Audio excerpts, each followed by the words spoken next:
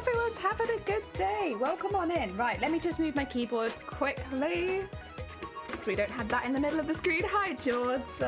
Welcome on in. I hope you had a good afternoon, is it? I think. Ah, dear. And Matrix, welcome on in as well. I hope you're also having a good day. Welcome, welcome. Right, we're at the desk again. We haven't been at the desk for a while, but we've got a couple pieces of work I want to do, which it just makes more sense to be doing on the desk, honestly, so I switched back. Where are we? There we are. Welcome on in. We are slowly but surely getting this costume done, and we are nearly done. And I can't believe it. I can't believe we've got to this point where it's nearly done. Had a good day, thanks. Didn't get much sleep. Oh, I'm sorry you haven't got much sleep, but I'm glad you're doing well.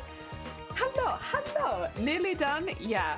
So I can actually show you a couple of things that I'm working on right now. They're small things. Because we're so close to the end, everything we're doing at this point, small things. So the extra scales for the tail, they're nearly all sequined. I need to sequin the last two. One of them's like only half done kind of thing. But these are the extra scales. They're unusual shapes because they are in the reference as well. So I'm copying that. The other thing was all the cape bits, of which there are many. I'll show you one of the bits that's a bit more done. Oh yeah. So this is what our cape looks like. It's going to, I can kind of show you because I've left, oh wait, there it is. So I've got a little clip on it here, and this clip actually goes into the gloves. So the gloves have the opposite loop, but for now I'll just attach it to the hairband on my wrist so you can get an idea. And this actually kind of hangs down, looks kind of 1920s. I'm very fond of it, honestly. So this will go to the back, and so does the wing pack. And then I get this little like drapey lacy beady thing, which is meant to like imitate the waves, but just be a little bit more stylized, I suppose. It definitely fits in more with the theme, and it has, I hope you can kind of see, but it has little beads the whole way up. So yeah, that's our little beady things. I've got both of the sides beaded, but I haven't done the back pieces beaded yet, so I'll probably do some of that today. They've also got, I don't know if you can tell, sequins, but like kind of it's not going to show, I don't think. There's random sequins sewn through it. Excuse me. And when they hit the light, oh, you can kind of see one or two of them. Basically, when they hit the light, it makes it look like the cape shimmers a little bit. But yes, we need to put more of those in as well. Oh, Andrew, welcome on in, and Kiwi, welcome on in, and Sleeves, welcome on in. I hope you're all having a good day. Welcome. Yeah, we're just going through a few of the things I've been doing off stream. I did mention this on Twitter. I will put it out here as well. So last week, I had a little trip and a tumble, and I fell over my trident, which broke part of the mechanism so that it could come apart. Because of that, I've had to glue it all together so that originally I thought I had this time limit, right? So that I could get it on time, I glued all the pieces together. But unfortunately what that's meant is the trident is now too large to travel with. So the trident won't be coming with me to Amsterdam. Instead, I'll just be showing off all of the sewing stuff we've done, which it's a shame because it would have been nice to have the whole thing at Amsterdam, and especially because it's not because I ran out of time, it's more because of the size limitations, but it's not a completely bad thing either. So actually at Amsterdam, they don't want you to bring props in as far as cosplay props go. It's like in the rules they sent out a couple weeks ago, which was no props. And I would have been able to bring a prop in as a contestant, but normally you wouldn't. And so what that meant would be, if I had my prop with me, I wouldn't have been able to go out onto the floor anyway. So I would have only ever been able to have the prop for judging and stage. So I'm not too sad about it. It's not like, I'm missing wandering around a convention with my trident, because I couldn't have done that. So it's okay. It's not the worst. Oh dear. Also, Gare, thank you for the immediate luck. I hope you have a good one. I had excuse me. Something is stuck in my throat. I think the Nibblings may have shown up. They are visiting for school holidays. Lovely. I hope you have a good holidays. Heck yeah. And so with the thought in mind that the trident won't be coming with us, the only things we need to do is fix the one piece of fishing line that cut in the tail. There's 4, so it's not like the support isn't there. There's still 3 others, but I need to put that 4th one back in again. Add the extra scales, which we've nearly finished sequining, and finish the cape. And then we're done. That's everything. I might maybe add a few more details to the wings if I have time, but they're not necessary, and they're not necessarily part of my plan either. So yeah, When I say we're nearly done, God, we are nearly done. Everything's coming together. That is not too bad. Yeah, I don't want anyone to think that I am super down about it or that it's going to be a big issue or anything like that. It's not really. I mean, it's one piece of the costume I can't bring with me, but also I would only have ever had it on stage anyway. So it's okay. And the plan is when I get back from TwitchCon to take some proper photos, like go to a forest somewhere nearby, take some photos with the trident then. So we still have some proper photos of the whole costume. So yeah. Oh, there's the car next door. Shoot. Nearly there. Right, let's go to top down. I think because there's less to do here, I will quickly get these finished first.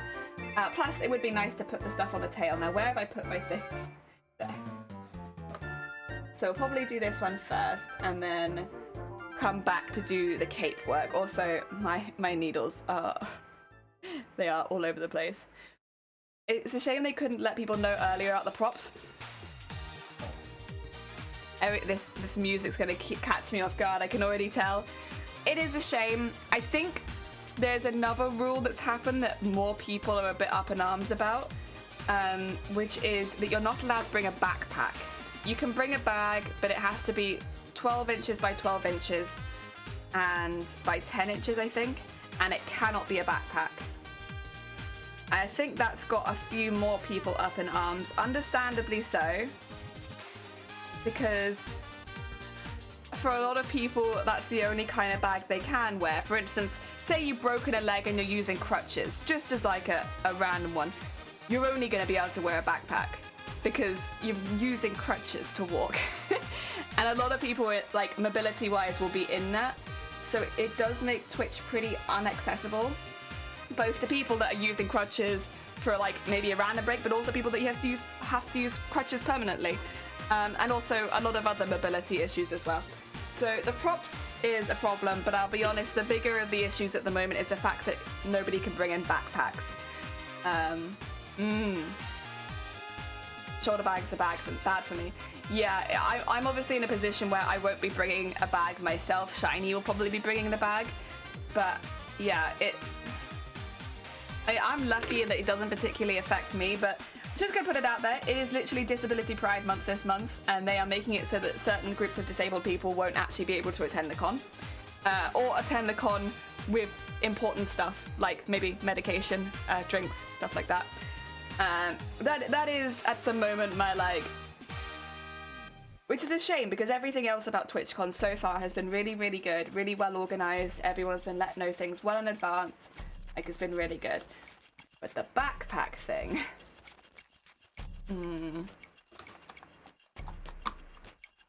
Dear, what kind of rule is that? I don't know. Because the thing is, 12 inches by 12 inches, that's like a backpack size. I don't think I have a ruler here to demonstrate it, unfortunately.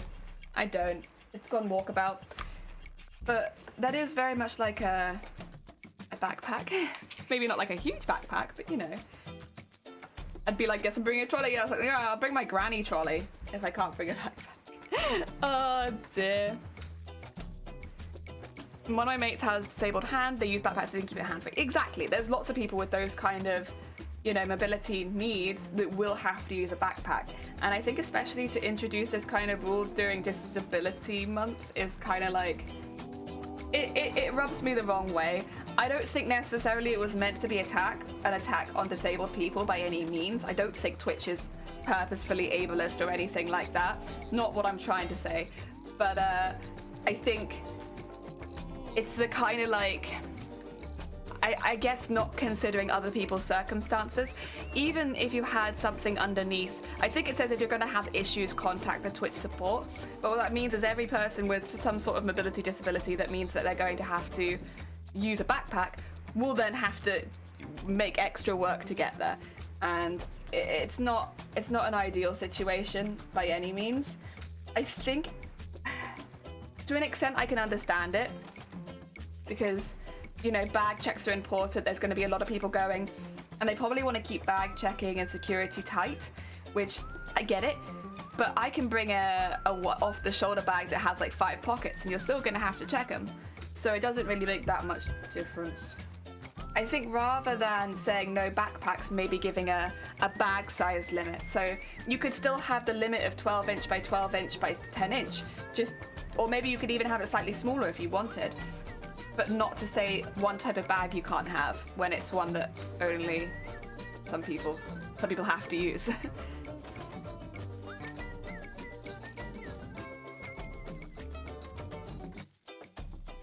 I think just the bag limit size would be fine, because that's pretty common for conventions. A lot of conventions will have a bag limit size. Like if you have a bag over the size limit, you have to put it to one side, and like that works well. But I think, yeah. Then again, I would say that this issue sounds nowhere near as bad at whatever happened at AX this year, because my god, that was all over socials. I should say I didn't go to AX. Of course not, it's kind of far away from me. But it sounds like, what was it, the first day for all the vendors, they were taking their food and water? And then a lot of the vendors went in on their own and so could not get more food and water once they entered the convention, because basically they told the security people, don't let anyone go in with food and drink. And so all the vendors had all their food and drink taken away from them and were left in a place which apparently was unbearably hot with no drinks. Their backpacks make more sense than no backpacks. Yeah, also Cthulhu, welcome on in. I hope you're having a good day. Yeah, that's kind of my thought. It's like, I don't like complaining about things without giving it some sort of solution, because otherwise you're just complaining into a void. But it feels like the pretty easy solution would be backpacks are fine, but they have to stick within this size guide.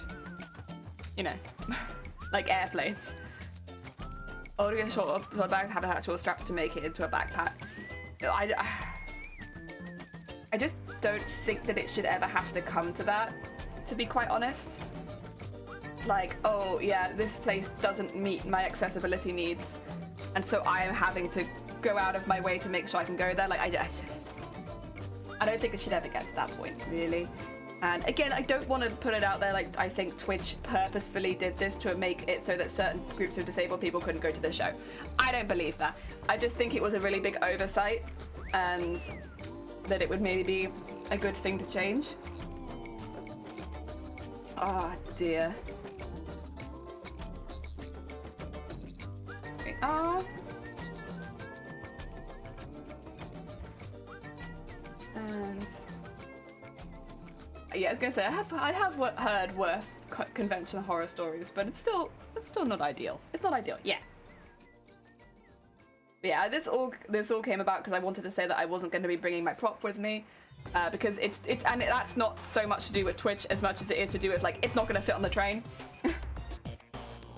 That's okay. I'll live. I'm pretty pleased with the rest of the costume, to be honest. I'm not too disappointed. I think the costume stands well on its own, and it's going to look really good on its own.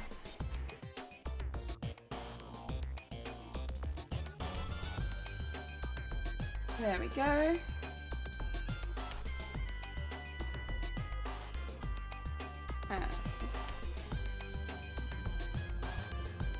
There we are.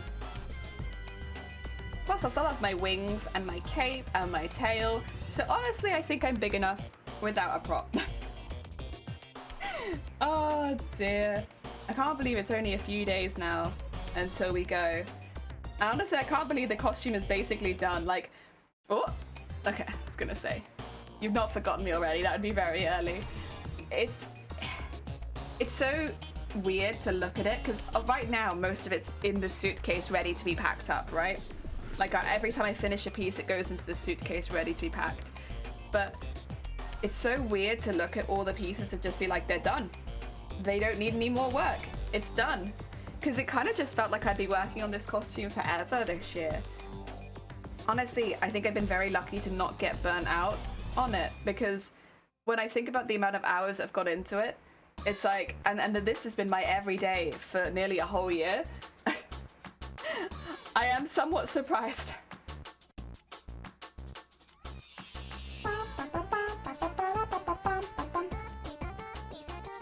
Go. So excited. I'm very excited too. I know that the competition is probably going to be quite late in the day for you, but we are going to put the link in the Discord. I think it will just be in the Discord. So, but it will also be on the front page of Twitch, you know, so it's not too difficult to find if you can't get a link. But Shiny's going to be putting the link in the Discord so that if anybody wants to watch the cosplay competition, yes, they can. And I think that will be the first time all of us will see the costume all together. Because I'll be honest, I'm not going to have time to wear it before I go. So yeah, it'll be an experience. Very well, my online shop went live and I got my first ever tattoo convention yesterday. Anyone want a new tattoo? Oh, nice. I hope it heals up well and you are not too itchy. Heck yeah. I've always kind of wanted to go to a tattoo convention and do that kind of thing, but whenever a tattoo convention rolls around, I'm like, I'm busy. I can't go, I'm busy. You know me, I may be awake, yeah. So over in the UK, it's at 2 o'clock or 2 p.m. BST. In Amsterdam, it's 3 p.m. I think for you, would it be like 10 or 11 p.m.? I could be wrong, but I think it's around then.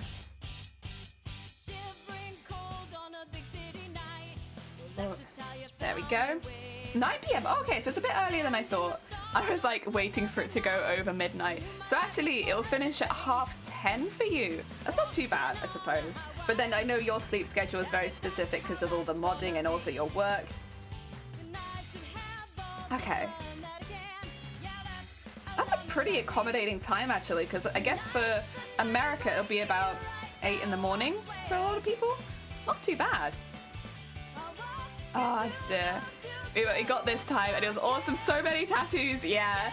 It's like, I always see them running around, and I'm like, oh, man. I should go to one of those, but I'm busy. But they always look like a lot of fun. Okay, this time they are here. Heck yeah! Have fun, Kiwi.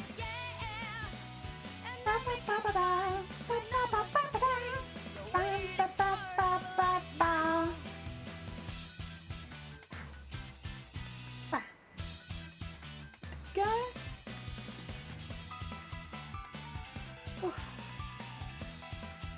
The thing with these, I don't think you'll see it yet. These sequins leave an ever so slight yellow residue on your fingers. And the first time I thought, because I've been making like curries at the time, I was like, oh, I must have got some like turmeric on me or something like that. But no, it's just these sequins. It looks like you've been touching turmeric. It's like that kind of residue on you.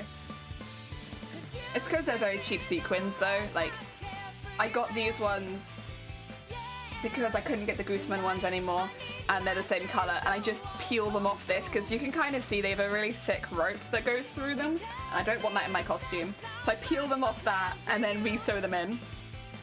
Oh dear, I'm so surprised I forgot it was Sunday. Well, there's a thing though, George. I'm unemployed. What am I gonna do on a Sunday? Like, I have nothing to do on a Sunday anymore because I'm unemployed. So probably, obviously, I'm not gonna be streaming next weekend because I'm at TwitchCon. But like, there will probably be a lot more weekend streams now because phone, are you okay? You're fine. Because I have a lot of more free time, at least for the meantime. Oh, everyone that doesn't usually stream did. Oh, surprise! A nice packed Sunday. And say thank you for doing a stream of this costume. Thank you for making. Oh, how true. Bless you. That's very kind of you. No, it's been a joy to make this costume. I wanted to make a competition costume on stream since I started streaming, but it's quite the time commitment, and I thought, you know, while it's difficult to get fabrics and stuff like that, best not to start it. But I've wanted to make one, at least one, so I can show kind of. It's difficult, I suppose, because if you don't cosplay, maybe it's not a scene that you'd ever see yourself being in. But it's a really fun experience. Most people that do cosplay competitions have a really good time, I think. Like, yes, you get judged in your costume, but you get judged by professionals, and the rest of it's just being able to put a lot of work into something that you love, and it's really fun. And being able to share that with everyone has been amazing. Like, I know it's a lot of streams. It's a lot of streams. But it's been really, really fun, and I'm so glad we were able to show it, and also show the kind of work that would almost not be expected, but often goes into these cosplay competition pieces. I mean, I'm the same in that you see people going onto a stage and it's very difficult to know exactly how long it's taken them. Whereas because we've done this whole thing on stream, you can see exactly how long it's taken us. This is about how long it takes to make a competition cosplay. And yeah, but it's fun. It's not like a bad thing necessarily. It's just like a big project. You need to do a lot of planning, a lot of budgeting early on so that you don't overspend. And yeah, then you're off. It's good. Although I still need to finish my build book, which is really bad because I've only got 3 days. Any idea for the next project? So I think I know what the next project will be, which I can tell you about. But the one after that is the one that I originally thought I'd be doing next. But because of moving house and everything like that, it's not really appropriate to make that at this time. Like, I'd need to be staying still while I made it. So the next project, we're going to do a D&D inspired character. We're going to have 3 options and we'll have a vote, but I want to design them on stream so that people can get an idea what the D&D characters would look like. And give them little backstories, personalities. We'll do a vote on stream, same way that we used to. So like we'll have channel point, basically, you know, I think you've probably seen it on other channels, but sometimes they'll have like a big channel point goal. So what we do is we set 3 goals up at once, 1 for each character that we could cosplay, and whichever one hits the goal first, that's the one we cosplay. That way the poll like lasts normally like up to a month of people voting, and yeah. But I want to design them on stream. I want to do 3 designs on stream, 3 different races, 3 different classes, you know, stuff like that, and yeah. Should be pretty fun.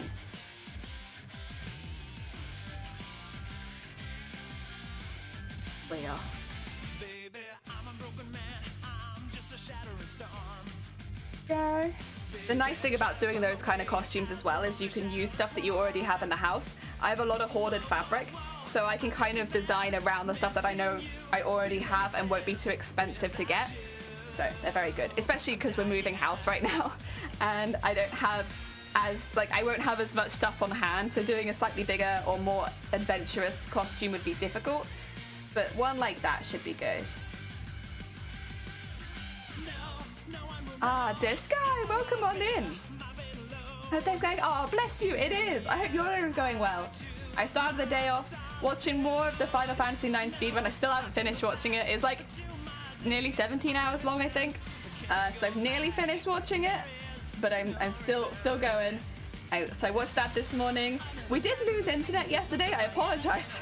I was like, I kind of just dropped off the face of the earth. Everything, all technology went kaput. My computer was acting up, but I think it was specifically OBS. And then I left stream and my internet cut out, and I was like, ah, great. So I'm really lucky that we managed to actually raid into anyone at all, because I raided and then about 5 minutes later, my internet dropped, and I was like, oh, okay, got it. But we're back now. I think probably the box just overheated or something, and OBS, I don't actually know what went wrong with OBS, but something went wrong. Ah, ditto. Oh, bless you, Cthulhu. Thank you. It means a lot. That's very hecking kind of you. I'm genuinely glad. When we started this costume, I kind of assumed it would be kind of boring for everyone, so it's really nice that people have had the same level of hype that I have had for this costume, basically the whole way through. Oh dear. Scrolling through Twitter and finding random digital art pages. Nice. Very nice. Oh. Yeah, I was a very grumpy jelly last night, so I was like, fine, if I can't stream, I'll go downstairs and watch something on Disney or watch something on on something. And nope. So I just ate ice cream and crafted. Looking forward to being able to see a project from the start. Yeah, so the next one. So what we used to do, and this is what we're going back to a little bit, was we'd make costumes much faster. So they wouldn't necessarily have so many details like this, where it's really heavy sequining and beading based, because that does just take such a long time. But instead we'd maybe have some beading, but other things as well. And so normally the costumes wouldn't take longer than a month to make. and we might have a lot of focus on one piece of the costume. Like in some of it, it was the wig, sometimes it was like a tail, things like that. So there'd be a lot of focus on one element, and the rest of it would kind of be a lot simpler. And yeah. Also with those ones, there's a lot less behind the scenes work. Like this one, I've done a lot more work off stream than I have on stream, but it's just because of the scale of the project, and like a lot of it is work that you'll have already seen, just doing it off stream again, like sequencing and beading and stuff like that. Whereas the smaller projects, we do pretty much everything on stream. So start to finish. Honestly, a vibe, yeah. The music, I put it on the slightly more, happy music, if that makes it, not happy, because it's all happy music, but like upbeat music, yeah. Because we're going to TwitchCon next weekend, and we're wearing a costume, and I get to go on stage. Everything good is happening. Shadow, welcome on in. I hope things are going well. Oh dear, talking a little bit about upcoming projects and stuff like that. And Pro, welcome on in. I hope you're doing well too. Oh dear, hello, hello. I will wave, but I have a sequin in my hand. Oh dear, so yeah. Next project, I'm taking a page out of Sunkoi's book. I want to do something D&D based, because I love tabletop. I like Pathfinder a lot more, but not a lot more, but a bit more. But I still love D&D. And I think D&D is just generally a bit more well-known than Pathfinder. Although we'll have a look. I did get a rulebook for another tabletop recently, which, like, probably a lot of you won't know about. But I could have a little look into that as well and see if we can find anything interesting. Oh dear, 2 AM and I have a sparkle new character. Heck yeah! I hope you managed to get it on paper. Good luck. Oh.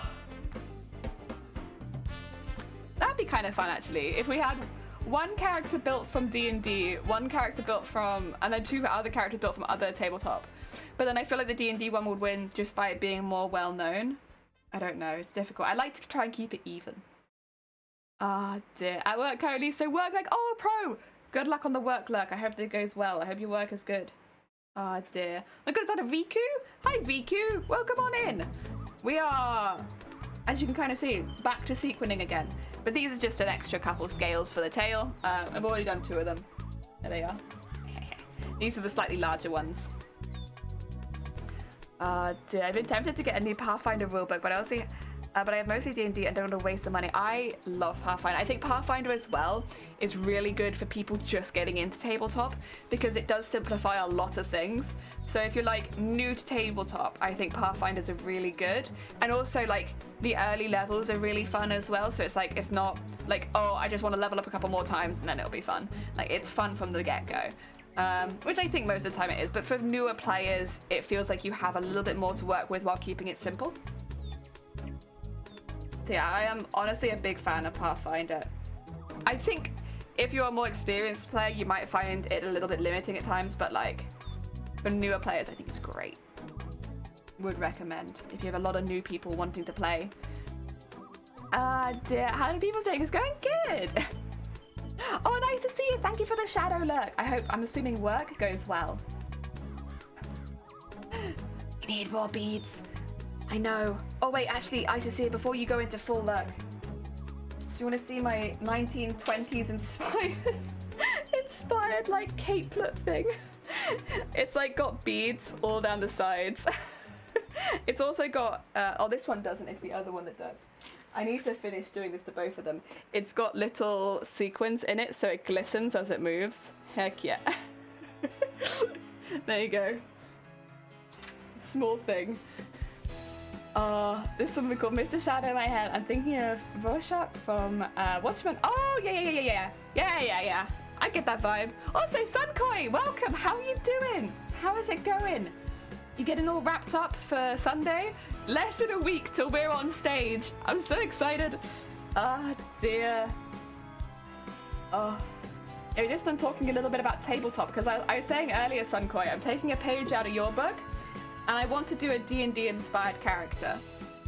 Probably not like a Pokemon, but like just a character from D&D that we can design ourselves. But we're looking at different ones. Like we'll talk a bit about Pathfinder. There's another one which I could bring up, but it's like a bit more. It's newer, very very new. Needs to go beaten up. Oh dear. Playing Genshin? Heck yeah! How Genshin's going well? Oh dear. Hype! Big hype! Mick, welcome on in! Hope you're doing amazing. Oh, thank you, Mick. I hope your day goes really well too. We're just, you know, finishing bits and bobs off. Most of it is done for me at this point, so I'm not too stressed out. The only thing is I can't bring my trident because my trident is too big for some of the transport we're taking. So the trident's gonna have to stay home. That's okay. I'll take photos with it when I get back to the house. But everything else is going well and seems to be fine. And I'm not too worried about it. Because the thing is, right. I'm selling my costume as like, this is a different way to do cosplay armor, right? You can do it in a different method, using different materials. And then I make a trident out of foam. Like, I think I could do better considering like the vibe that I'm going for. So maybe I even remake the trident so it's covered in fabric instead. Because I want to show new techniques, unusual techniques to how to make like something that is specifically armor. Oh dear. No, it's like selling it. No, like I mean Riku, like I'm selling it to the judges. Like the judges are going to like the things that I say. Like, so it's kind of when you say selling it, you mean bigging it up, making it seem better and more impressive. Yeah. It should be your bride's dress? Absolutely not. No way. If I ever make a wedding dress, it's going to be incredibly comfortable and lightweight. And honestly, probably not even going to look like a wedding dress. It's going to be subtle. Oh dear. Nah. I'm not really a big wedding kind of gal. I'm a beach. We're just vibing to Croc tunes. Heck yeah. Croc is a great crafting vibe. Oh, although I will say there are certain OSTs that still give me mild stress from the game itself and like playing it as a kid. There were some enemies that legitimately scared me. The first Ladybug boss used to scare the heck out of me. Like, I played that boss so many times because Croc was one of those games where if you wanted to skip back to where you were, you had to have like the passcode, and we'd always lose our sheet of all the passcodes. So it was, yeah, I'd have to do the first boss quite a few times. But oh my god, it scared me so much.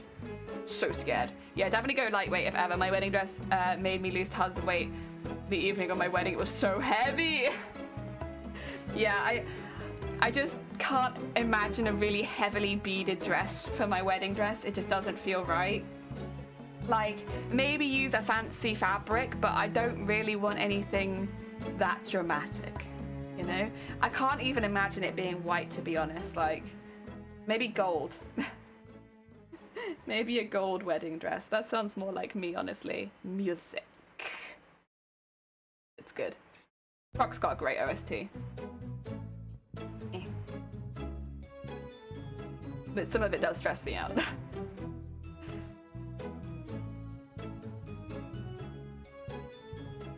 Oh yeah.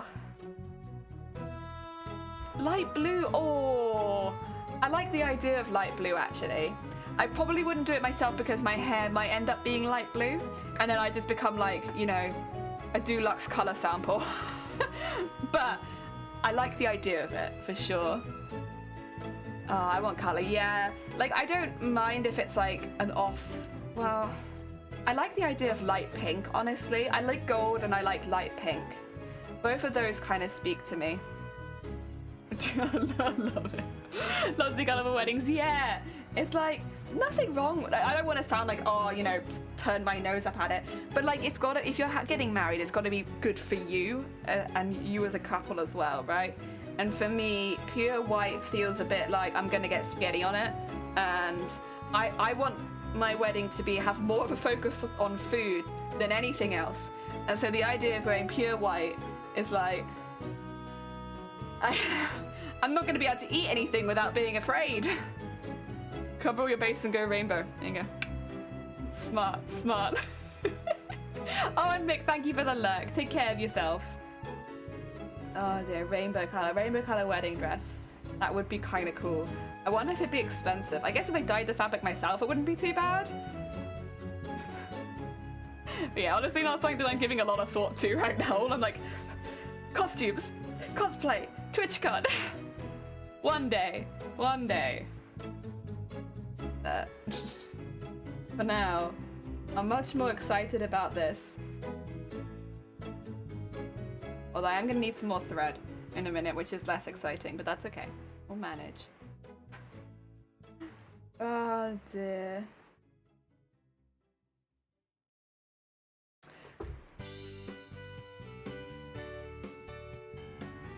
Nah, it's fine.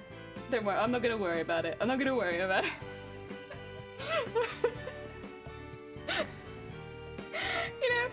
Like, normally it wouldn't be an issue if I was, like, not streaming, but, like, you have a thought, like, oh, did I do this? So, at the moment, we're defrosting our freezers.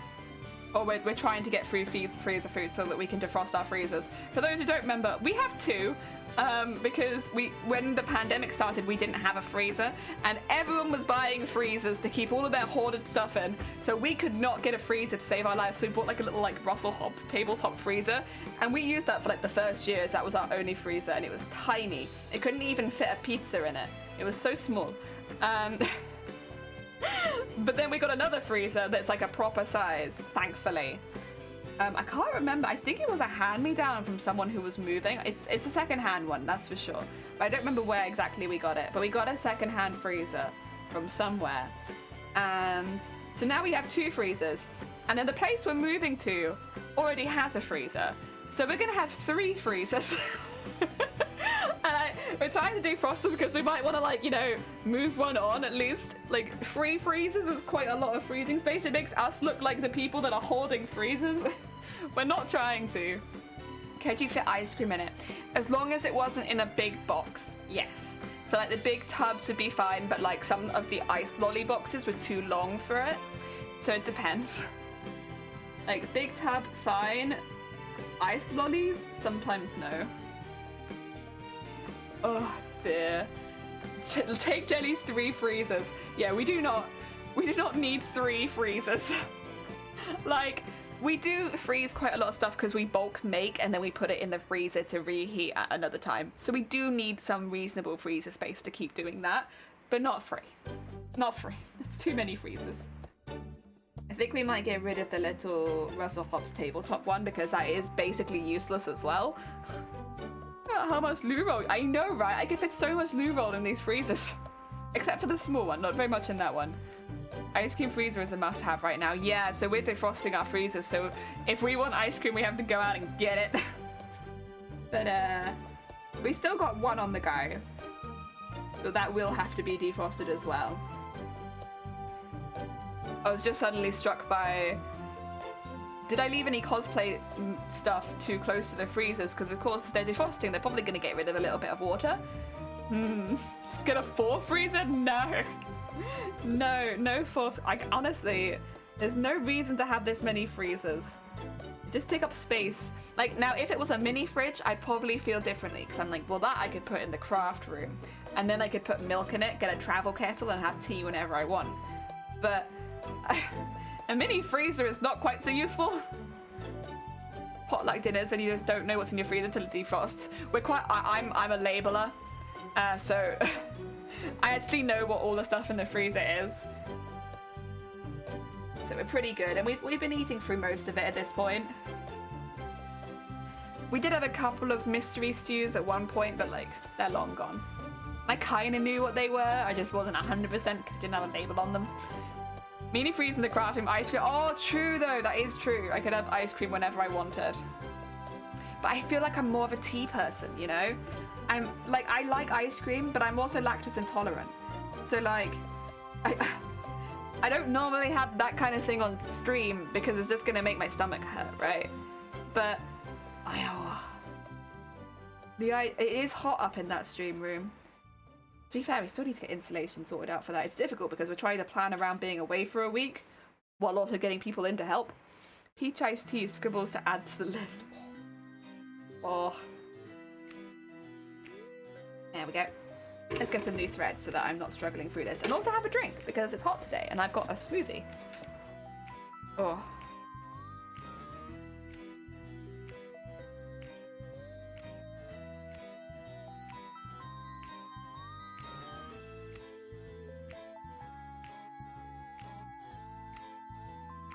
There we go. Probably got it all over my face, but that's okay. We'll manage, we'll manage. Oh, a lot of alternative ice cream now. I have a drawer full of them.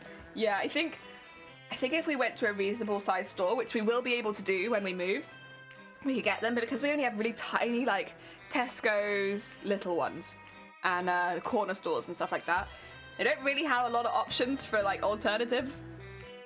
It's like, well, I'm not in work till lunchtime. Do you have, like, a hot morning room or a hot afternoon room, Isacia? This is a hot afternoon room, which is why I like to start a bit earlier, just to make sure that I can get, like, a proper amount of craft in, because otherwise it gets too hot. And I'm not up for that. Oh, yeah. Oh, that's a big knot. Do you want to move? Do you want to not be in my costume? There you go. That's better. And we go down to there. Blah. That's better.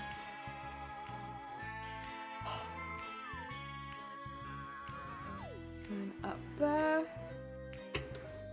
Oh, actually, that's the thing I wanted to check. I wanted to double check. I'm going to do it now because I'm too curious and I can't wait till after stream. Has there been any updates on how hot we're expecting Amsterdam to be? I'm curious. The last I checked, it was 27, 28. Amsterdam weather, there we go. But I did check that last week, so I got like the 14-day schedule forecast thingy. Well, it does look like Monday's going to be hotter, but Sunday's still going to be bloody hot. Yeah, 27, but then Monday's going to be 31. Oh, God. But then it's okay because I'm not in costume on the Monday, so it's not going to be too bad. Ugh. Ugh. It's going to be very hot. Very hot when we're there. Sunday's still looking like one of the hottest days at 28. God. Oh dear. We're gonna be toasty, we are. Oh, in our costumes. Oh, you're fine. Yeah, whenever you need to go, please do.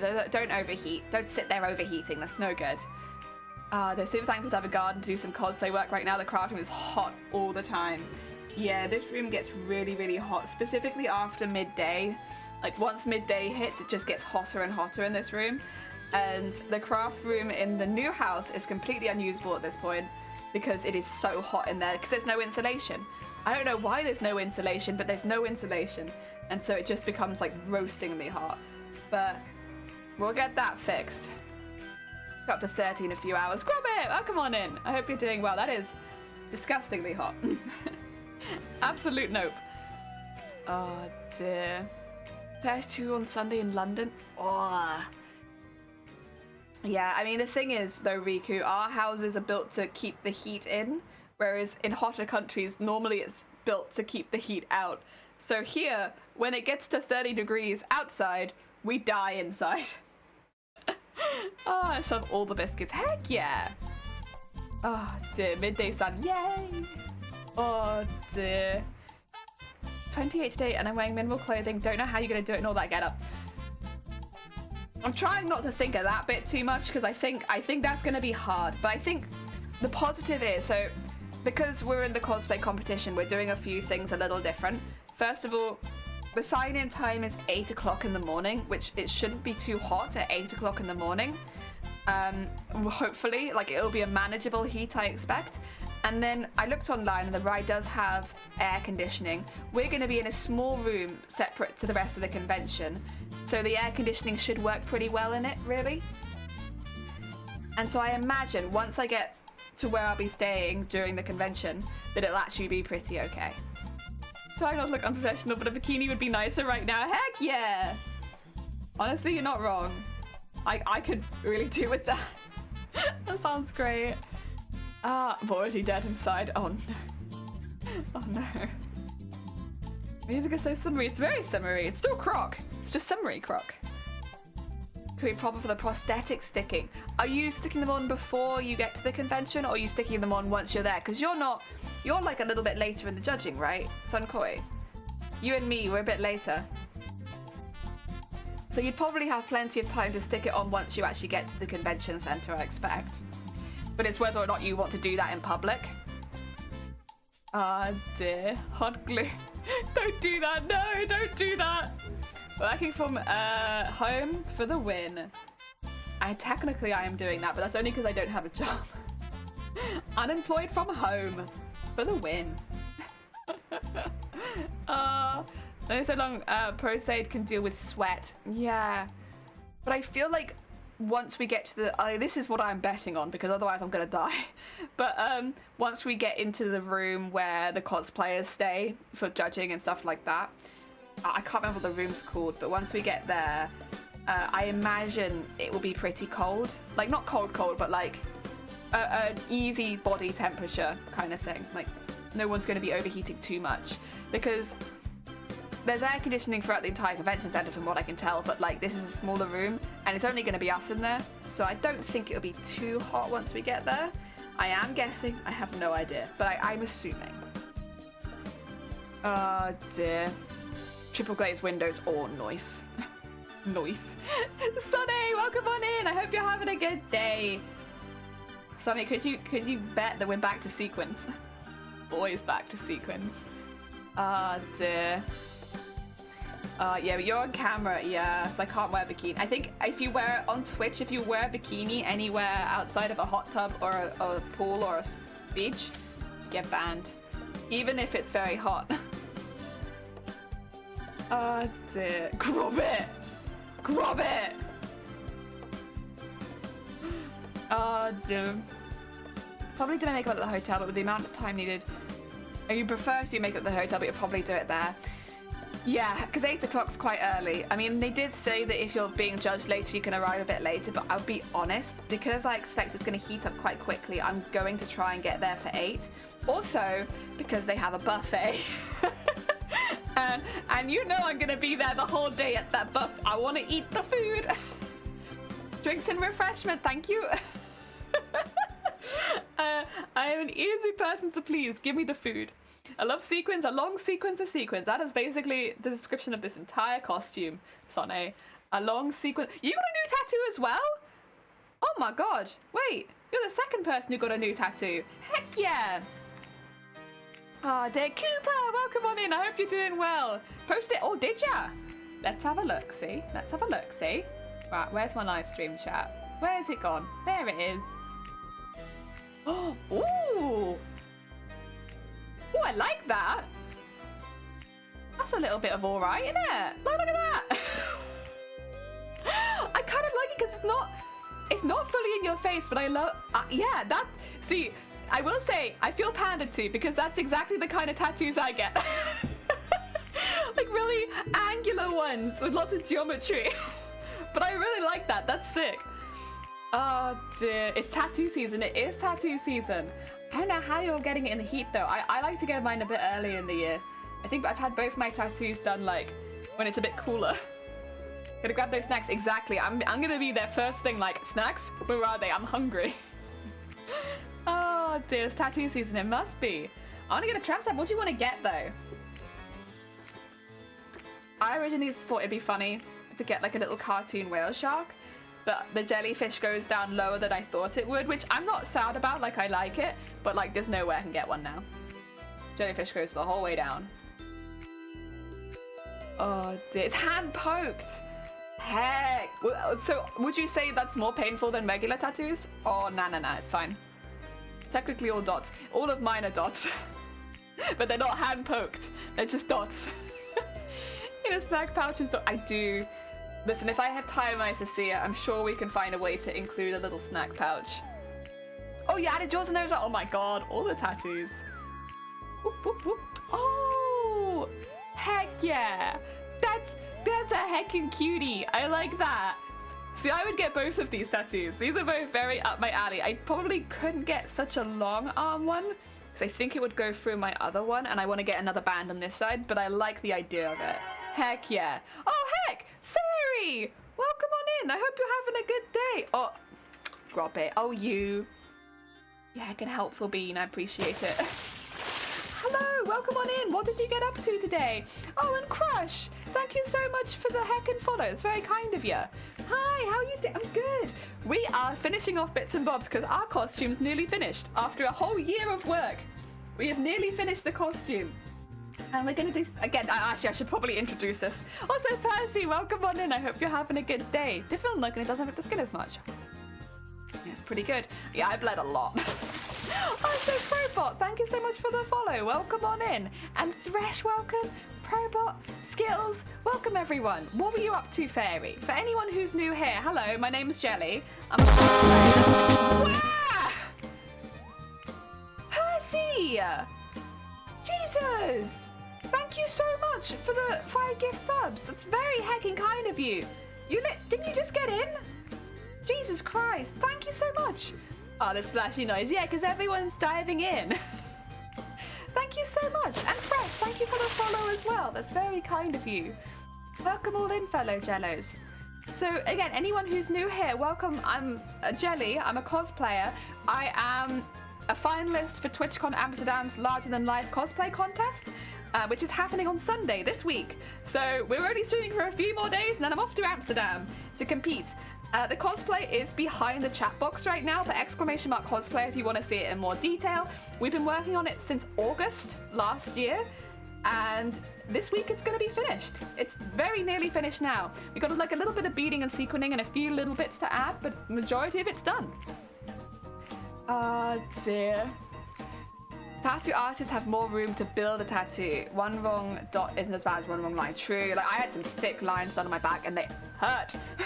But yeah, you have to stay so still for them. Oh dear. Hype, hype, hype. I finally finished the contest. Oh, you did? Oh dear. I'm not looking forward to you to see the bra though. It's no, I want to see it. I bet. Listen, bras first of all are one of the most difficult things you can sew. Like, as far as patterns and materials go, you need so many different materials for one bra, and the patterns are intricate and small. So, I think if you've managed to make a bra that fits together, and like, it doesn't break, you should really pat yourself on the back for that. Bras are really difficult, and expensive to make if you're only making the one. Ah dear, how are you? I'm good. Oh dear, I'm good, thank you. Yeah, we're very excited because by the end of the week, we have a finished costume. It's nearly done. So at the moment, we're just getting some extra scales made for the tail. I want a couple of gold sparkly scales in it because we don't have any sequins on the tail right now. And I don't know how that's happened. But the tail is the only part of the costume with not a single sequin on it. So we're adding some sequins. Venga Bus. Skills, yes, we are Venga Bus stream. I actually owe somebody a bus. I think, was it Dakoba or was it Rambo? I'm not sure. I owe somebody a bus. A finalist, yeah. So if you want to see the rest of the finalists, !comp will show you everyone, including the judges and the presenters, that will be taking part in TwitchCon Amsterdam's cosplay contest. Nick. Oh, thank you, Percy. Oh dear. I'm alright, thanks, Jelly. Just a little sunburn. Me too! But I haven't been anywhere interesting. Oh, but did you have a good weekend? I hope it was good. Oh, thank you for the DJ. My favourite tattoo artist are Eastern European, would have to travel if I want a tattoo. But that's kind of fun though, like going on holiday and getting a tattoo from it, like that'd be sick. You're so kind, really. No, like we did bras last year and they are tough. They are tough to design. You kind of have to stick within some sort of rules because otherwise it's not going to fit you. And they are expensive to make. Like, there are ways you can cut down the price, but goddamn, you have to use so many different fabrics and materials like wires and stretch meshes, not stretch meshes, like fold over elastic, plush elastic, arm elastic. Like, for one bra, it's very, very difficult. It's a real commitment, and I think that's why a lot of people don't do it, which I don't blame them for. It's a huge commitment to make a bra. There they are. If you want to see everybody else who is either in the competition or judging and presenting, there you go. That's your list. What I would say is everybody on that list is very talented, regardless of whether they're a judge or a competitor. So I would actually recommend basically everyone. And Sherbert, welcome on in. Ah, dear. So much fun. Heck yeah, I'm glad to hear it. Little sunburn for a weekend of fun sounds like a fair trade-off. Ah, dear. I hope you have some after sun or something like that, though. So that it feels better soon. Like, my back is a bit sunburnt from I think I just must have been going down the shops. They're not that far away, but I do burn quite quickly, so... Ugh. dear. I'm hoping it'll be healed by the time we get to Amsterdam. I'm being careful now not to go outside so that I don't burn again. Or wear lots and lots of suntan lotion. We've got some factor 50 in now, so I should be okay. Hot, hot, hot, it is. So, we were talking about this earlier, but when we go to Amsterdam, it's going to be 28 degrees on the day that we compete. So for all of the cosplayers, we'll all have had to get in like the middle of a heat wave, right? And it might not seem that bad, like that might seem like just beach weather, but when you're wearing 8 layers of clothing in 28 degree heat, it'll be a feat for all of us, I think, just to be on stage, regardless of the quality of the costumes, which is very, very high from everybody, I'd say. Regardless of that, just getting on stage is going to be tough. Thankfully, we do have a back room for all the cosplayers to hang out in and be fed and watered and stuff like that, because you must regularly water your cosplayer. It's important in their daily care. So we won't be, hopefully, too bad most of the time. I am looking forward to the lights. I want to see the lights shine off my costume. I've been putting my costume in the sun and just being like, to see it. It's a competition Saturday or Sunday. It's on Sunday. So I will be posting a link in the Discord. Well, I won't be. Shiny will be posting a link in the Discord. But it should, I expect, also be on the front page of Twitch somewhere. Because normally they do that with the bigger events. And we are in the big theatre. Copenhagen this weekend is... Oh, see, I wish I was in Copenhagen then. Donnie, take me to Copenhagen. That sounds like a much more reasonable cosplayer temperature. 28. 28, that's mild. Not in 8 layers of clothing, it's not. In 8 layers of clothing, I fight you to say that that's mild. Oh dear.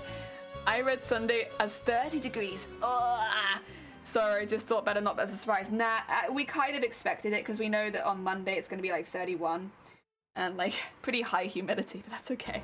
I'm going to be heading out to... Oh, you're fine. Thank you for the look. Good luck, Sunkoi. Again, really looking forward to seeing you and your costume in a few days. Oh dear. Jan, thank you for the raid. Welcome on in. I hope you're doing well. We are just sewing around the edge of the sequins to get them to a point so that they don't damage as easily.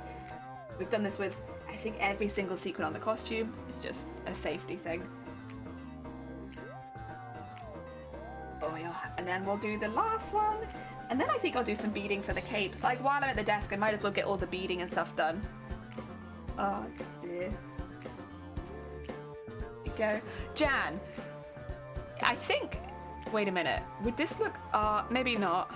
Well, what does the raid look like when somebody raids in? Is it in italics? No, it's not. You'd need to find a way of boldening the name to make it look more real. For some reason I thought it was in italics, but I don't think it is. Oh yeah. Looks pretty much the same. Lol. Thanks. I mean, I'll be honest, the stitching around the outside is not so that it looks different. It is just a safety thing. So if you have, like you can see there's a gap between them. What that means is things can like hook into it and grab it. And so I can get like stuck on things much easier, or the costume can damage itself. Whereas on this side, it comes to a point, so it's a nice smooth point across there, which things won't get as stuck on. It would just, you know, roll past it. Heck yeah. Thank you for shouting out Jan. Oh dear. I don't think you even spelled Jan right, but I still appreciate it. Oh, Riku, have a good lurk. I hope your lurk goes well. Thanks for popping by. Oh dear. Excuse me, I'm in a event on Saturday, and up until yesterday the weather app said it'd be 34. I'm glad to see it says only 24. We are outside and none of us have shade. Is that for, are you going to be wearing like an unusual outfit as well? And like, oh, to be fair though, that'd be hot in any outfit. But yeah, that's the real thing with the cosplayers is like, we're all going to be wearing so many layers. So many layers. So mine is 8 layers, 2 corsets included, and a harness. It's a lot of clothing. I probably on the way will not wear the wings. I imagine I probably also won't wear the arm pieces or the gloves or any of that either, just to try and keep my temperature down on the way. And then once we get there, I'm just hoping for air conditioning to save me. Save me in my hot costume. I got out of it with the gay, so there's plenty of shade. Heck yeah. Oh dear. 2 corsets? Yeah, 2 corsets in mine. So because we tried to stray away a little bit from traditional armor techniques, I'm using corsets to hold a lot of stuff up on this costume. So the tail is on a under the bust corset, which keeps the tail nice and firm on my back so it doesn't hang and droop. So it keeps the shape that I want it to have, which is, to be fair, reasonably straight down, but it's like, it does come up at the end. And so that's corset number 1. Corset number 2 is sewn into the dress, and that comes up to here and acts as part of the harness for the wings. So, yeah. I will say though, 2 corsets sounds very uncomfortable, but it's not. Because it distributes the weight of the costume perfectly over my upper body, it makes the costume feel a lot more lightweight, and it doesn't dig in anywhere because it's distributing the weight. So it's not uncomfortable, it's just thick. Outfit is tame, but some of us have big cosplays. Ooh. I wish you all the best of luck. I hope you all have water. Do you guys have like handheld fans, like USB chargeable fans? I normally take those with me if I'm in costume, just for like a quick breeze. Ah dear, that makes sense, yeah. So it's like, it sounds bad. Really, it's only bad because of the thickness that it adds. It's not bad for like comfort. I'm not trying to cinch my waist, but I don't want, so in the first try on of the costume, I did have it so that the corset wasn't cinched at the back, and it did make it look like my waist just went poof. It's like, come on now, I have some waist. But yeah, the corset doesn't cinch it as much as it just sits on the outside of it, as tight enough to hold the wings up, but not so tight that I'm like losing inches off the waist. It's more like a harness, but made like a corset. Oh yeah. I should have left the open on the inside so I could actually show you guys, because obviously I've added like a lining now, so you can't really see any of that. But I should have left it open so I could actually show it. Shoulda, coulda, woulda. I do the small USB powered flan. Yes. The power of the USB powered flan strikes again. No, I mean, I normally have one of those with me because, yeah, costume gets hot. Even smaller costume gets hot if it's left in the sun. I don't know, I just feel like cosplays don't breathe that well. But we have 2 little fans. We'll bring them both with us. We probably won't need both of them, but we'll bring both. My bag's just going to be full of like a stool so that I can sit down at short notice. The USB fans and probably a couple bottles of water. Oh, and the tickets. Yeah. Tickets as well. Cough! Welcome on in! I'm right on the sunny side of the house. I'm melting, cough! Have you got an ice cream in arm's reach? Or an iced drink, maybe? You gotta get ice cream and iced drinks. Cold things to cool down your inner body so that your outer body feels better. Oh dear. Most traditional corsets don't stitch the waist. They padded their hips, shoulders, etc. to make the shape. Yeah, so this, I wouldn't say it followed a traditional kind of pattern for a corset, but it is very much like a full... It comes up high. It's full body. It's got an inbuilt bra to it as well, so like it did need to come up quite high. But it works well. You know what? I'm very proud of it. It was one of the more difficult parts of this costume, was to get all that to work. So now that it's working, I'm like, heck yeah. Very nice. Tickets is more important than the stool. The stool is more important than the tickets because as a disabled person, I kind of need that. I need that to not end up in hospital. Again. Oh dear. Because, you know, I think a few people know this. The last time I went to a convention, which was only like a month or so ago, I spent more time in A&E than I did at the bloody convention. I was in A&E way longer. Like maybe triple the time of the time that I actually managed to spend at the goddamn convention.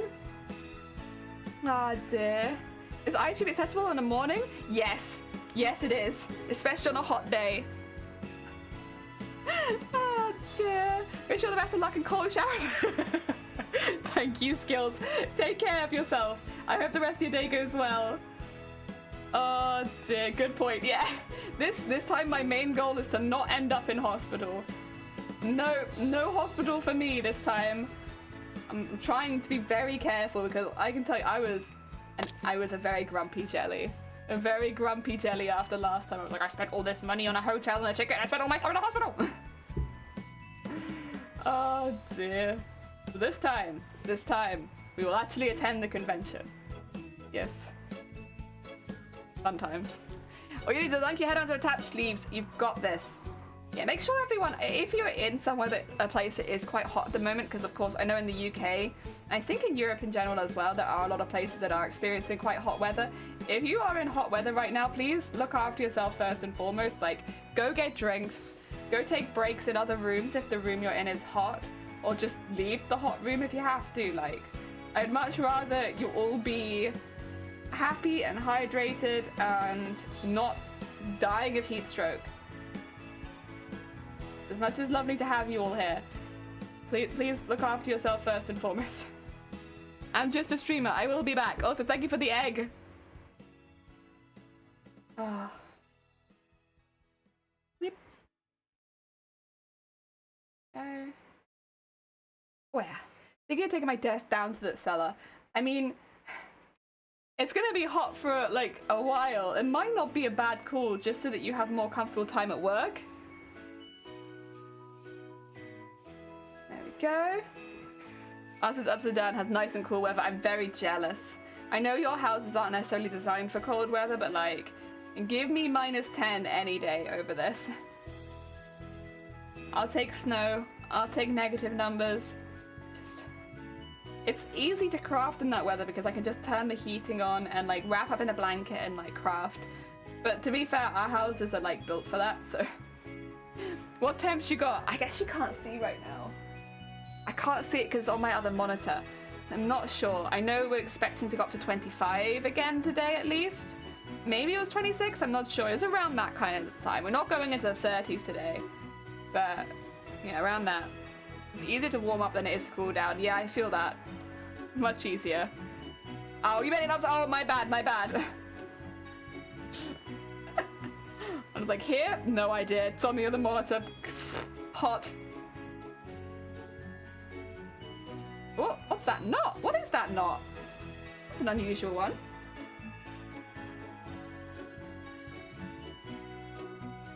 Oh, it's gone now. I haven't seen a knot. I have not seen a knot like that. That's kind of cool though. Oh, yeah. I'm gonna drink some more of my smoothie actually, but for undoing that knot really well.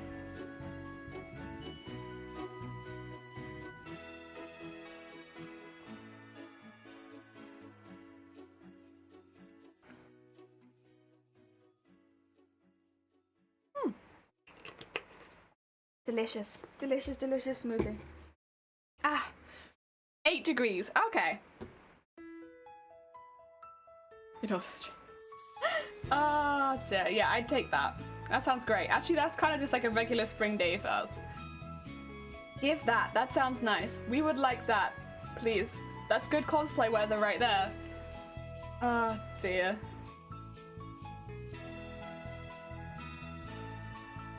Wow. There we go. That sounds nice, yeah. Doing character story quest, and this one's freaking disturbing.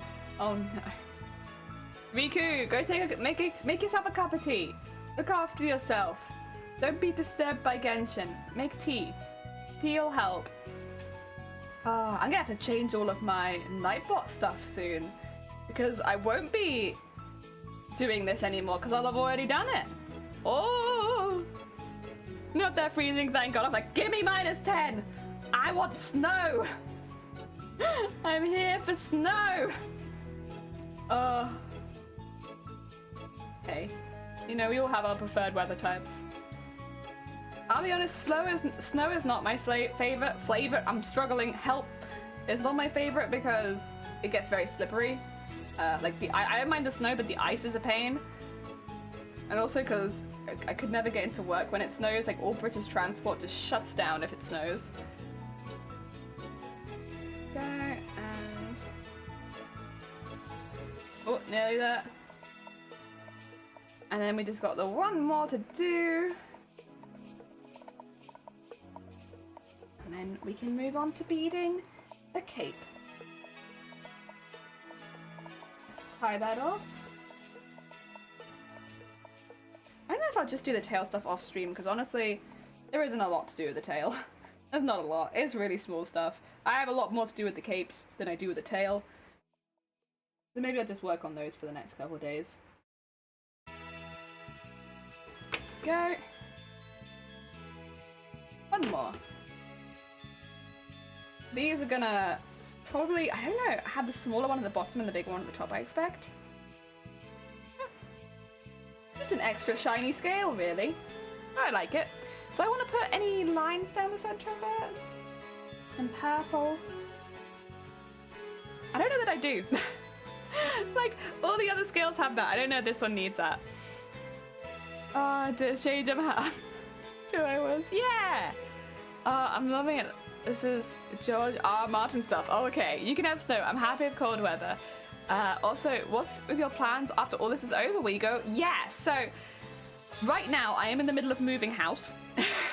we need to move all of this to the new house.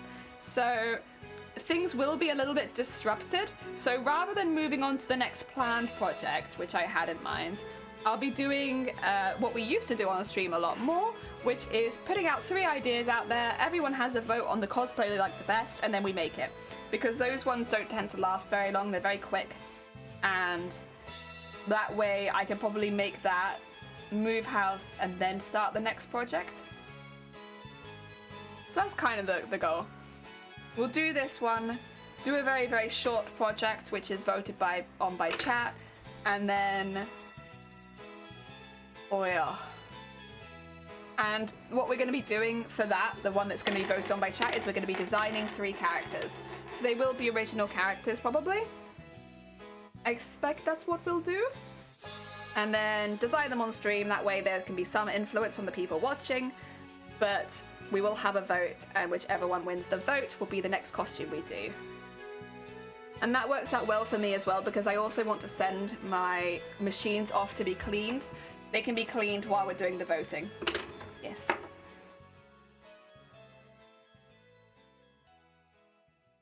Just because this has been a really big project, but also it's about that time for the sewing machine to get cleaned anyway. So, yeah. It works out well. Trying to, like, plan around a pretty big event, but other than that, I think it's going good.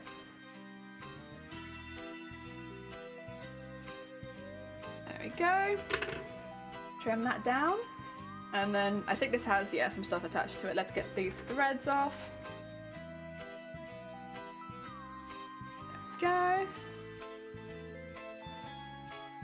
Nice. And go in with the sequins. And then we just have to go the whole way around again. Enough of me. There we go. Oh. Yeah, I will miss all the beading and sequining because it has been very relaxing, but it'll be nice to start something new as well. So I'm good. I'm good. Frog, welcome on in. Oh, yeah, I saw that you got one earlier. I hope you enjoy your emotes. But no, take care. Enjoy the rest of your day, and thank you. I appreciate it. I'm so excited. In a couple of days, I go on holiday. I'm good to see everyone. I'm sick. I love the thing about you music. Make sure you look after yourself. Oh, thank you. I will be. Don't worry. Like, I've been looking forward to this move for the longest time. Like, I think I mentioned this on stream. No, I did mention this on stream the other day. We bought this house. This is our first house that we have. We have a mortgage now. We're adults. So we've purchased our first house, but there are some things we need to fix before we can move in anyway. And also, we technically purchased it back in, well, we had our offer accepted back in February. So it's just taken a really long time for us to get the keys. And then now that we've got the keys, it's going to take a little while before the house is in a livable state. Because, listen, we bought our first house, but it's not perfect. But I love it, and I think it's going to be great. And it's in a really lovely area, which is kind of far away from here, but that's okay. And there's cafes in the area we're moving to. I haven't lived near a cafe in the longest time. I'll be able to leave the house, get a coffee, and come back. It's crazy. I've not been able to do that for so long. So yeah, I'm very excited. Very, very excited. It's all like good things. We've got a lot going on, but it's all good things now. Oh. There we go. And there we are. Coffee! Yeah, coffee is a good thing. Because I normally drink tea in the house, but whenever I go out to get like a fancy drink, it's normally coffee. Normally. So it'd be nice to be able to go out and get a drink every now and again. And yeah. I'm excited. I'm excited. Being an adult can be hard. True. True. But being an adult also gives you freedom to do your own hobbies and stuff like that when you have the time. And that's nice. Oh, it's good and bad. Like, there's a lot of freedom, but then there's a lot of responsibilities. But the freedom is nice. Oh, dear. There we go. There we are. Jay loves some Irish coffees. I used to. When I was younger, I used to like them. And there are some restaurants that at the end of the meal, instead of having a dessert, you could have an Irish coffee, and I'd normally get it there. But because I don't drink alcohol anymore, not anymore. I used to like them. And I probably still do, honestly. I just haven't had one for quite a few years. But I'm sure if I had one, I'd still like it. Oh dear, was it?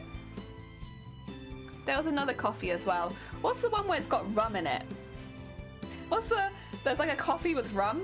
I used to love that one. Like that one, the Irish coffee is fine, but I really like the one with rum in it.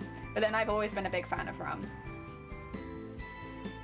Oh, whatever that was, I loved that. That was great. Oh dear, when you're younger, boomer? No, I'm a millennial. I'm like the tail end of the millennials. I think a few more years and I would have been Gen Z, which I always almost called Gen X, and I don't know why. I don't know where that's come from, but at some point in my memory I was like, oh yeah, Gen X. It's not Gen X, it's Gen Z. Or Gen Z. Pirate coffee, yeah, pirate coffee. But it's also really, really good. Like, I would recommend it. If you see it on a menu, I would recommend to give it a go. If you like rum, because it's good. Jamaican coffee, I guess? Maybe? It could be. I just know it as, like, the coffee with rum in it. So good. Like, it doesn't sound like it, but it goes. It's so good. I used to see different country names for coffee. Yeah, it probably is, like, does have a country name. Maybe it would be Jamaican coffee. I can look it up, but, oh. Yeah, that was really my go-to. Irish coffee is nice, but Jamaican coffee or just coffee with rum in it, oh, yes, that's the one. It's so good. It's a bit sweeter as well, but I like that. Oh dear.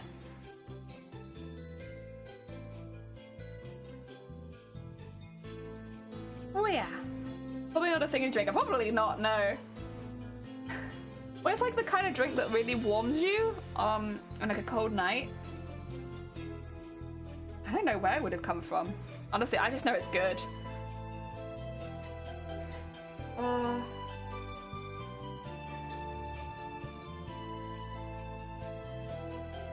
Yeah. Ah. Yeah, the other one I'd already gone around half of it, so this one we have to go around the whole thing, which will take a little bit longer, but that's okay. We're managing fine so far. It's not unbearably hot just yet.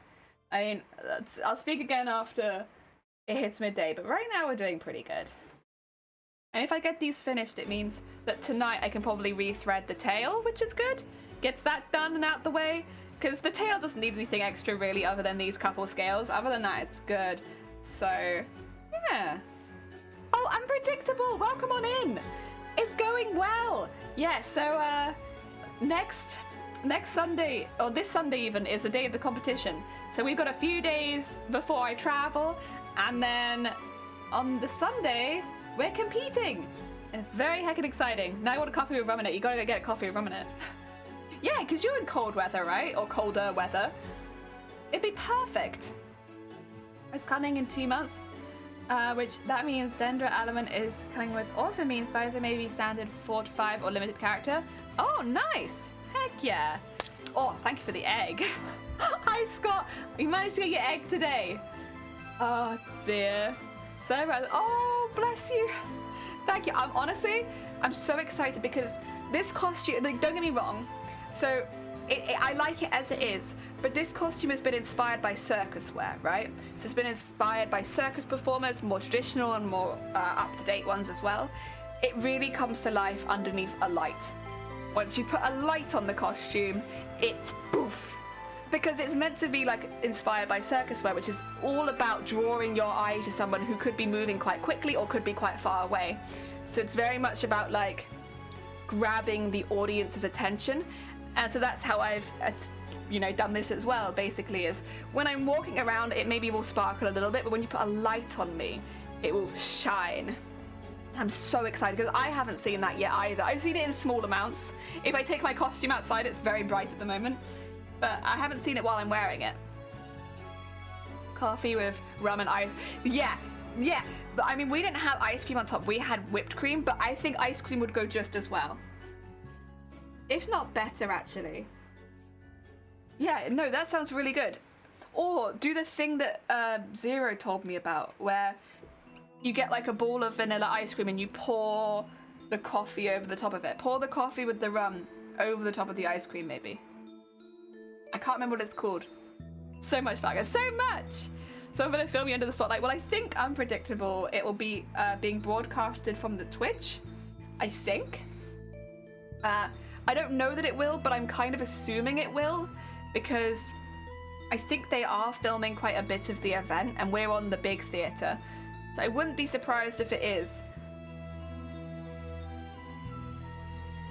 Oh, wow, yeah, that wins. I don't know what it's called, Percy, but Zero told me about it, like if you make like a hot coffee and pour it over the top of ice cream. It's called something that I don't know. I can't remember. But yeah, have hot coffee with rum in it and then pour that over ice cream. Oh, it probably tastes amazing. To be fair, having it with ice cream would make it so that we could have it in our hot weather as well.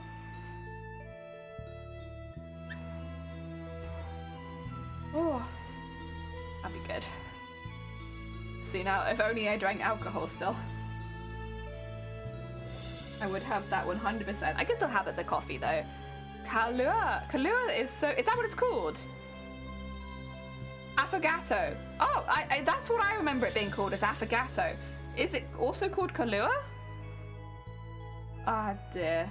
Affogato, yeah, that's what I remember them talking about and being like, you've never had one? I was like, no. I've not even heard of it before. But it's meant to be really, really good. And I had one last year and it was lovely. In the summer, I think is when I had it, and that was nice. Maybe I'll have another one this year. I mean, it doesn't take that much. Oh, but we can't really store any ice cream. We'd have to buy like a little tub of ice cream so that I could eat it all at once and pour the whole cup of coffee over it. Oh, is tremendous. Oh, it's a liqueur. I'm gonna look at it. Should add that too, just keep adding. Thing is, if you're in cold weather, alcohol, if you're of the age to drink, will warm you up. Oh, brand of coffee liqueur. Okay, yeah, I see where you're going with that. That would probably be amazing. Okay, yeah, I like that. Oh, Outro, you're off? You're fine. Oh, thank you so much. Take care. Enjoy the rest of your day. I hope that it goes well. Oh, Fantasy Forest. Very cool. But no, take care of yourself, and I hope everything goes well. Black Russian is vodka and Kahlua and no Coke. Just vodka and Kahlua. I can't say that I've ever had that. Vodka was one of my least favorite, but I think that I probably would like it more now, as long as it was mixed with other things. I think because I had it when I was younger, people were like basically just drinking vodka. I was like, you know what? Not my favorite. Or like a tiny bit of Coke and a lot of vodka. Not my favorite. That'll work, I think. Not had one for a while. Ooh. Ah, dear.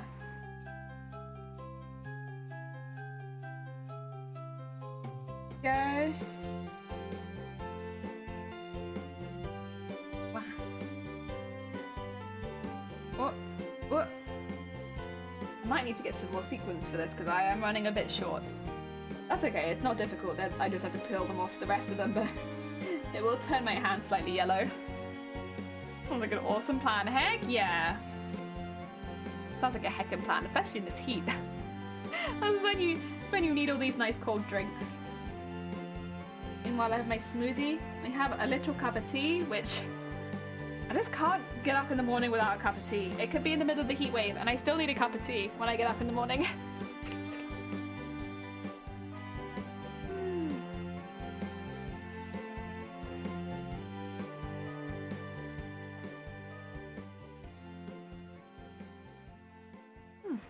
Ah, that was nice. I finished them very quickly, which is why I don't buy them very often, because they're expensive, but they are good, especially straight out the fridge. Like, that's nice. Wow. Okay, keep going. Get all this sequining done, and then I really want to move on to the cape beading. The cape beading, it's like a lot of pattern work. Like, not that the sequining isn't, but it's like there's an order of the beads, and you sort of have to do that over and over again. There's also a lot of threading the needle back through beads, which has been quite difficult because the needles like to catch on the thread and then they won't move, so it won't move through the beads at all. But it's been going pretty well so far, and it adds just the sparkle I wanted. It's definitely a vibe. Probably a little bit older than what I was aiming for, but I still like it. A frozen mudslide. Ooh. Ooh. Yeah, it does feel like it's the time of year, or at least over here for that. I'm trying to think what. Yeah, because I don't drink alcohol, there's not like a lot of interesting drinks that I do have, other than my teas. Although, some of the teas you can cold brew, which I might do soon. Vanilla ice cream, chocolate syrup, crushed ice, and of course Kahlua, and it's yeah, that's everything that I like. I would like all of that, I think. Tisa, do you have any ideas for organizing stuff from IKEA or similar, for example, pegboard drawer organizer along those lines that work great in a craft room? Because I need a huge makeover. I would say I don't, but you know who does? Pinterest. I would say hop onto the little Pinterest app and just like type in like craft room inspiration, and you will find so many ideas, many of which are completely unobtainable, but some of which might like work really well for you. That's what I do whenever I'm like stuck for inspiration. So I'm like, Pinterest, help, show me the way. Oh, I knew the restaurant that used to be near, which had a mudslide cake. Oh, that sounds good too. That sounds good in like the winter, like a hot mudslide cake. Ah, dear. And then cold frozen mudslide in the, oh my god, yeah. The versatility there. It's a lot still. I don't have any personal advice because how to put it? I am probably one of the worst / best people to ask because I literally did a degree in design for like house designs and stuff like that. But also because of that, I can't give you any sort of short answer without having measured every single one of your windows. Like, there's no way around it. If I'm like in your area, I'm great for this kind of thing. Across the internet, absolutely not. I also wanted a container store and just pick up things that look like they'd help organize my crafting. I mean, I love storage solutions, but goddamn, we have a lot of storage solutions in this house. I should stop buying storage solutions. Now I'm just buying big plastic boxes and putting everything in big plastic boxes because it stops me buying small things which I can't fit half my stuff in. So just big plastic boxes, see-through ideally, so I know what's in them. And if not, with a label department or compartment. Yeah. Spice back holding my corset grommet. You nice. Oh, that's very good. That's very good. I think most of my bra making stuff is in a lunchbox right now, but it's a plastic box, and I like that. I got a theme. My theme is plastic boxes. All of this craft room one day will be stored in plastic boxes. The reason though is probably because I'm just a bit traumatized from when we had to like fumigate the house. And like since then, I'm like, if it's in a plastic box, it's safe. I'll never have any issues. Stays in a plastic box. You can also take up the habit of eating the yogurts that come in glass containers and buy lids for them and have perfectly matched containers with small things. Yeah. We actually so there were some pies we bought once, and they came in little ceramic dishes. I think we got them on special, so we weren't really expecting anything, but they were like part of kind of a fancy range of foods normally. And so now we have all these little ceramic dishes. We've just taken them. They're great. I love them. Oh dear. I like the coloured shoe boxes that Michael's sell, and all my... Oh, I know the ones you mean. Yeah.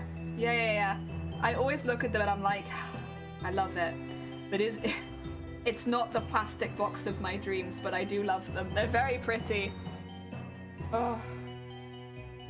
There we go. Glue or hot chocolate. This would be like a mocha, like an alcoholic mocha. That'll be alright. Oh yeah. All my thread is on pegboards. I've considered doing stuff with my threads. My threads are currently in like little plastic drawers, which fit them pretty well, but because I have more threads than ever, it's like I could really do with like, that is my, like, what I'm using more frequently, and maybe like an infrequent use thread box. I feel like I could use that. And also I need something for all the really big spools, because the 1,000 meters don't fit in there. All the other ones do, but not those. Yeah.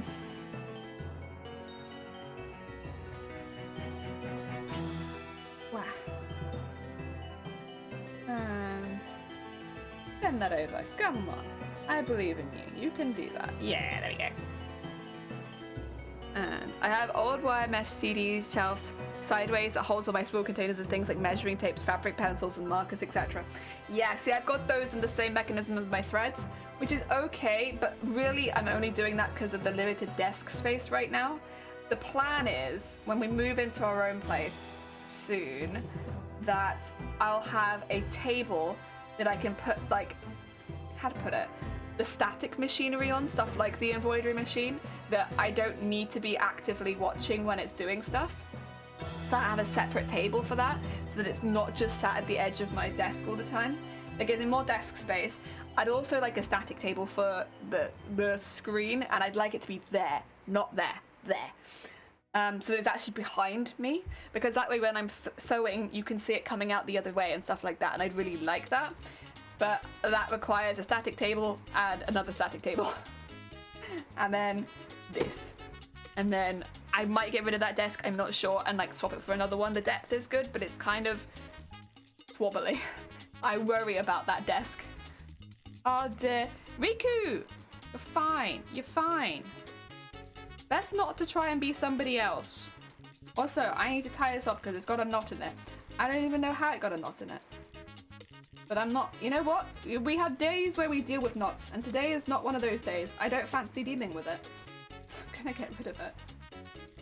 Oh dear. And through there. And through there. Oh, no, that's alright. Can find a hobby that includes pretty colours. I mean, that'll do it. You're not wrong. Oh dear, we're all just people that love shiny things and pretty colours. Basically, we're all magpies. We're all magpie people. It's like, ooh, shiny things. Oh dear. Oh dear.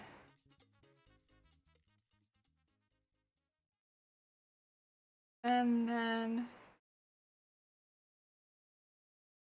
What? Pretty colours and shinies, yeah! Pretty colours and shinies. Also, don't worry, I know I'm like running out of gold thread. I have a whole nother spool downstairs, which I will run down and grab if I need to. We'll see. Pretty explosions, aka fireworks, yes.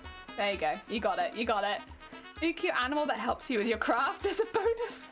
Yeah, cute animals are always like a big plus, regardless of what they're doing. They could literally just be like chewing on a ribbon or something in the corner and be like, yeah, that's a plus right there. Look at that, that's heckin' cute. There we go.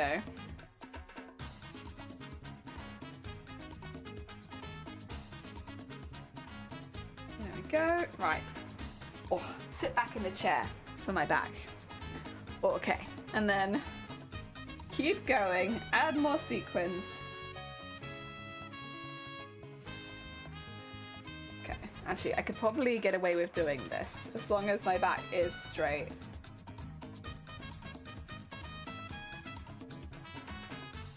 Because that would be just typical to like pull a muscle right before wearing the costume. God damn that. Heck no. People who like Zabu after all, oh, thank you for the posture check. Yeah, I'm gonna like, it's gonna look a bit weird, but like, because I'm gonna be really tall in the frame, but I'm gonna do this for a bit and just like have my back straightened out. Or like curved the other way, if that makes sense. We'll even out midway. Because yeah, like, it would be just typical to sprain something right before from like sitting badly. Oh. There you go. And then go all the way around the outside again.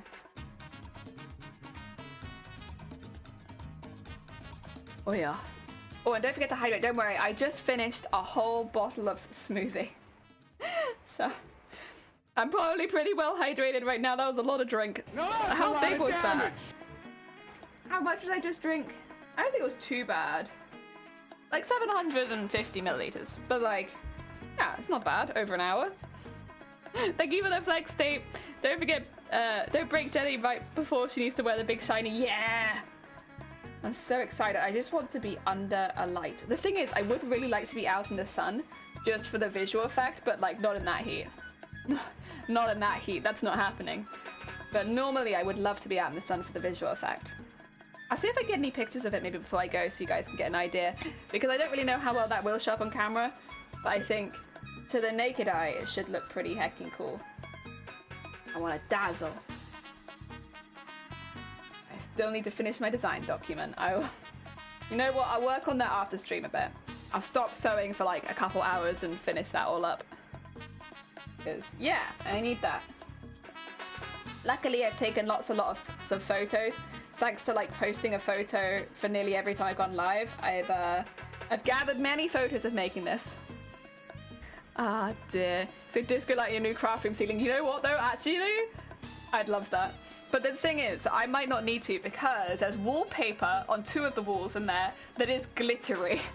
Glittery wallpaper. It's already there. Like, I didn't do that. They did that. And I want to keep it. Strange Instagram experiences that pop up when they make odd spaces with odd lights for you to take photos in. Yes! Oh my god, that would be amazing. If I could find one of those, that'd be sick. Just in a room of mirrors with twinkle lights everywhere. That'd be so cool! Oh, I'd love that. Ah, dear. Yeah, this costume is really meant to come alive when the light shines on it. So hopefully, when I'm on stage, if they're live streaming it, you can all see that. All of the months of effort have all been for that one moment of like the lights going on me and me just sparkling, like an Instagram filter, but real life. It's what the shiny deserves. Exactly. Add glitter to the wall paint. I could do that, to be fair. I could add glitter to the wall paint. I don't know how Shiny would feel about that, but I could do it. Oh, dear. Yeah, okay. I could put sequins around the skirting boards. Oh, dear. There you go. Oh yeah, you did that to yours? Does it look really nice when the sun hits it? I'm assuming when the sun hits it, it's gonna look fantastic, right? Oh.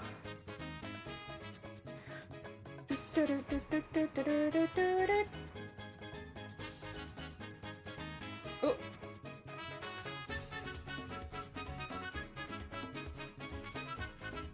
Okay.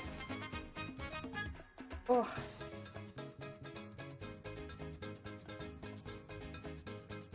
Wait, it does. Just add more glitter than you think. Yeah, that sounds about right. You want it to be like a fully coated in glitter. Oh. I'll put it down on our list of considerations. Oh dear. Right now though, all the stuff we're doing on the house is like not fun painting stuff. It's like, you know, changing the radiators because the old ones in there are kind of like, and putting in insulation. Nothing super exciting, just like, you have to add this, so let's do it. You have to add this, so let's do it. Okay.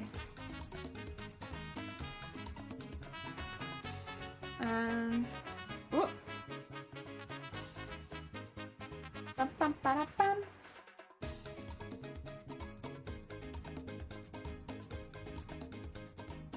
Wow. The next belly dance costume I'm working on is a project I'm loving to call the Ice Princess. I've been buying seed, beads, and shiny things for about 5 years for it. Oh, I bet that's gonna look amazing, unpredictable.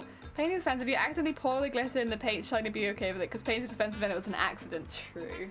But like, don't worry, Shiny, we'll only put this in the craft room. Oh dear. Have you had the electrics checked? Yes. So electrics, that's all fine. We need the radiators changed and we need loft done, but otherwise, yeah, it's just those two things at the moment as far as we're aware. We need to do some grouting as well, but like that, we can do that. I think that's about it. It's going to be every shade from white iridescence to dark blue and all the shades in between. Oh my god. Oh, that'd be lovely. Yeah, I've predominantly used seed beads for this costume and it's been really fun. I really enjoyed it. It's slow because they're small, but like watching them add up textures, really, really nice. Very, very satisfying. Back. Oh. Oh, bless you, Sherbet. Thank you so much. It's very heckin' kind of you. Yeah, we're very fortunate here in that, like, I think because we're predominantly crafters, it's been like a very supportive community that's like gathered around this channel of people that just really like crafts or really like to see crafts or just curious about arts in general. Or maybe they like the video games the characters are from. So like, there's been like a lot of that and it's been really nice. Because you never know what kind of community you're gonna make on Twitch, right? I mean, we're pretty cursed. It could have been a very cursed community, but like generally it's a very supportive community. And it's been really, really nice. Everyone's just cheering each other on with their respective projects. It's nice. I like that. I like that a lot. Oh dear. There we go. Oh yeah, and we've got to meet lots of other cosplayers through it as well, which has been lovely. So nice. Oh my god. I guess at the moment, I think, is it the end of July is the deadline for TwitchCon San Diego? I think at the moment as well, there's a lot of cosplayers on Twitch because everyone's trying to make that San Diego deadline. If you're an American Twitch streamer, that's your deadline for your cosplay. It's pretty soon. We had our deadline back in May. And the same sort of thing happened. Everyone's trying to get their 15 hours in, make sure everything was ready for that. It's called the Arson Council. God. Yes. You know, I've known Bateman for many, many years. And it does not surprise me. No, not one bit. Oh dear. Like, Bateman off stream is basically exactly the same as Bateman on stream. And yeah. All the arson stuff, yeah, it doesn't surprise me. Oh yeah. That's one thing actually. Because we've been streaming a bit more than 2 years now. We would have been 2 years back in April. But because this costume has taken a year to make, nearly half of my streaming, me streaming has been making this one costume.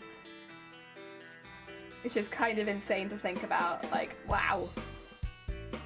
Cyber, welcome on in. I hope you're having a good day. We are so close to finishing this costume, Cyber.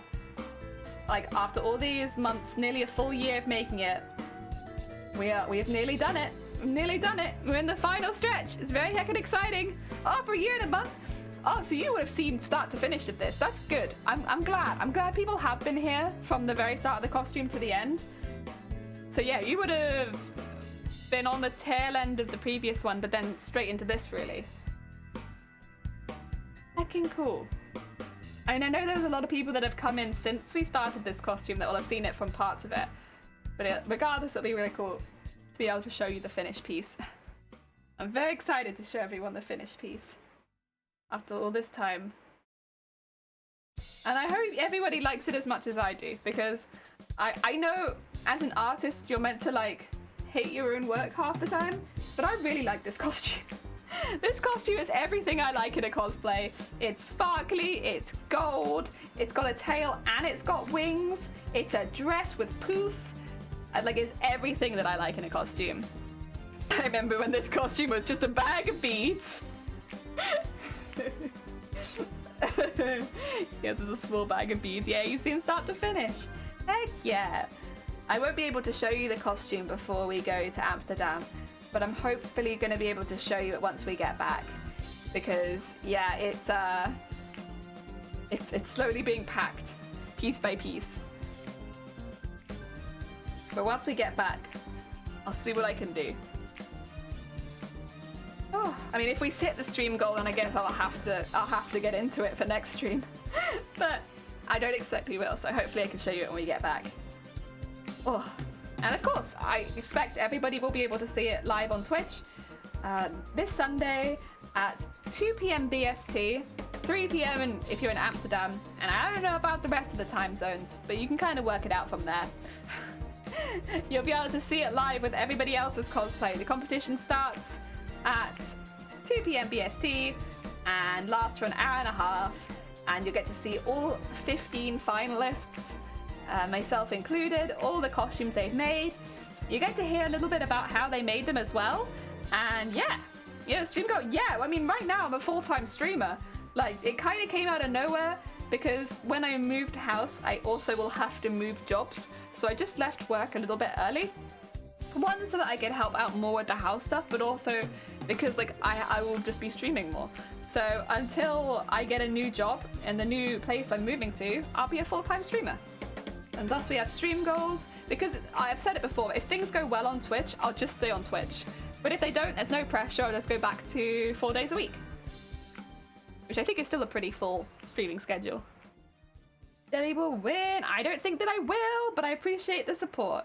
I think everyone should have a look at all the other entrants, because I know everyone here has like watched this cosplay, but like I would highly recommend, if you've enjoyed watching this costume, to go check everybody else out.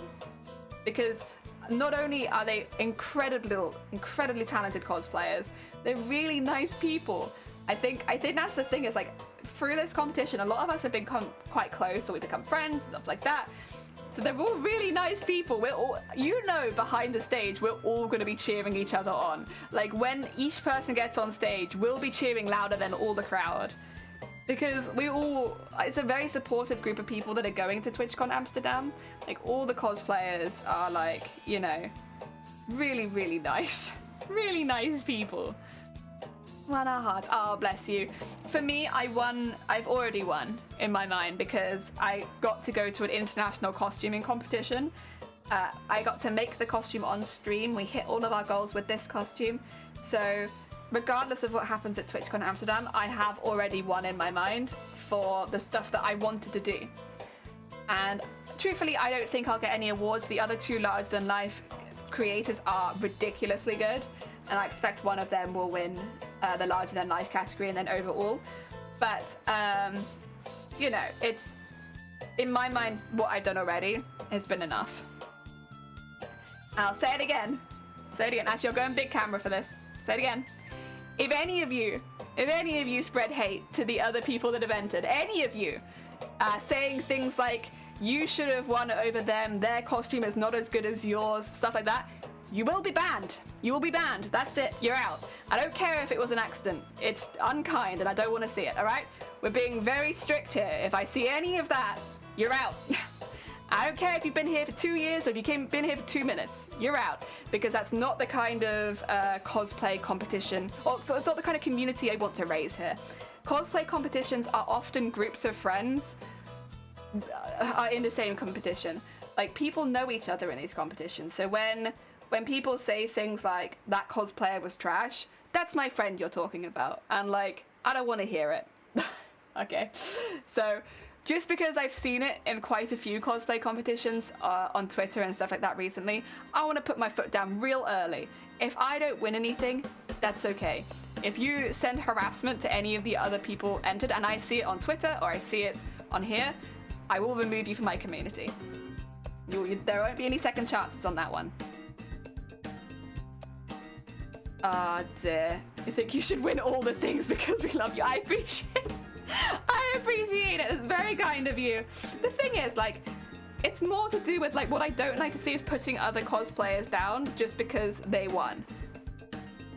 Like, why would you do that? Why would you go out of your way to put a cosplayer down because they won? Maybe you don't know the cosplayer, but it doesn't matter. You weren't a judge. So I'm very...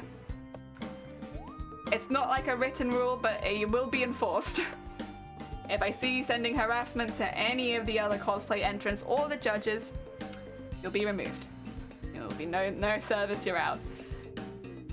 Okay, Riku is trash. I'm not going to be Queen Empress. I'm not good enough to be Queen Empress for starters. And also, I don't think I have my life together enough to be a queen of anything. What a nice effort into their costumes. But Jelly, they're not you. We don't have to like them as much. No, you don't have to like them as much. But sending harassment? No.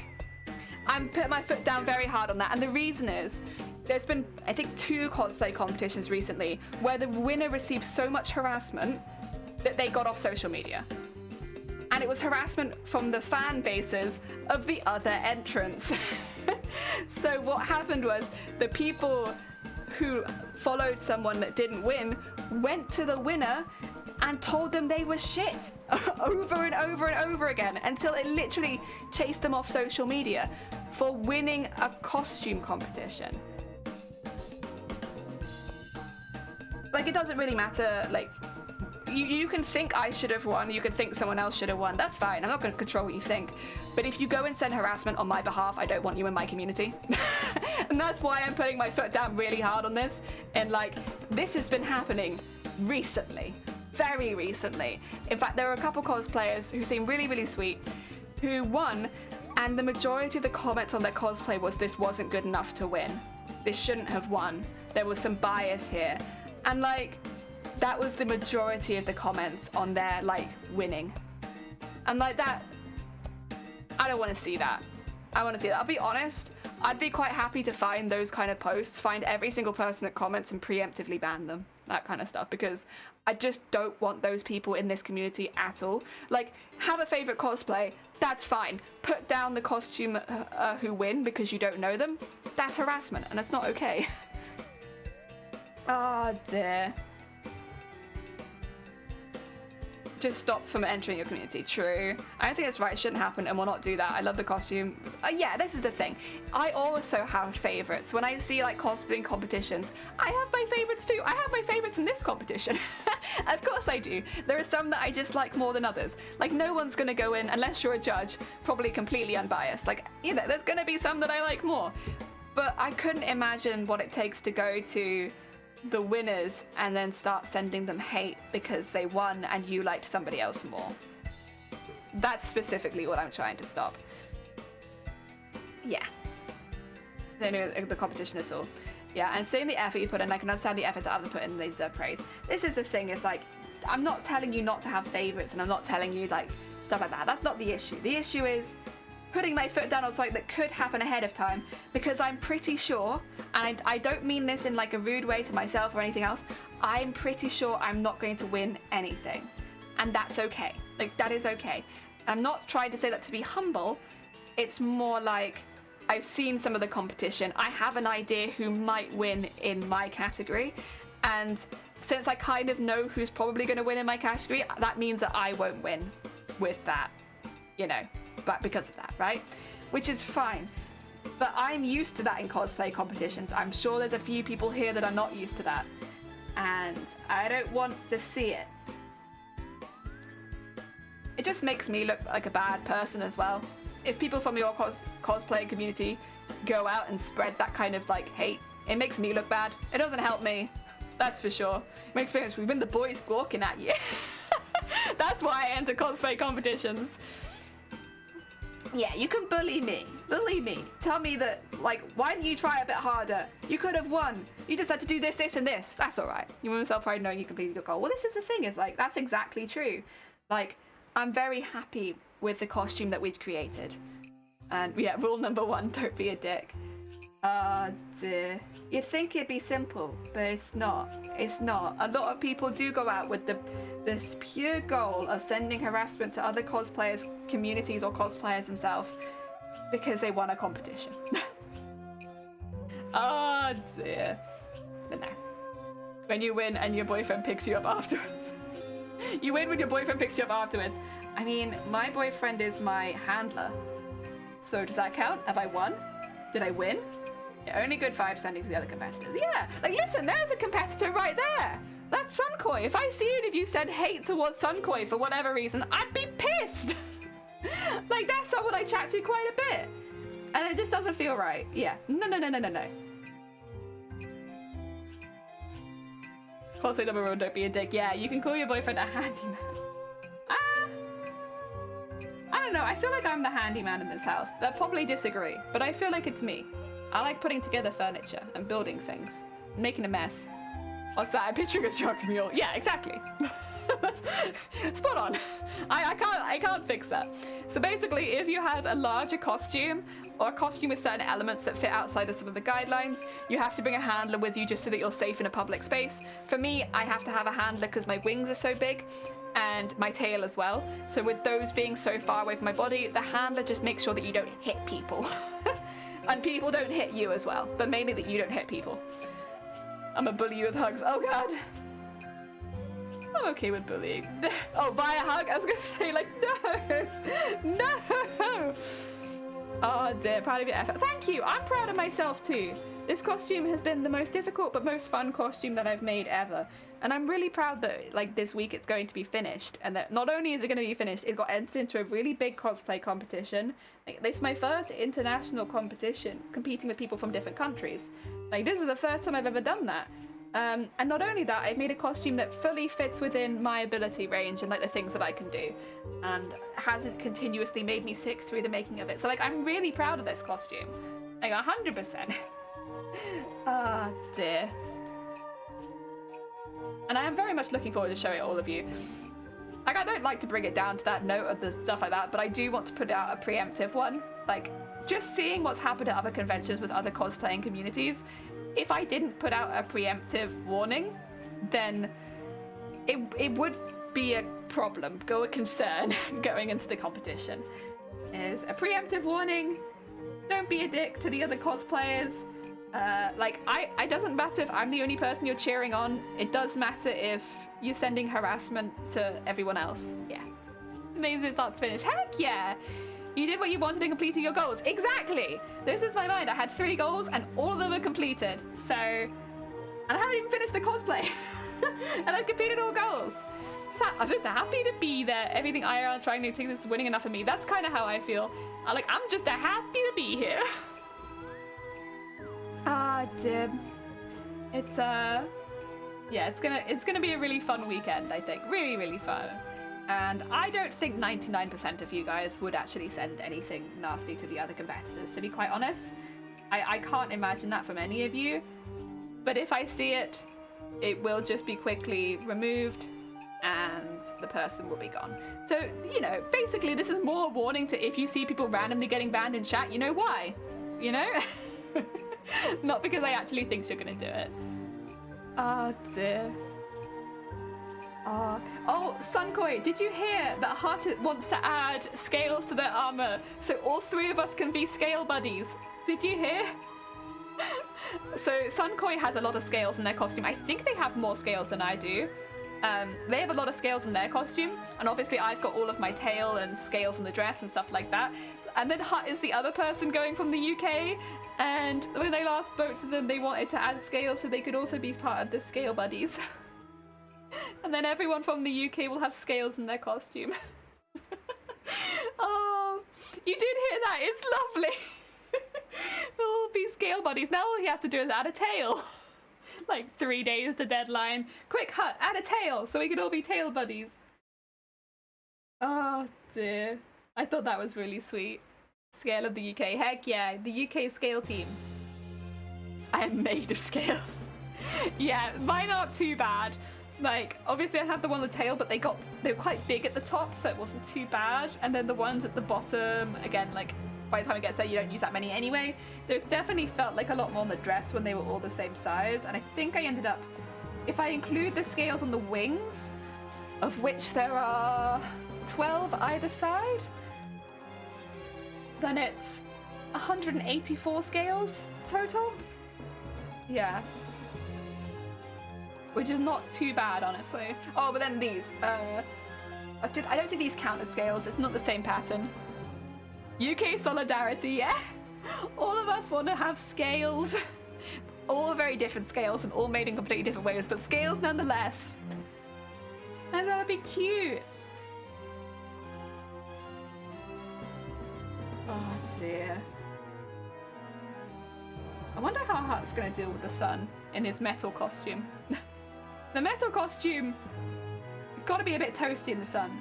But I'm sure they've done, you know, armor smithing for a while. I'm sure it's well made and like it won't be too much of an issue. Scales of the Wales. Well, I'm the only one I think coming from Wales. I think Hut and Sunkoi, they're both UK but not Wales. Yeah. I think it's just me coming from Wales. Oh dear. There we go. Oop.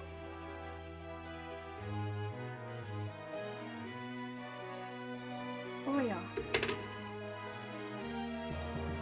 Bah. Isn't the whole of the UK Wales? Absolutely not. Wales is like a really small part of the UK. Wales is the country off to the west of England. Yeah. So it's next to England, but they're different. They're very different countries. I think it's just that all the streamers you follow are from Wales, Riku. From this tiny little country. Not too far from Wales, but quite. Oh dear. Wow. There you go. England's a small part of Wales. Ah, there you go. There you go. Now the proper order of things have been completed. Normally it's Wales is a small part of England. But no, today, England is a small part, but a small part of Wales. I don't know how that works, because England is so much bigger.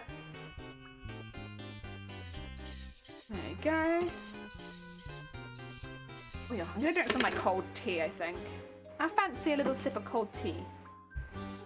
What time is it? Okay, I was gonna say, I'm also getting a little bit hungry. What time? But then what can I have for lunch? Got some like ploughman's meal stuff in the fridge. I don't think I really want to make that for stream. Food for thought. There we go. Oh dear.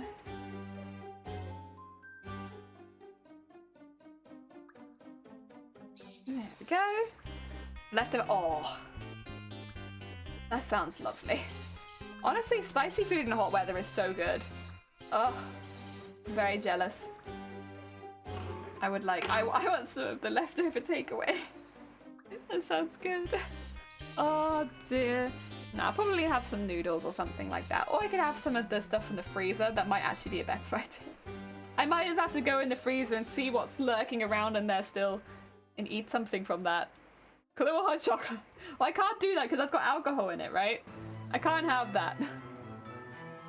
Also, it's way too hot over here for a hot chocolate. My god, listen, I'll have a cup of tea. But a hot chocolate? Absolutely not. No, none of that. It's too hot, I'll burn. I've already burned. I'll burn more. I burn just thinking about hot chocolate.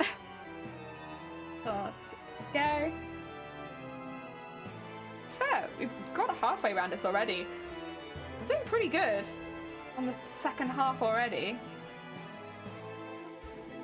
These are the kind of bits that I put off because, you know, it's just not super exciting and it doesn't look like a lot of work because it's not attached to anything. So these are the kind of things I put off making, and then I get on stream and do it, and I'm like, oh, that wasn't so bad. Oh, kind of way to put that off. Let it cool down, you have chocolate milk, true. I guess I could do that. Buy yourselves an ice cream if it's hot. Get it at McDonald's ice cream and place it in your pits in front of the cashier. Are you speaking from experience, or is this just like something you've read? This is why the ice cream machine never runs. Be great for stream. Are you drinking on stream? Yeah, but I can't. I'm not allowed to drink alcohol. Well, it's not even that I'm not allowed. It's like some of the medication I'm on is like a big no-go, but also it causes migraines. Everything causes migraines. You're never safe. Oh, dude, what a title that would be. I bathed in ice cream in front of the cashier. I feel like just the title alone would get me banned off Twitch, if I'm honest. I think that would be the end of me streaming on Twitch. Like, I just become a full-time streamer, and now it is time to stop streaming forever. Adult hot chocolate. Yeah, but I can't. Yeah, not. There are some things you can get away with drinking alcohol on. Not this. Listen, things I don't want to do on a hot summer's day end up in A&E or dead. Oh dear. There we are. Cause of mummy's coffee? Aww. Aww. I mean, not wrong. There you go. Oh. Oh yeah.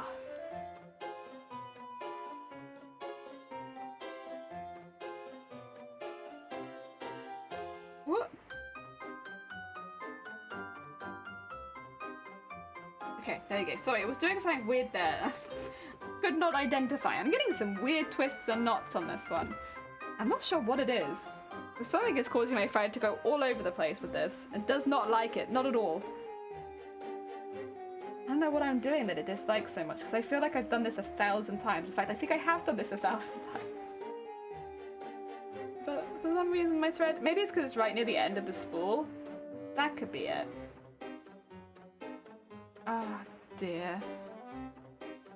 Oh, I've got food on the brain, honestly. I'm hankering for some mashed potatoes and gravy. Not really good cold, like, food. Like, that's gonna heat me up like nothing else, but it's what I want. I want hot mashed potatoes and gravy. It's also not a very balanced lunch. Like, I've got a competition. Oh god, Scott, thank you for the party! Like, I've got a competition in a few days. I can't just be eating potato. We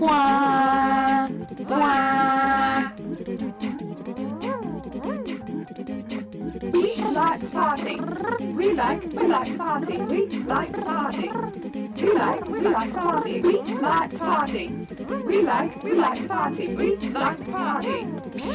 There's a English passage coming, and everybody's jumping. New York to San Francisco, an interstate free disco. The wheels are still are turning, and traffic lights are burning. So if you like to party, come on and move your body. I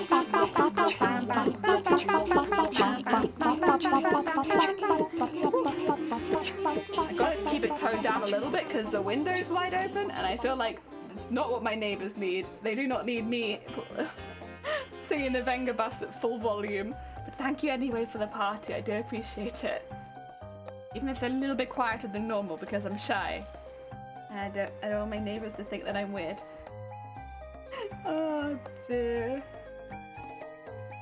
Go. And wow.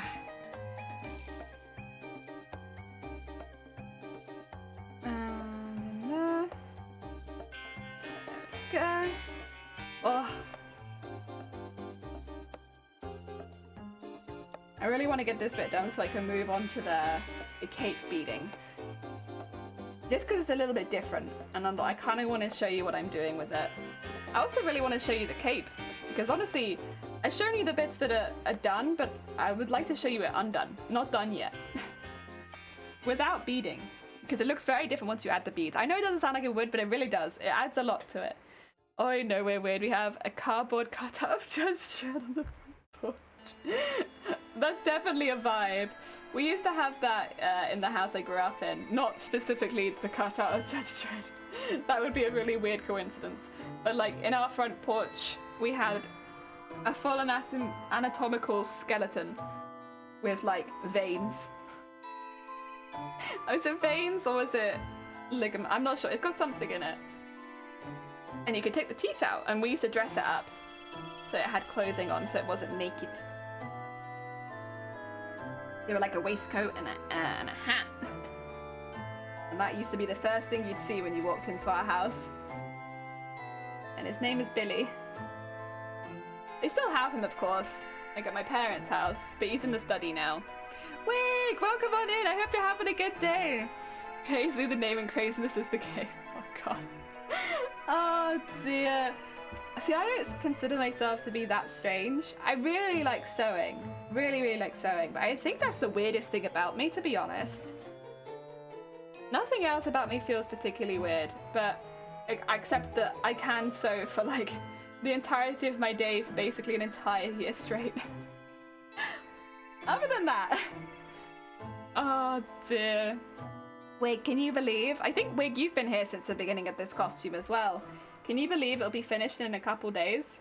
I can't believe it, and I'm the one making it. I live for craziness. Oh dear. I live for ice cream, for food, for the idea of mashed potatoes and gravy. Maybe a vegetable finger. That might be nice. I do like my vegetable fingers. I so look forward to see more pictures. Heck yeah. I probably won't get any before going to Amsterdam, but I'm really hoping to get some from Amsterdam. And then I don't know if I'll be able to post them till I get home, we'll see. But yeah, I'm hoping to get some pictures there. It's gonna be fun. I'm excited, and hopefully I know this is maybe not what you're asking for, but I'm hoping to get lots of photos with the other cosplayers as well. Like get like a little UK trio photo, get a photo with all the cosplayers, get a larger than life group shot, which might be difficult because we're all huge, but we'll try. I want to get some good photos with the other cosplayers too. Oh, thank you, Wig. I mean, honestly though, it's been fun. It's the thing is, it's like it hasn't really felt like a chore. The only times I think were the petticoat, which did feel like a chore, and now that I'm so close to the end, it kind of feels like let's get it done. But other than that, yeah, bangers and mash. Oh, I could go for bangers and mash honestly right now. Oh dear. It'd take this much, yeah. That'd be very cool. Yeah, that's what I want. I want pictures with everyone else. Yes, team photos, let's go, yeah! Like, don't get me wrong, I will try to take a few pictures of the costume on its own, but my main priority is like the memories, and I want to take pictures with the other cosplayers. I want to take pictures in the behind the scenes rooms. I want to get some pictures with Shiny, but you won't see those. Those will be just for me. And yeah, get like some happy memory pictures, you know? That's what I want. I want all the happy memories in pictures.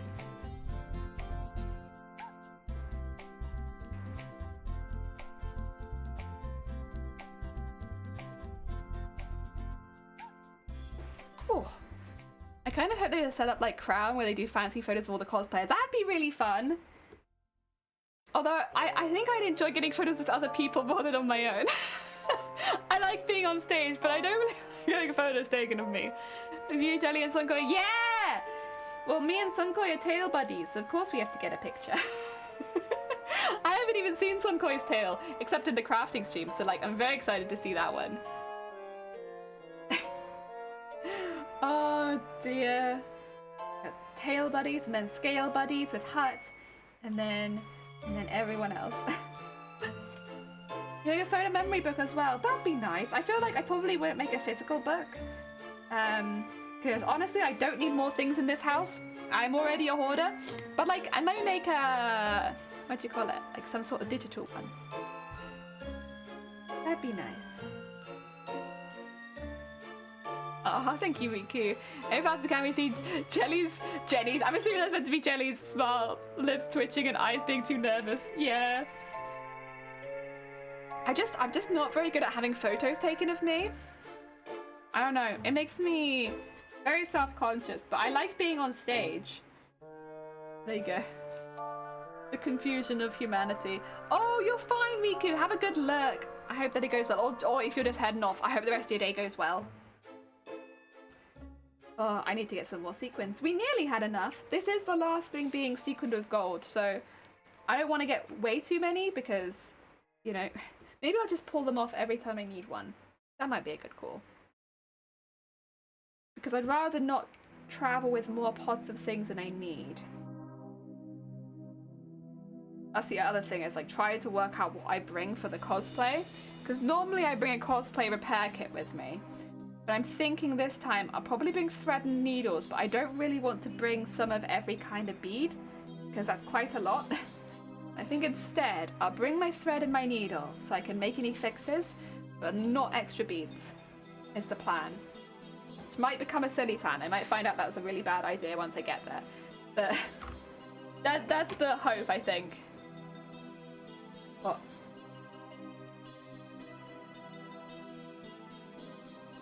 Go. Right. Matrix. Big blink. You don't think it's a good idea? I don't know. I'm nervous about that bit as well, because the idea of not having like a full repair kit, it's like, but yeah. Oh, can you see the shine? Heck yeah. Just you wait till it's with the rest of the costume and it's all shining together. It's gonna be really heckin' cool. I kind of want to put a line of purple beads on these. I don't know though. I don't know. It's not necessary, but if I want them to look like scales, they need a line of purple beads. Maybe. They're not that big. It wouldn't take that long to do either. Maybe I should. That's enough to start with. Oh yeah. What's the reason? And the reason is it's got like a really thick rope down the middle, or string down the middle. So if I was to sew it straight on, these would be very, very 3D and then hard to sew together. So rather than... Also, the rope colour is kind of like brown, which is... gold, thank you. Gold only. So I take the sequins off it so that they go onto the costume smoother and also don't have the weird brown string down the middle. Like, no brown string, only gold. Gold costume. Like a small repair kit, yeah. I could maybe bring like some bias tape as well, I suppose, to like cover if there's any holes. I got spare bias tape, so I wouldn't have to make any extra. Yeah, maybe I should make a small one.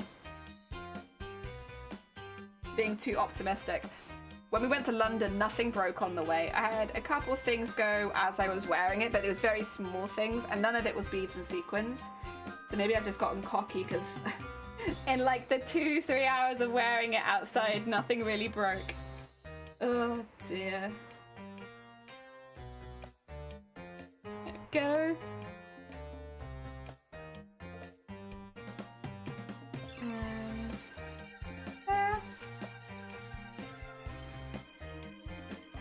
And then last stretch. These will be... Oh no, they're not the last sequins I'm putting on the costume, because I'm putting some iridescent sequins on the cape. Last gold sequins on the costume though, I'm pretty sure.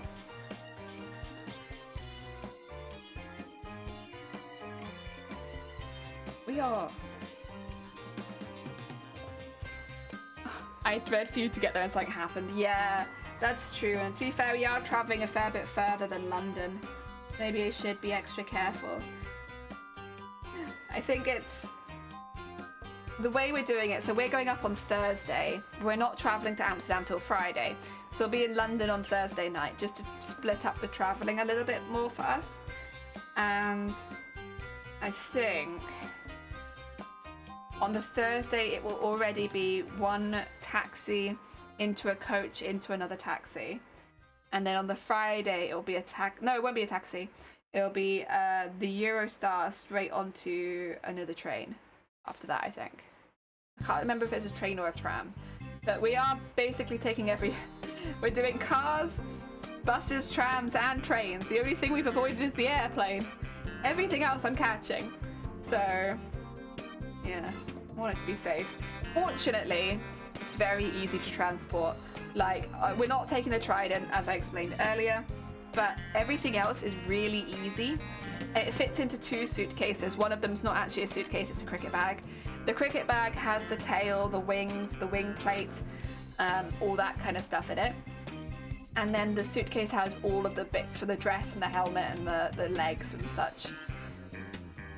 And it works really well, honestly. Like, it fits really, really well within those 2. They are both full, like very, very full, but it kind of works well because that way they're not getting damaged. So like in the cricket bag, I can put like a bit of bubble wrap around the outside, but the stuff going into them is pretty hardy, honestly.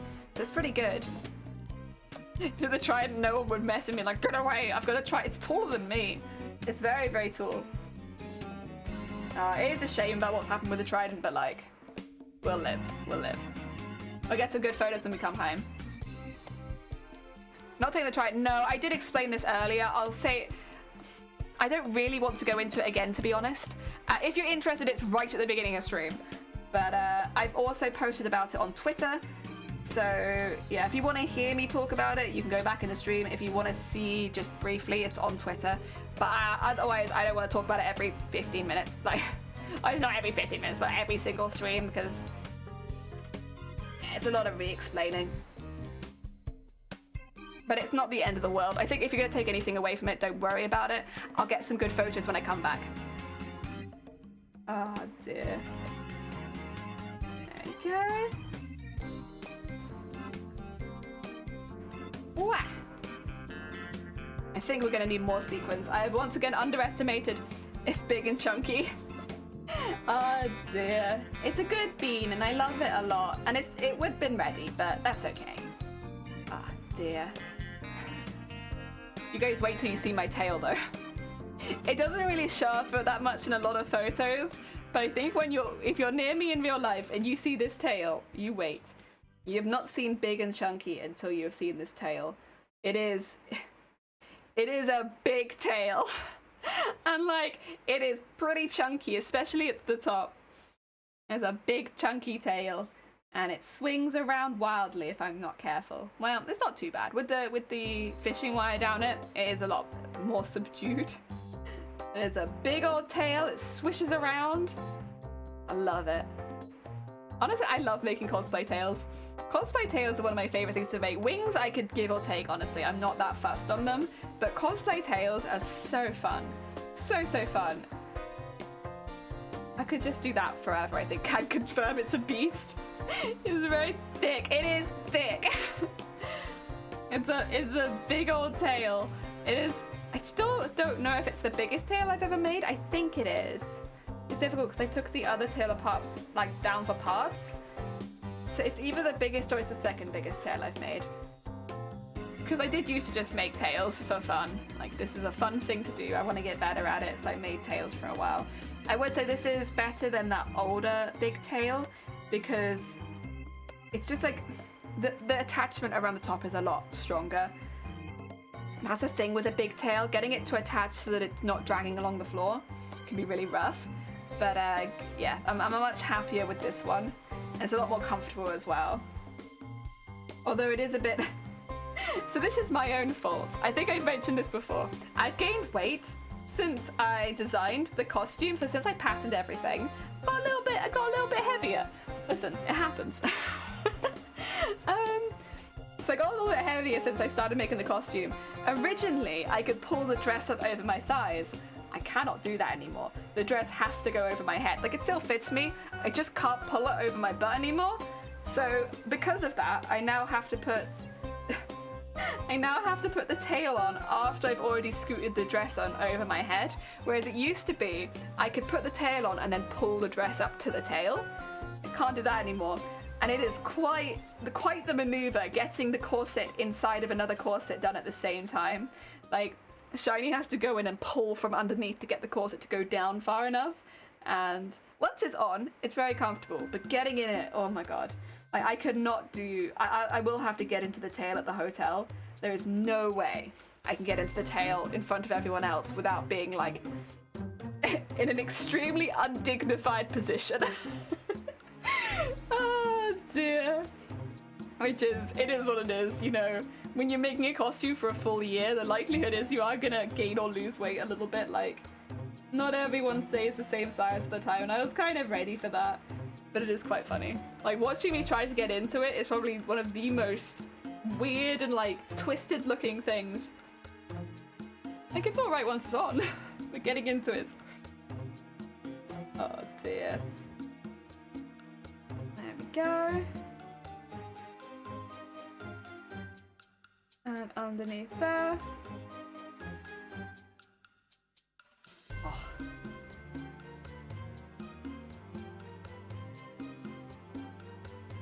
Wow.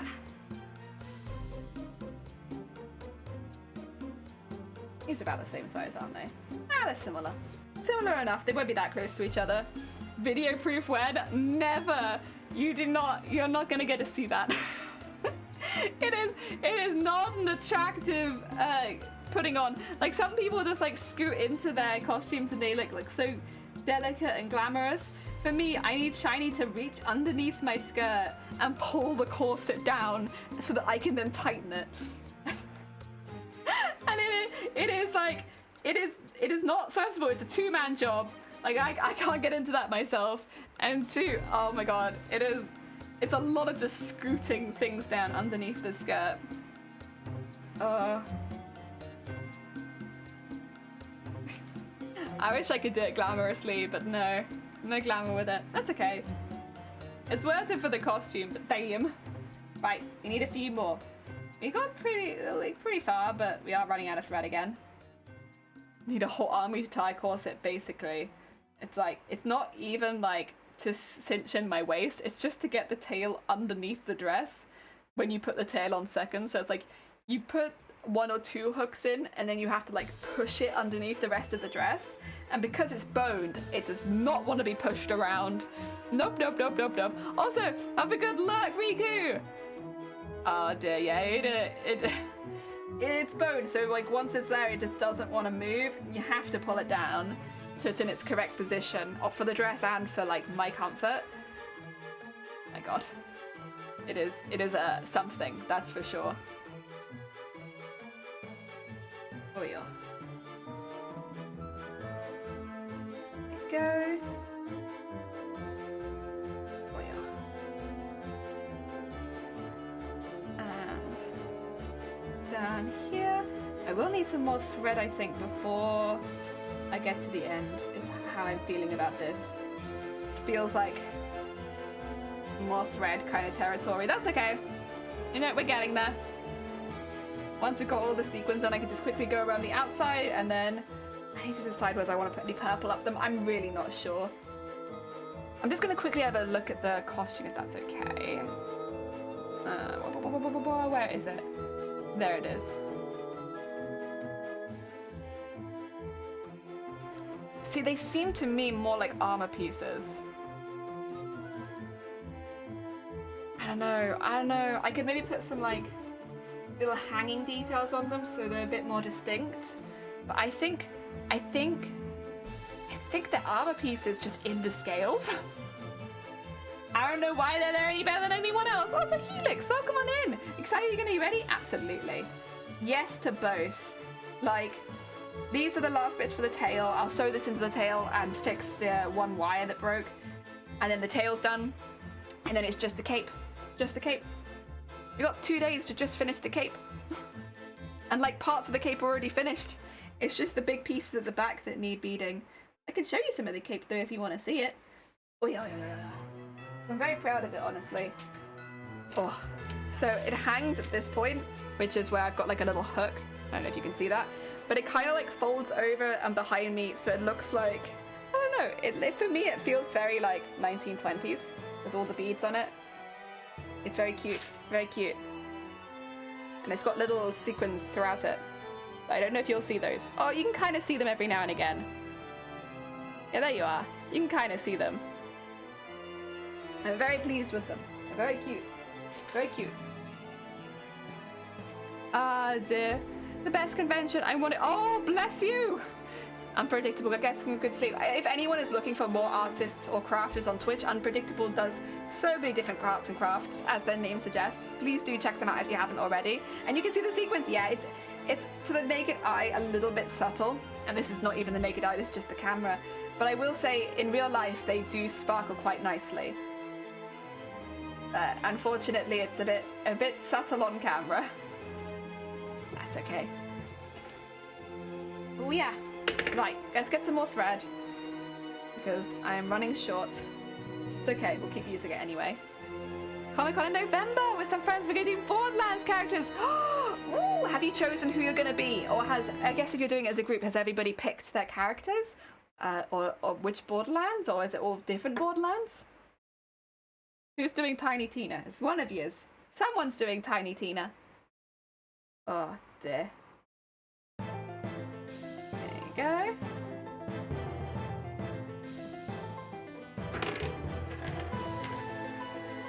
Oh yeah. There we are.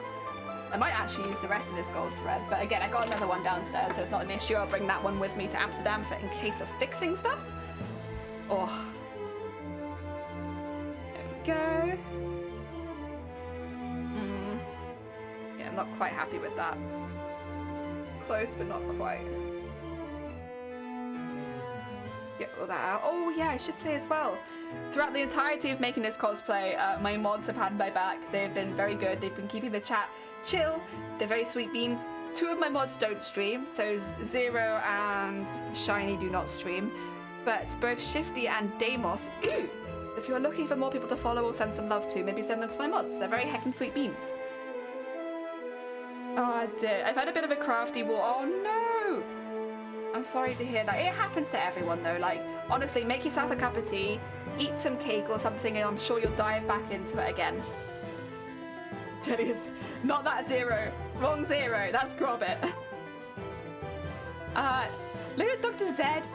One friend is doing Tina. Axton seems to be an option as well. And look at someone to do Jack. Oh, yeah, Jack could be a fun one as well.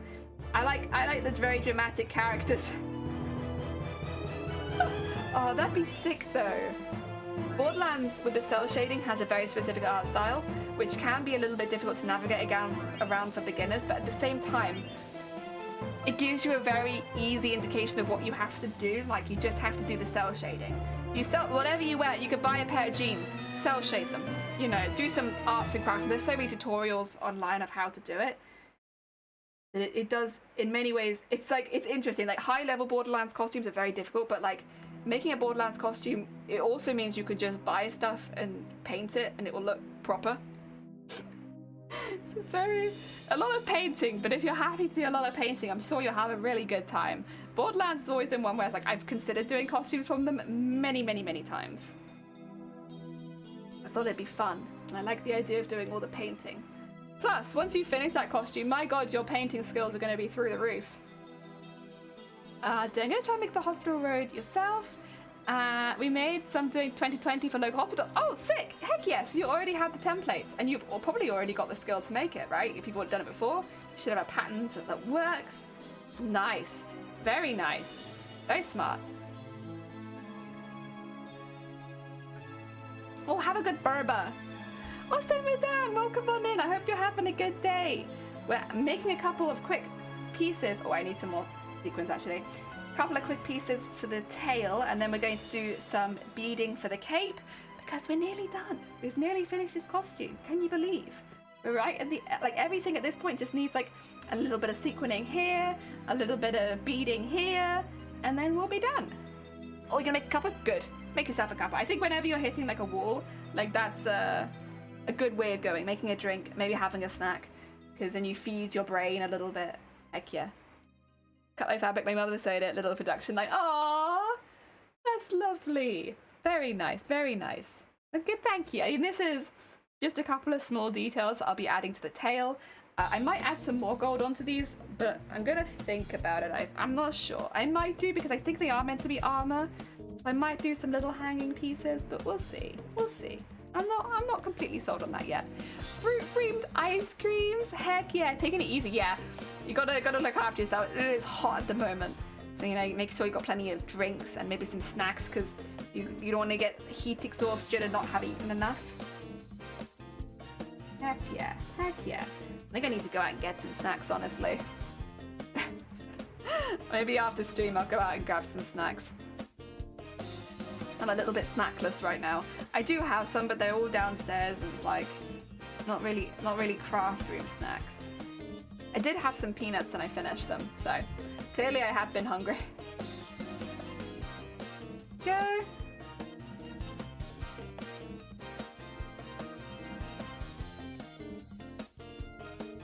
Ooh. Go. Hydrated. Maybe time for another one though. Heck yeah! Heck yeah! I've got my cold cup of tea in the corner for whenever I need to hydrate quickly. I did have a full bottle though, not that long ago, so I do feel quite hydrated right now.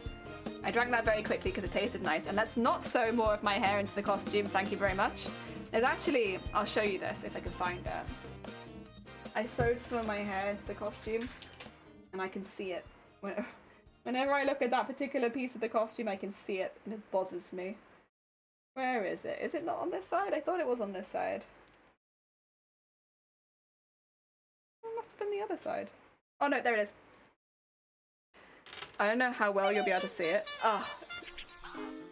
Do you see it that it's a little bit off blue there? I don't know if you can. Like, it's a little bit bluish in there. And that's because one of my hairs is just full on sewn into there, and it makes it look like I've dyed like a really small piece of fabric blue. I can't get it out, and it's my hair. Ah, annoys me. How could I have done such a thing? I expect there's so many hairs in this costume, to be honest. It's obvious on that because it's white. Intentional cruelty. My hair keeps getting sewn into my work too. Yeah, it's like if I've made a cosplay, it's just a guarantee that there's a fair portion of my hair in that. Ah, dear. It is what it is. We live. No Kalura, unfortunately. Hey, listen, there's always next time. Okay, I'm gonna put this to one side because that is all the sequins we need, I think, for the costume, as far as gold sequins go. But don't hold me to that. You never know, I might have extra time and I might add more. But I'm pretty sure that's all of the gold sequins on the costume now. Which is honestly in itself quite a big... That's a crazy milestone. We've done so much gold sequining on this costume. I can't believe... Yeah, we're already at this point where it's like, that's it. No more gold sequins. We don't need them anymore. Oh. Get all sentimental. Oh, except there's a knot, so, you know, no time to be sentimental when your costume is knotting. Now, get that one undone? No, okay, that's fine. I will work around it then.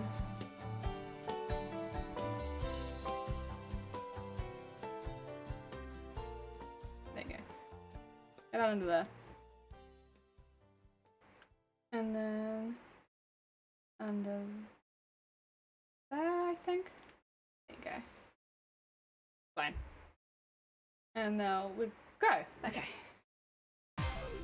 Oh, all my classes, cat hairs embedded in it. It's like, listen, if it's not your hair, someone else's. An animal's hair, yeah. That's just how it goes. 2 PM on a Monday for me. Oh god, yeah, it's late for you, isn't it? I always forget the other side of the world is much later. You know it's yours. Like a signature, yeah. Like, you can't claim this cosplay as yours because it's got my literal DNA in it. Oh dear. That's fine. There's also pasta sauce. There's a pasta sauce stain on one piece of my costume, but I'm not telling you where it is.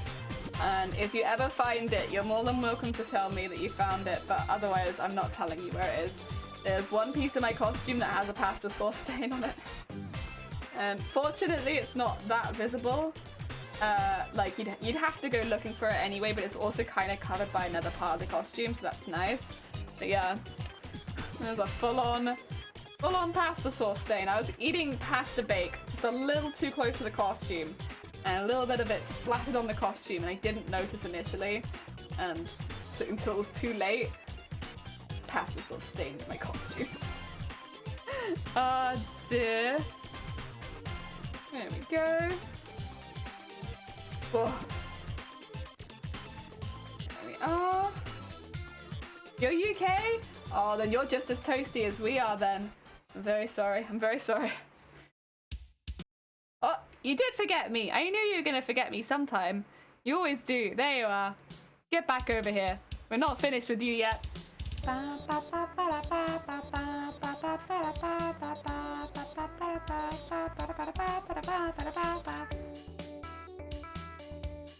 There we go. I'm gonna coffee the smart move in my apartment. Kalua, there's the sewing fabric into your coffee too. I've done that. Oh. Have you, I'm assuming maybe you have, because I feel like everyone's done this once, sewn part of your outfit into your costume. So I've not sewn my sleeves or anything like that into this costume, but I have sewn my pant legs a few times. Because I would be like, I can kind of show you. Oh, yeah. I'll be sewing like this. Oh, by the way, I'm like in all pink today. And I'll be using my knee to like do it, and I've like nicked my trousers. I'm just gonna sit like this now. It's gremlin hours. Yeah, I've like nicked my trousers and then sewn my trousers into my costume by hand stitching as well. So you notice pretty quickly. It's like, ah, good. I'm glad that this is now just. I have to decide what gets broken, the thread or my trousers. I do now have a couple holes in my trousers that I didn't used to have. Do I have any in these ones? I think these ones are pretty safe. This one got some paint on it, but I don't think it's had anything that bad, honestly. I'm gonna switch to there.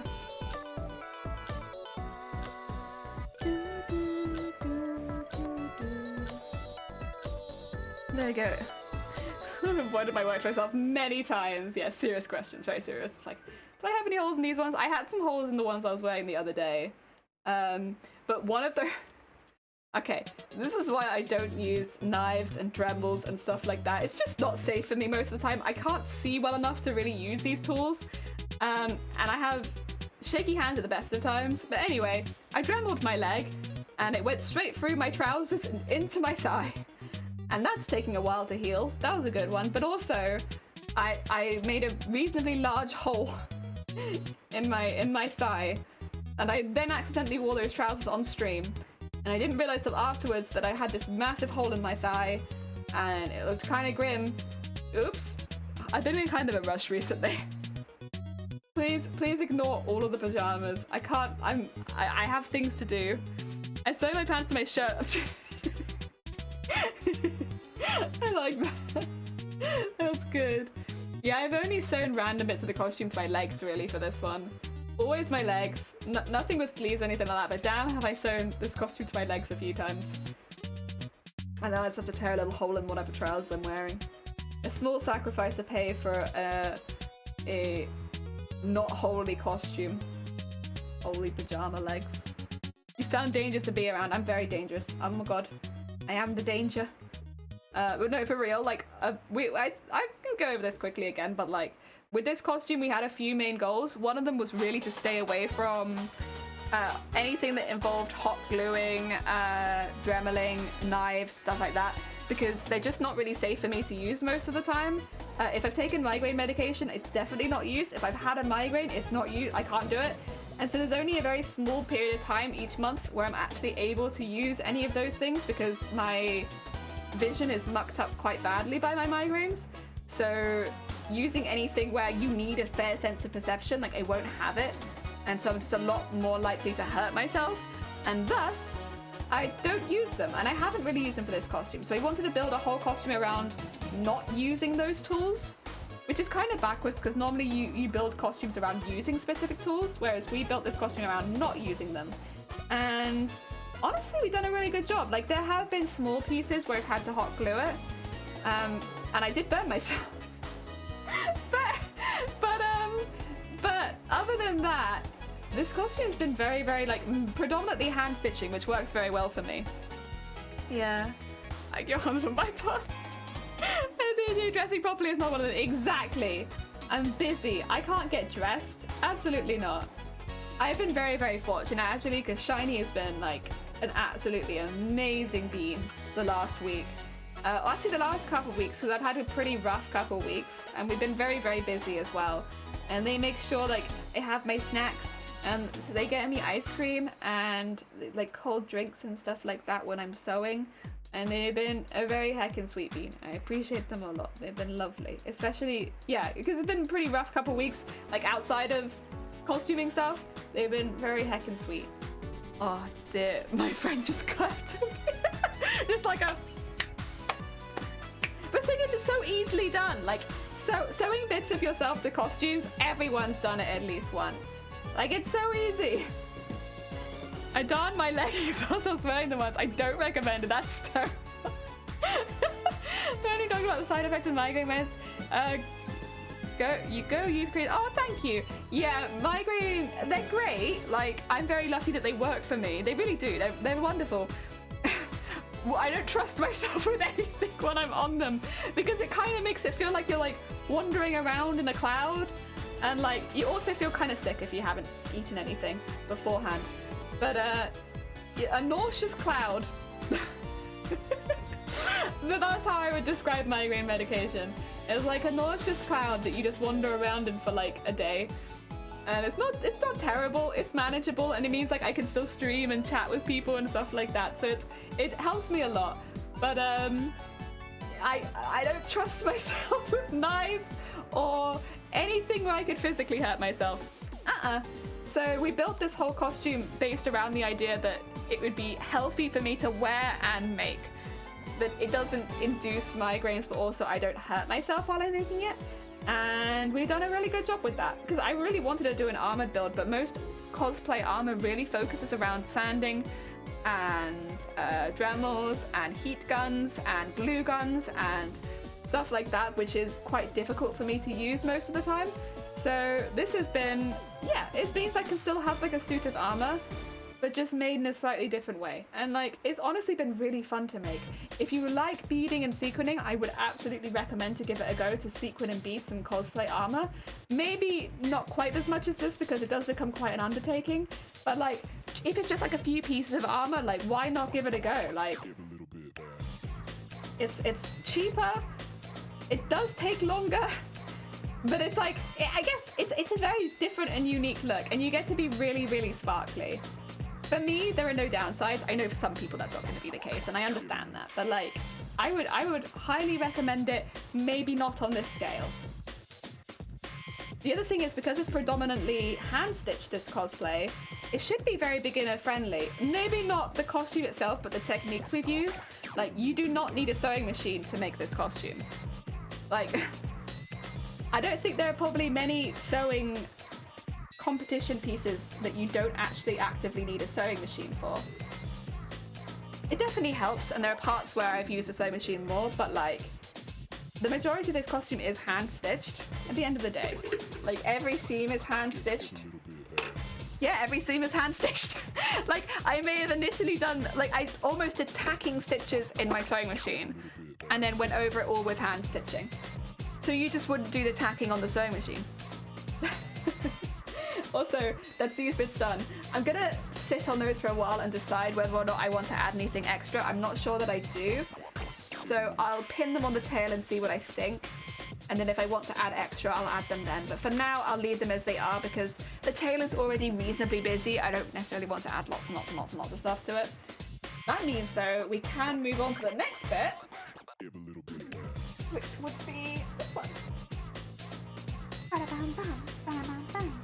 I'm gonna have to put my legs down for this though. Oh, there we go. I fit. So this is a piece of my cape. Done with the embroidery machine. It does need some trimming, but this will be the bottom of my cape. It's also kind of like, wah, stretchy, but it'll be all right. We'll have the beads on the bottom to weigh it down. So it's very long as well. I don't know if you can see this. It's a very long cape. Very, very long. Stitching goes the whole way up. It does need to be trimmed. I won't be beading it the whole way up because I actually want the weight specifically to be on the bottom to help it drag behind me. So we'll just be beading this bottom bit to help it drag behind, and then the rest of it can just hang behind me like a cape. And then this bit is one side and then the other one goes to the other side, so it kind of creates like a Does it make sense? Like a circle, but in 2 pieces. Because the tail has to go between the cape, so I had to have the cape in 2 pieces. So this is like half of it, and then the other half kind of goes at like the other angle. Yeah. Oh, I'm pretty pleased with it though. I mean, trying to find a fabric that somewhat matched the cape was like, But I'm pretty happy with this. It's close enough for me without making a whole lace myself, which would be very expensive. I'm not doing that. Let's get some white thread, and then we'll get all our stuff for this. Oh my god.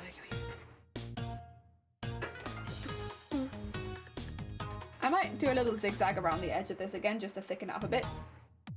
This music is giving me anxiety.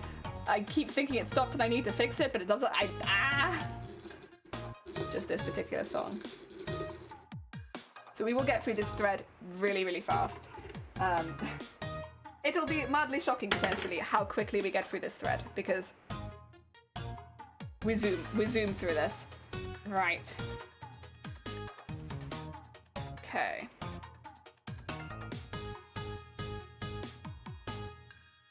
Okay. Oh.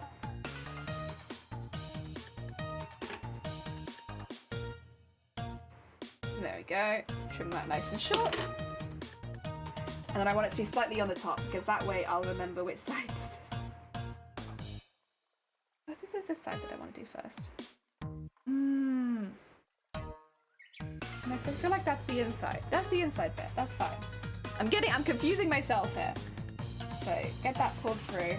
Oh god. The other thing is with these bits, the longer you sew it, the harder it gets, because your thread will want to attach to every other bead you've attached. I mean, that's the same with any bits with hanging beads, I think, but yeah, this one, I noticed it with the arm ones, but the longer I sewed, the harder it got, and I was like, this is the opposite of satisfying, but it's okay, I understand. So these, I had a trim, which I had all these beads on, and I spent some time taking all the beads off the trim. The only one that wasn't part of the trim are the teardrop shaped ones. Everything else was part of a trim that I'm just remaking for this. Okay. I would like to...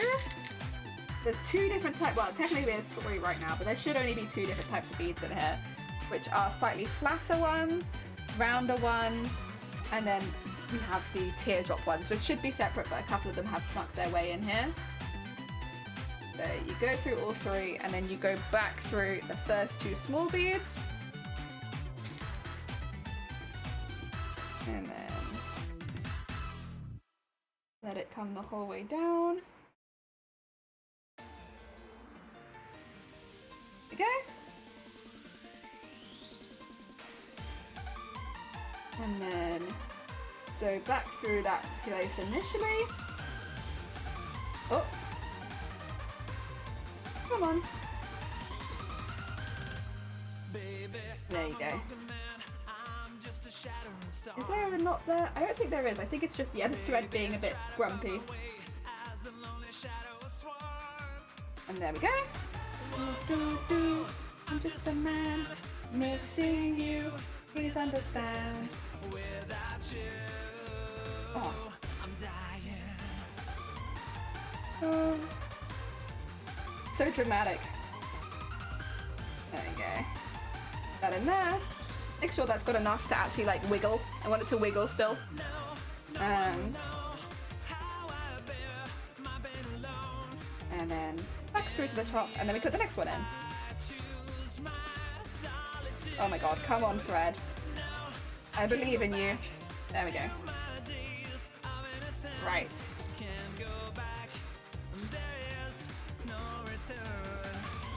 And then we'll do 3. And the round one. And that should look a little bit longer.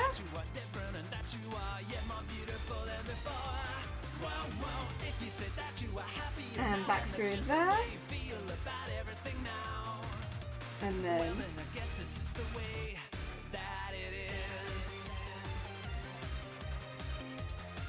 yeah. Go. Oh, almost. There you go. Give it a little bit of slack. Tighten it a little bit. Do a little bit slack. We're just sticking out there. There you go. And then sew across there. This is what I've done up both of the other pieces. This one's actually smaller. It kind of seems bigger, but it's not. It's not bigger. It's just I do a lot less on this one. I'm only going around the bottom, whereas the others I had to go the whole way up them, which that took a while. I don't know what made me decide to bead these, but I actually really like it. Also, Rafe, welcome on in. I hope you're having a good day. Welcome, welcome. We are finishing this costume in a couple days. Can you believe it? I can't. I can't believe it's come around so soon. But no, this costume's very much nearly finished. Right, now we need one of the really big teardrops.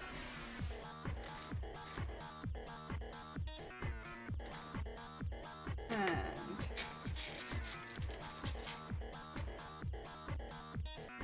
like so. It's quite a bit bigger than the other ones.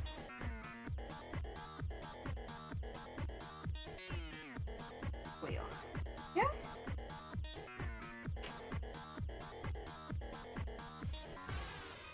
And then wheel. There you go. And that will help weigh it down at the back because these are quite heavy. The rest of them are very lightweight, but these big ones, hefty. All right. And there we go.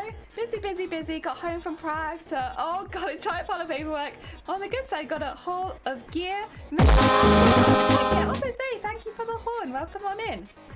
Oh dear. You typed too soon. Oh, you're fine. Hey, listen, you got your answer. It's all good.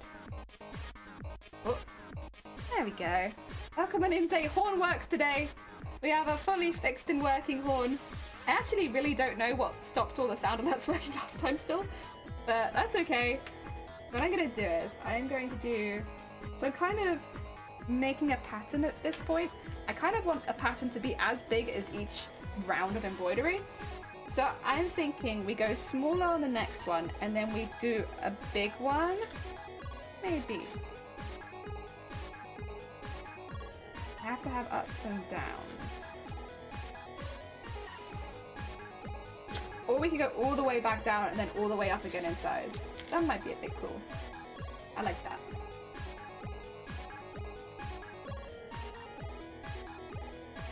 Otherwise I could just do like the round of 3.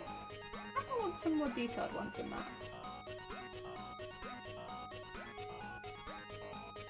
There we go. One done. And just pull it nice and tight, and then loosen it again immediately afterwards.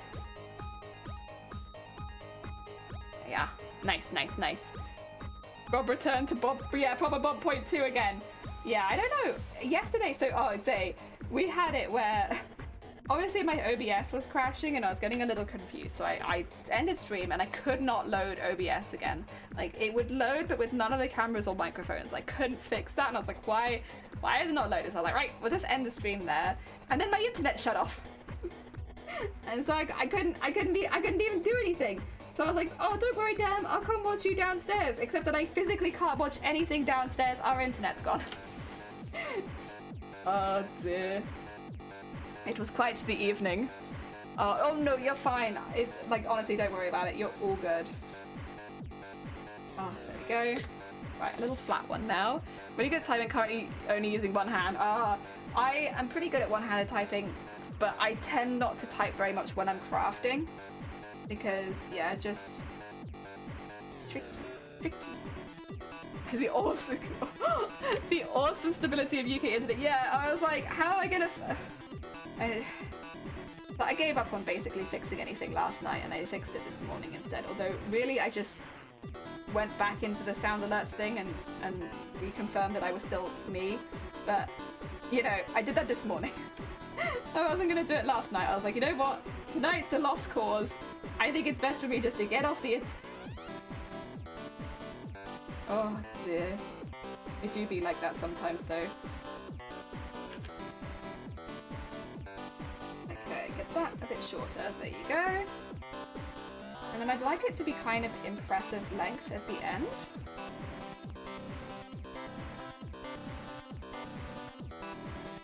A does mean having to do a few of the ones we just did again, though.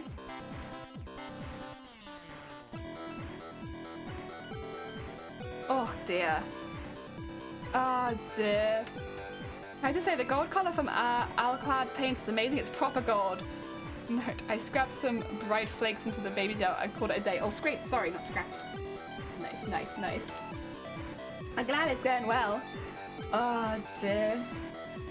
Right, back up to a larger one. Sorry if I'm going a bit quiet. I'm like really focusing on the pattern. Maybe this is why I did most of it off stream, because I'm just like, it's a lot of focus, and this is like a really big piece of fabric. So apologize if I'm going a bit quiet. It's just so I can get all this done neatly and like finished properly. Yeah. Okay, there we go. Especially since my thread is still quite long. So it's gonna want to knot a bit easier. Okay, and then just do that around there. And around there. And then make sure it's still got some slack. Kind of want it there, but my needle does not want to go through that. There we go.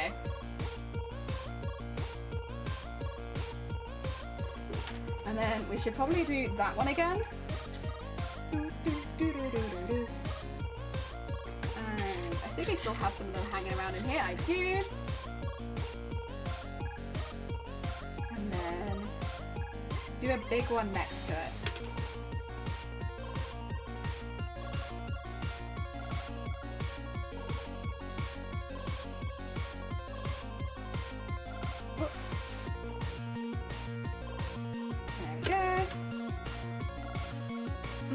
So with the space that I've got until there, I could probably go down one, up one, up one. Yeah, that's what I'll do. Try and make it look good. Try and make it look good. Not expensive either. Heck yeah, that's always good to hear. We love inexpensive crafts solutions. The co-worker will buy a screen and saw the live stream for the small picture. He's now watching the stream. Oh, bless. That's very kind. Welcome on in, co-worker of Pro. Oh dear, we're making a big cosplay. I've put the beads in the wrong place. That's my bad. I got excited and I didn't move myself along. Yeah,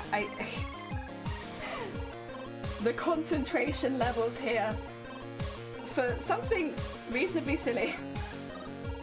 Soundtrack sounds like it's really rushing you. This is the Super Hexagon soundtrack. It's got, oh my god, Super Hexagon has such a good soundtrack. It definitely does feel a bit more like rushed and panicked, but oh, it's such a good, because it's got such a good beat on all of the songs. It's like you just, oh, it's just good. It's just great for crafting too. Wrong emote. Nah, it was the perfect emote. That's how I'm feeling. I'm feeling contented. A contented smile as I finish this costume after months and months and months of work. Oh, content. Oh, did I not go through them properly? Alright, 2 seconds, 2 seconds. This can happen as well, but I've dealt with it before, which is you just pull really hard and the needle will come back to you, one way or another.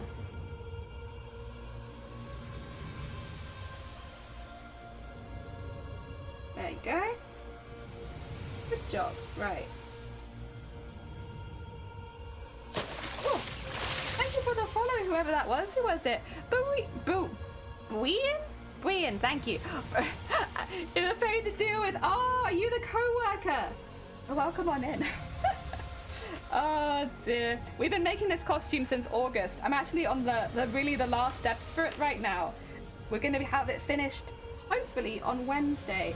And then on the weekend, be showing it off at TwitchCon Amsterdam. Very heckin' exciting. Yo, listen up! Here's a story about a little guy that lives in a blue world. And all day and all night, and everything he sees is just blue. Like him, inside and outside. Blue his house with a blue little window and a blue Corvette. And everything is blue for him and himself and everybody around. 'Cause he ain't got nobody to listen to. Yeah. I'm blue, dabba dee dabba die, dabba dee dabba die, dabba dee. This sounds awful together. Die, dabba dee dabba die, dabba dee dabba die, dabba dee dabba die. Oh, do dabba dee dabba die, dabba dee dabba die, dabba dee dabba die, dabba dee dabba die, dabba dee dabba die, dabba dee dabba die, dabba dee dabba die. Yeah, thank you for the blue. Welcome on in, Shifty Fluke. I hope you're having a good day. Oh dear, I sure hope you're the last. I know. I have 3 days till my deadline, so let's hope that it's the last bit. But honestly, we're doing really well. I'm not too worried. It's still quite a bit of work, but it's a very manageable workload for just a few days. So I'm quite happy with that. I'm just kind of happy that we've managed to stay like not crunching the entire way through this costume. Like, it's been pretty chill since day one, and now we're on like day 100 and it's still pretty chill. I'm happy. No crash cosplay crafting here. Just slow and contented cosplay crafting. Okay, I want a big one at the end of here. I think I'll do the circle as the extra one. Oh, actually. No, I won't do the circle as the extra one. I'll do the flat one as the extra one. That's okay. I'm just trying to think of like how many I'll have left of each of these, and so far I've used 3 of this, but I've used a lot more of the other one, so I think that'll be better. And add the 2. And then I need another teardrop one, which again, I think there are some still hiding in here. They shouldn't be in there, they should be in the separate pot, but that's okay. Uh-oh. I know. We're right at deadline, but honestly, it's been pretty good. It's been pretty chill. Do you want to see my like 1920s inspired little cape look for my shoulders? I can only show you a bit of it because I haven't sewn it all together yet, but I can show you the bit that's been decorated. It does kind of look like this. Look at this. Look at this little thing. Isn't it cute? So there's like a little clip here to attach it to the rest of the costume, so the bit at the bottom just hangs down, and then the rest of it's all beaded. It's all beaded. And it's all like shiny and sparkly. Although you can't really see the shiny and the sparkles. Like they're very, very mild. They're there, but they're very mild on camera. Oh, but to me it's not mild. To me it's like, wow, look at that sparkle. Right. There we go. I haven't even started my cosplay. You've not started your cosplay yet? Shifty, it's in a couple days. What are you gonna do? Oh, dear. Heck, very nice, thank you. I like it. Yeah, so what we're adding is like this. These are pretty heavy beads, some of them. You can kind of see the ones that are heavy. The ones that are getting in the way are the heavy ones. But hopefully it should help the cape drag behind me, rather than getting stuck on anything like the tail. That is the hope. Because the tail is very much, it's bulky and it's in the way. But I don't want the cape to get stuck on it because that would look a bit funny walking across the stage. So, I mean, and I'll only really be wearing the cape on stage. The rest of the time, it's white. I'm not wearing a white cape dragging along the floor. Absolutely not. But I will wear it on stage. So, I think that was always the caveat with the cape. Was like, I'll make a cape. I'm not wearing it anywhere other than the stage.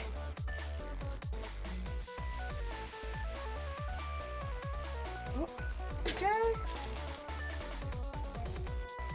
And under there.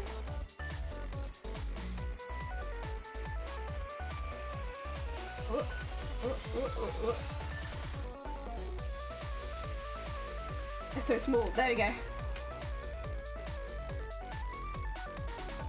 Should maybe tie this off before continuing, because although it might look like I've got quite a bit of thread left, no. I'll use this very quickly and that might just be one. Yeah, I probably should tie this off. You need a lot of thread on your needle to do these. You use a lot of thread. Okay, let's tie that off. What? Stop! Stop! There you go. Stay out of my workspace! There you go. That's better, that's better. And we'll thread that back into here.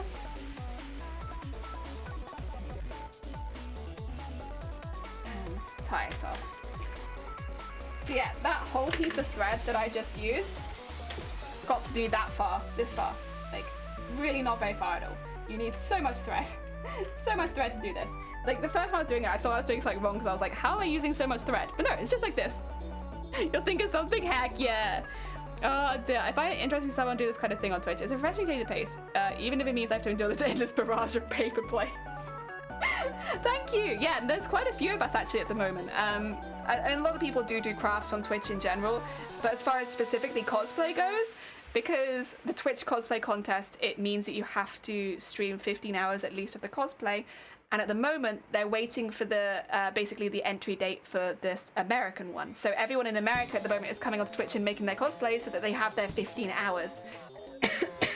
Of course, the ones for Amsterdam have already been picked. It's this weekend, so like we've all had plenty of time. But yeah, there's loads and loads of cosplayers on Twitch at the moment. It is Twitch cosplay season. Ah dear. I love cold tea. Delicious. I actually do like some of my teas cold, but maybe not this one. I'll bring civilization to this being. I mean, honestly, I watch a lot of games and music and stuff like that on Twitch as well.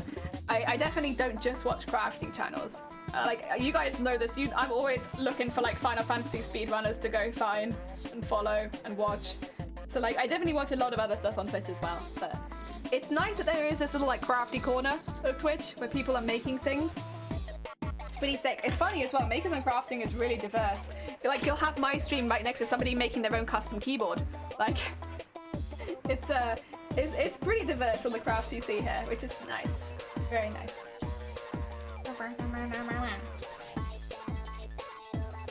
There we go. Tie that off. And we need a slightly shorter one here. I can also see some threads I want to cut though. Should I do that first? So my embroidery machine does like a tacking stitch, which is great. Really helpful, helps me cut things out and stuff like that. We actually don't want that tacking stitch still in there.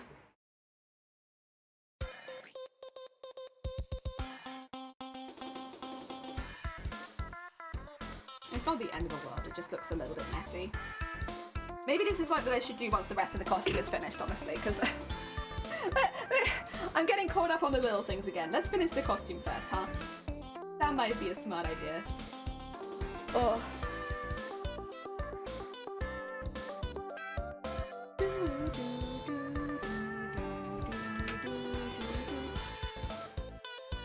Oh, and so it getting caught in itself begins. Okay, let's get that in there. That's pretty good. Not bad, not bad. And now, to mirror what I did on the other side. Easier said than done, but that's alright. I have actually already done this once before and I restarted because I used way too many beads and it was way too much, honestly. I was like, okay, this is not sustainable. It's also going to be so heavy at the bottom. So I'm redoing it now with like a lighter set of beads. And not using quite so many each time. So it's not quite as dramatic as it was the first time, because my god. Like, it looked nice, but also it was just a bit much. Like, this really does just drag behind me on the floor, so I don't... Having that many beads, they're just gonna snap and break and stuff like that, and no. I am building myself up for failure if I would have done the old one, whereas this, I think, is a bit more manageable. The beads are a lot closer to the cape. Hopefully it should be a bit more protected. So the thing is, with capes, the main damage is, well, other than just being dragged along the floor, is people stepping on it. And like, of course people don't step on it on purpose, like it's not people like being malicious or anything like that, but because conventions get very, very busy, capes will just get stood on. So if you're making a cape for a cosplay convention, I'd highly recommend you make it so it's detachable very quickly. If you're going to be wearing it in a crowded place, at least for me, I'm just wearing it on stage, so it's not quite so important. But like, if you're wearing it around a crowd, make it detachable. So that if somebody steps on it, it doesn't pull you over with it. And then also, make it washable. It's gonna be really, really gross by the end of the convention. So like, make sure you can wash your cape, because otherwise you'll have to make a new one every time you go to a new convention. That's no fun. Oh, you got a lurk? Oh, you're fine. Thank you, Shifty. Have a good lurk. Oh, yeah. I think there's some lorry outside. Excuse it if you can hear it. I hope you can't.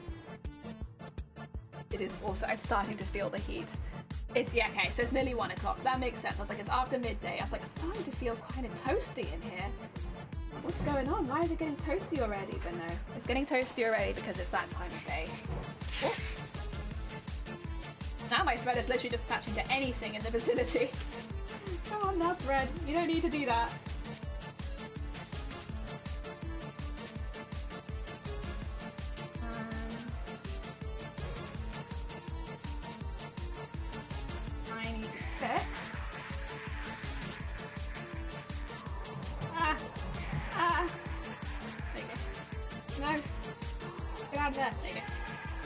I need to fit 1, 2, 3, 4, 5. I'm not gonna fit 5 in here.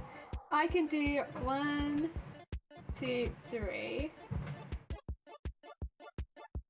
And that one. That's gonna be how it is, but that's okay. Oh no, wait. Yeah. I'm confusing myself. This is how it all starts. That's okay. We'll manage. We're professionals. Maybe of, what was it? Malice Mizzer. I don't know if I know which one that one is. This one that it's got onto now is Open Hexagon, which is like Super Hexagon, but more hexagons. This time, extra hexagon. Pretty good. I still think I like the Super Hexagon soundtrack more, but like, you know, it's still it's still solid. I think it would have been difficult to beat the Super Hexagon one though, because it is pretty iconic. This one's much longer though, which is nice. At least for me as a crafter, it's nice to have these long OSTs. But I say long, it's not that long, it's like 40 minutes, but it's like longer. The Super Hexagons is like 20 minutes.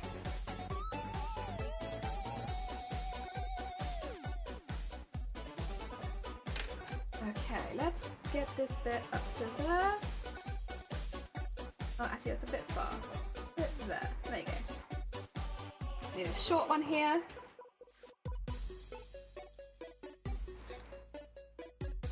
I am also, I should say, purposefully making this pattern different to the one on the arms. Why? I don't know. Yeah, not sure they still exist, but avant-garde J-pop? Avant-garde J-pop. I think I know what you're talking about. Yeah. I feel like I've seen some videos like that pop up in my recommendation every now and again. Oh, yeah. Oh, da. Oh, what are you doing?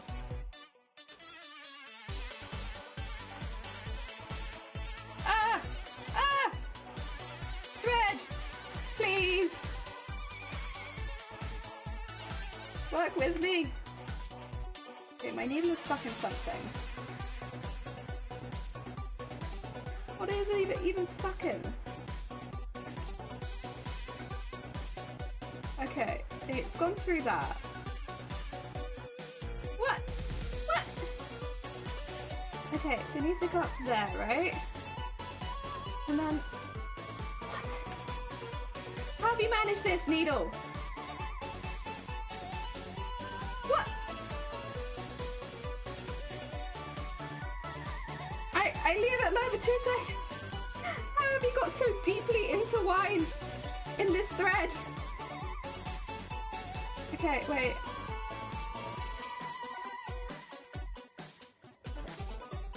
I think it needs to go through there. Oh my god, what is happening here? Okay, we got it. Oh my god, needle. You're giving me a heart attack. That was awful. Okay, so one side of it definitely needs to be pulled a bit longer. There you go. And then we just up and down a little bit till it fits properly. Jesus Christ. Oh dear. A teen when the horn came out from the Venga Boys, yeah? Honestly, 90s one-hit wonders is I just love it. It's a vibe. I don't actually remember how the Venga horn became such a big thing on this channel, but it did. Oh, I do remember actually. We were listening to the Venga Boys in like G minor or something like that on stream. I don't remember exactly why we were doing that. We were listening to like the Venga Boys in G minor, right? And then I think somebody mentioned to turn the horn into a sound alert, and I was like, yeah, that sounds funny. Let's do that. And it's been with us ever since. It's like one of the first things we did on this channel was the Venga horn. And it became like such a prominent meme for a while that it was like, okay, I'm still here, please. I haven't gone anywhere. I please, thank you. One day my music will not forget me, but it is not this day. Okay. Get that in there. And then, oh my god, I'm like hearts racing from that last one with the thread. I know it sounds silly, but like that would have been such an awkward knot to fix. I just was not ready for it. Not ready for it. Alex, what? They were one album wonder. A one album wonder. Ooh, that sounds up my alley. Okay. So the next bit from in here shall be. I think I've run out of the big teardrops in here, which is a good thing because they were never meant to be in there. They're meant to be in this plastic bag. There we go. Get that out of there. And oh, there you go.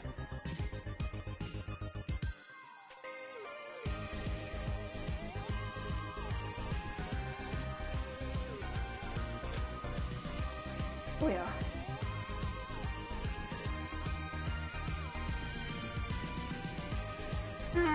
Now we go back up the next one and do the same design again. Welcome to the beating of the cape. There's a lot of repetitiveness, but it looks good and I really like it. And also these ones are pretty functional as well, just by being heavier. So it's good. They weren't as good, but no idea what happened to the cartoonies. Yes, go find them. You'll fall down a rabbit hole. Heck yeah. I'm always up for falling down more rabbit holes. Oh, that reminds me. There was somebody in chat who had a real interest in Alice in Wonderland. We have a very, very old copy of Alice in Wonderland in my family, and I took a picture of it so that I could show them. I only had the cover. To be honest, it has some art in it, but it's like, there's not like a ridiculous amount of art in it. But I hope I kept the picture. I took a picture of it because, you know, I'm not the person in the family that keeps it, somebody else does. But I asked if I could take a photo because I remember somebody was really interested in it. Do I still have it? I do! Okay. I'll have to post that in the Discord if I remember later. Because yeah, it's just a really, really old copy of Alice in Wonderland / Alice Through the Looking Glass. Because they're both part of one book in this one. But it's looking like a very old book. I don't think it says it on the picture how old that was published, but like a very long time ago. It's nice though, very nice. I think makes me a bit nervous because it's so delicate that I wouldn't want it too close to me, but it's very nice. Another Discord. If you want to, it's ! Discord if you want the link to the Discord. Oh dear. Yeah, I don't remember who it was that had an interest in those old books though. Yeah. I'll have to find out. Okay.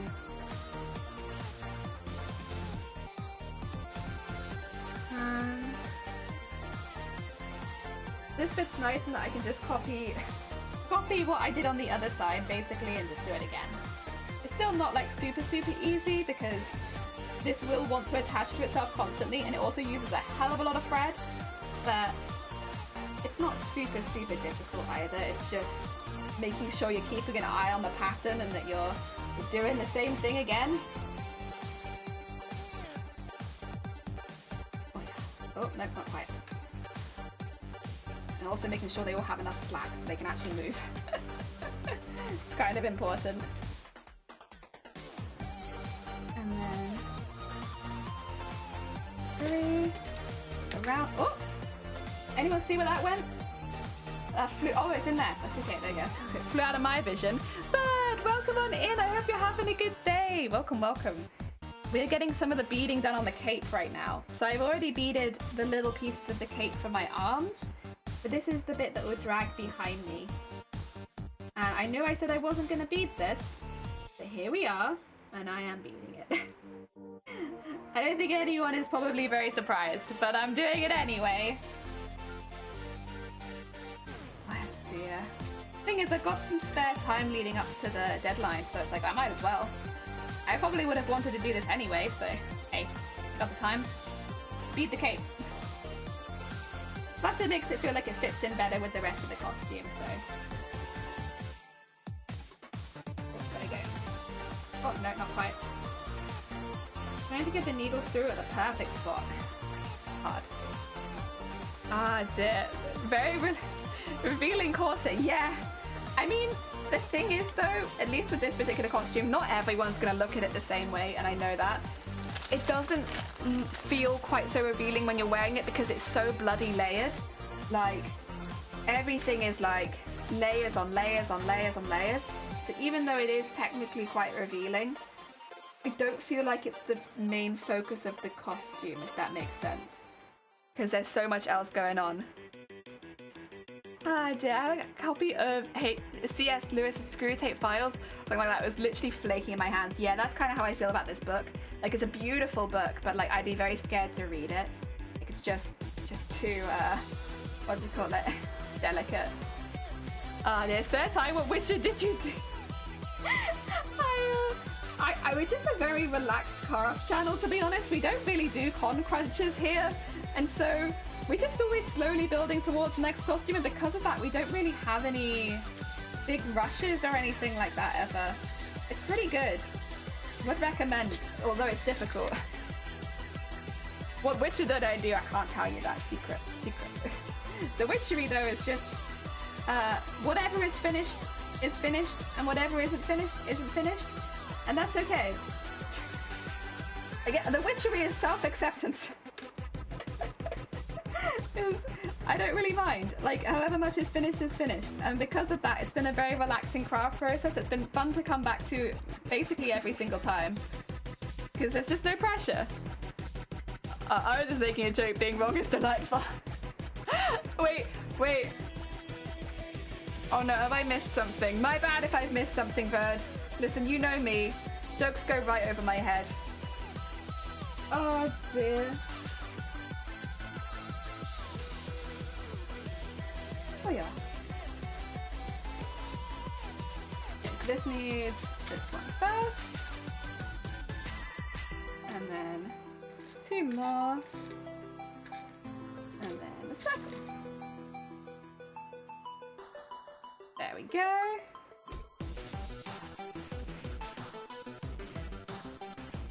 Oh yeah.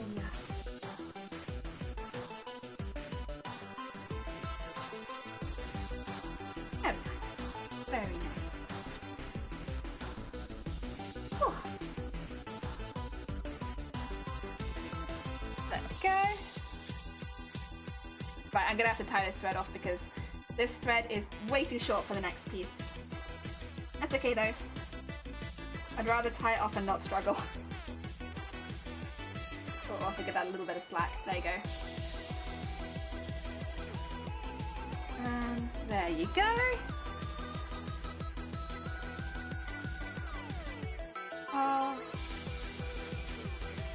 Wow. And okay. Once again, our thread does very, very little, but that's okay. It looks cute. That's what's important. It's doing its best. Oh yeah. And more white. I did not think it was intrusive revealing. Oh! It's like a... Oh, sorry. This bit is not the corset, I should say. Sorry, that's my bad. Can I zoom in on her? I thought you were talking about that bit. Because it is a very low V. My bad, I got confused. I thought you were talking about this bit. which is a very, it is a corset for starters, which I guess maybe you wouldn't know actually just from looking at it, but I have made it as a corset. And that's also very, very low. Sorry. I got confused. Right, let me get rid of that again. Well, oh dear, boobies. Yeah, boobies. But I feel like it's not that obvious once you're wearing it. I could be wrong. Maybe I'm not looking at it right, but I just don't feel like it is. Oh dear. Talk about what you're working on. Yeah, this would be if I was making this into a corset. Very revealing. Thankfully, it's just a cape. Don't have to worry about it too much. How are you gonna see with that hood? Oh my god, so easily. And it's so comfortable, but I can't hear anything. Seeing is not a problem. Hearing, however, I can't hear. So I'll say this again. If anybody sees me at TwitchCon Amsterdam and calls out and I like completely blank ignore you, I'm so sorry. I really can't hear anything in this costume very well. So it's not necessarily that I'm ignoring you on purpose. I probably am not.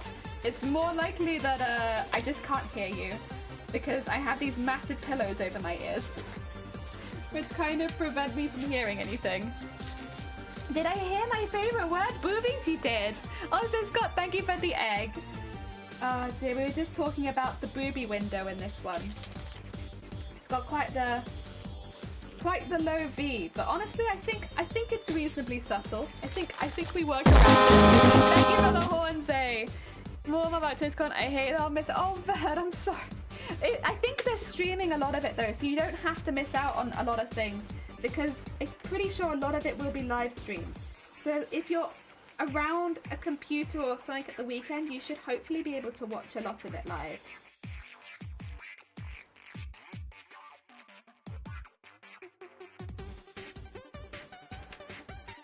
Wow. And down to there. There you go.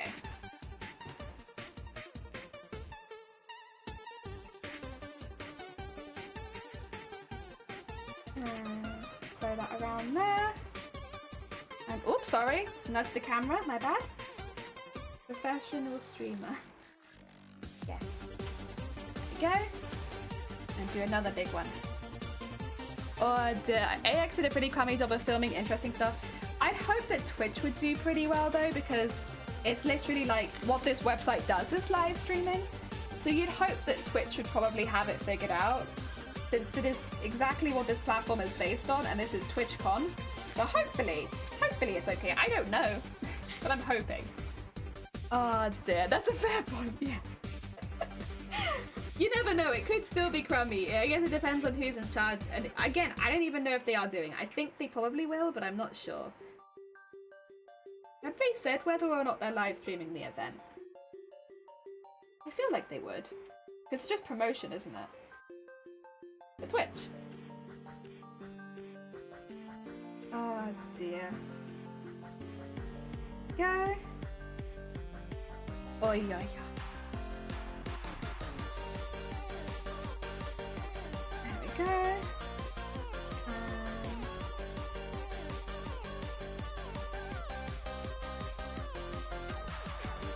And a little bit more. A little bit more. Like to there. Oh! Picking up previous loops. God, ah! There you go.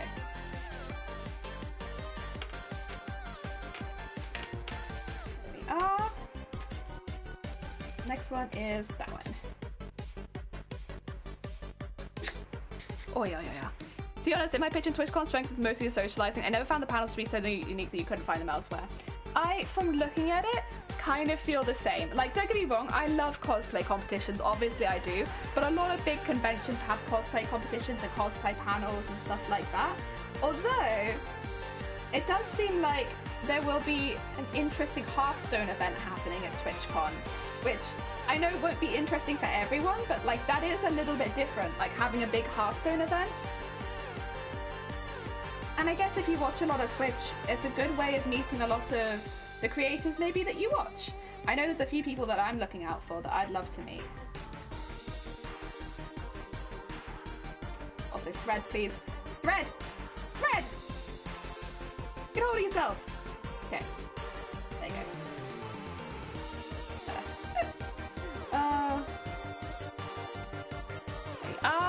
Yeah, similarly, VidCon isn't great at streaming stuff, and they probably should be. Yeah, VidCon really should be. No excuse there, that is their industry. Oh damn it, VidCon. Why are you like this? Yeah, I guess I'd hope that they'd be pretty proficient at streaming it, but I can't say that they necessarily will be. It's just a hope. 1, 2,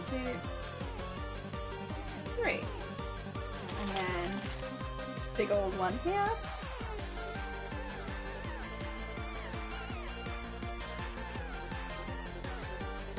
And then just go through there.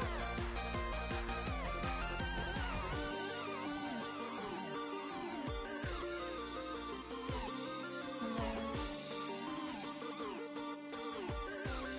so around the edges here. Okay. Oh. Trying to keep those ones out the way. So difficult. Okay. Ugh. Yeah. Oh dear. In a way. On the other hand, they usually have a competition. I've seen one for PUBG, Fortnite. Oh, okay. I'm kind of glad it's for Hearthstone then, because I actually know a fair amount about that game. I used to play it a lot. So that's one like I have an interest in. They also, one thing, okay, so I don't want to say that this is unique to all conventions, it's definitely not, but it's not something I've seen at UK conventions very much, which is that there is a whole panel for drag queens, and then they have like a whole drag show at TwitchCon. So like, and they're doing that on main stage as well, so it should be really easy to see. Not to say that they don't have that at other big conventions, but in the UK that's not one that I probably ever would have seen. Because unless you go to a drag convention, you don't really see drag in like Comic-Con style settings. You get wrestling a lot, but not so much drag. So that's one which I'm quite excited for, because again, that's not one that I'd normally get to see. The other thing is, specifically having like some pretty big cosplayers there.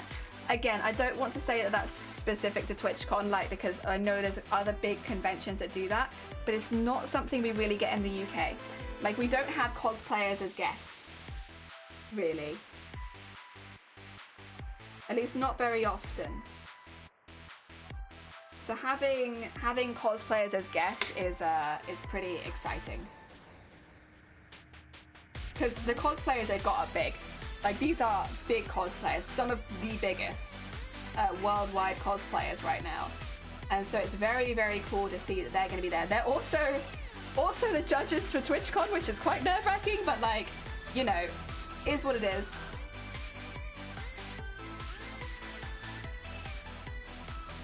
But yeah, that's pretty cool.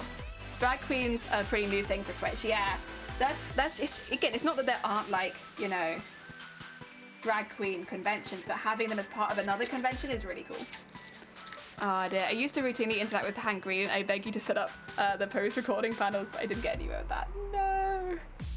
Oh, so Az, welcome on in. I hope you're doing well. We're putting some beads on the cape. I knew I wasn't going to bead the cape. In fact, I wasn't even going to make a cape, but here we are with a cape and beads. Because the thing is, I've got spare time. Like, I'm not really that fussed for time on this costume at the moment. Like, I'm doing pretty well, especially since we won't be doing the trident anymore. So like, things are going pretty good. I rush, just carefully dawdle to the finish line. That sounds about right for us, honestly. Dawdle our way onto the finish.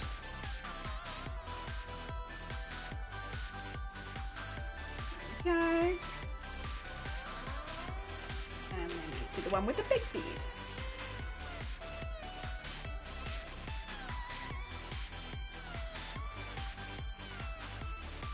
Okay. And there. Very nice.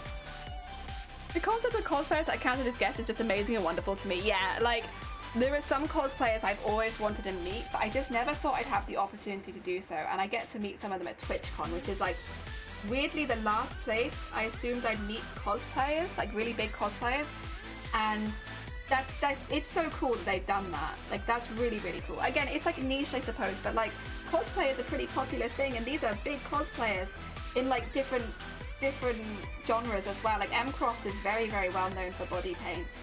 You've got Kamoi Cosplay, who has been making tutorials for like 10 years. Like, these are big cosplayers, and it's really cool to see them coming as like guests and doing panels. Ah, dear. On the other hand, it should be comforting to know the judges will actually know the stuff they're judging. That's not always the case. Yes, absolutely. Absolutely. Like, it's really cool to see that. Also, Magic, welcome on in. I hope you're having a good day. Yeah, it's kind of scary because you know the judges are gonna really know their stuff in this particular case. Like, all of the judges are like very, very well versed in like a variety of different cosplays, like, or different types of cosplay. So like, they will know their stuff. If you've done something wrong, they will 100% find it, I feel like. But then the nice part of it is, you know, you're talking to people that really understand what you're making and why you've done it in this way and stuff like that. So like, it's a little scary talking to your idols and trying to explain why you've made it in a certain way. But at the same time, you know you're going to be judged by people that really care about cosplay.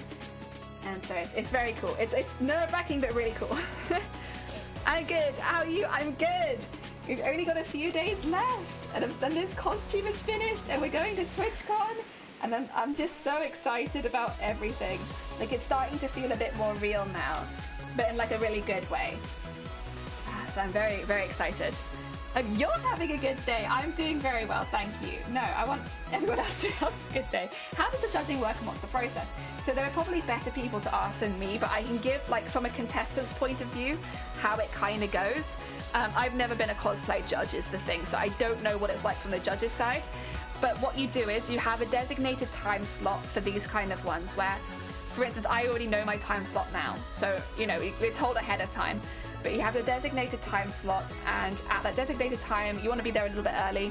You go in to a separate place with the judges, and you talk through your costume. They probably will ask questions about certain elements, and like, it might be just simple ones like, how long did this take? How much of this material did you use? Or it might be more technical questions like, how did you manage to fit this and this kind of thing? So they can kind of gauge the skill level that went into the majority of your costume, and also the range of techniques you've used. If you're new to cosplay competitions, I would really recommend write a list. If you're not doing a build book, write a list, because in the moment it can be very, very difficult to get on page, like get it out, everything that you've done on these really big cosplay competition builds. So you go through that, you talk about all the more technical points of the costume, or more difficult points, any interesting information about the costume, that's when you'd also say it. Answer any questions, and then you leave. Later on, you'll go onto stage and you'll show your costume to everybody so that everybody can see the thing that you made. While you're doing that, the judges, or the presenters, I think in this case, will talk a little bit about the costume. And that's something that I've submitted myself. So I submitted what I wanted to be talked about with my costume. They might add some things, but the basics is submitted by me. And then I'll get off the stage, and then when it comes to the judging portion of the stage show, it's done in sections. So for me, all 3 larger-than-life contestants will go on stage, they'll announce the winner, we'll clap, and then get off stage. And it's pretty standard like that, to be honest. Some cosplay competitions don't have categories, and in that case, they'll just call up the people one by one to collect the prize, whether it be like 3rd, 2nd, and 1st, maybe a Judge's Choice Award kind of thing. Every time as well, the judging is a little bit different. Like, for instance, there's some unusual categories with the TwitchCon cosplay ones, like resourcefulness and aesthetics. Just, you know, they're not categories that I'm used to seeing, but also specifically TwitchCon does not have a performance category, so it is all more to do with craftsmanship than it is performance. Yeah. So we will be fully judged probably before we go on the stage, I expect. I hope that kind of breaks it down for you. Obviously, it's a little bit more than what I just said, but I hope that kind of explains it. You know, it's not standard, but it's like pretty similar to experiences I've had at other conventions. So it's not so different. And also, like, it's nice in TwitchCon because you get a lot of time behind the scenes with other cosplayers. So, like, you get to chat with all the other cosplayers for a good while, which is nice. And in TwitchCon specifically, they feed us. That's new. I've never been fed before. That's different. But I like that. I'm a big fan. Please don't get rid of that. Keep the feeding. I like to be fed. It's so silly, but the main cosplayer I want to meet is Adam Savage, and he cosplays specifically to not get noticed. Also, he does, yeah. So I remember watching some stuff about Adam Savage and their cosplays, and I think that's fantastic. I mean, I watched Mythbusters growing up, so I remember Adam Savage for that. But I'd love to meet them. I'm sure they're a really interesting person, and like the costumes they make are really out there and unusual costumes to see at conventions. They're like often well-known characters, they're just not much cosplayed, and so it's really cool to see them. Life beckons. Oh, you're fine, madame. Take care of yourself. Enjoy the rest of your day. Oh, surprise! Welcome on in. I hope you're having a good day. Ah, dear. How did you do long in this cosplay? A couple of weeks in retrospect. Oh, heck, 2,000 hours. This is the thing. It's like, you want to get some of your main points that you want to highlight. Did it play? I didn't hear it, but it's been lagging, so maybe it'll happen anyway. Oh dear. But yeah, you want to get the main points that you want to highlight. Definitely don't go into a cosplay competition and point out the flaws of the cosplay. It sounds like common sense, but I think when people are under pressure, they'll be like, oh, I did this bit wrong, or I'm going to redo this when I get home. Do not. Never talk about the things that you would improve. Never. If anyone really does ask that tricky question of like, what would you improve on this costume?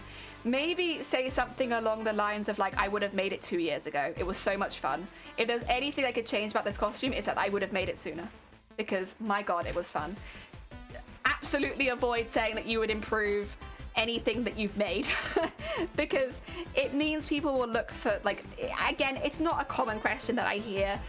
I don't think most judges are trying to catch you out like that, but like, if you can, avoid saying the things that you dislike about your own costume. We're all artists, we all have it.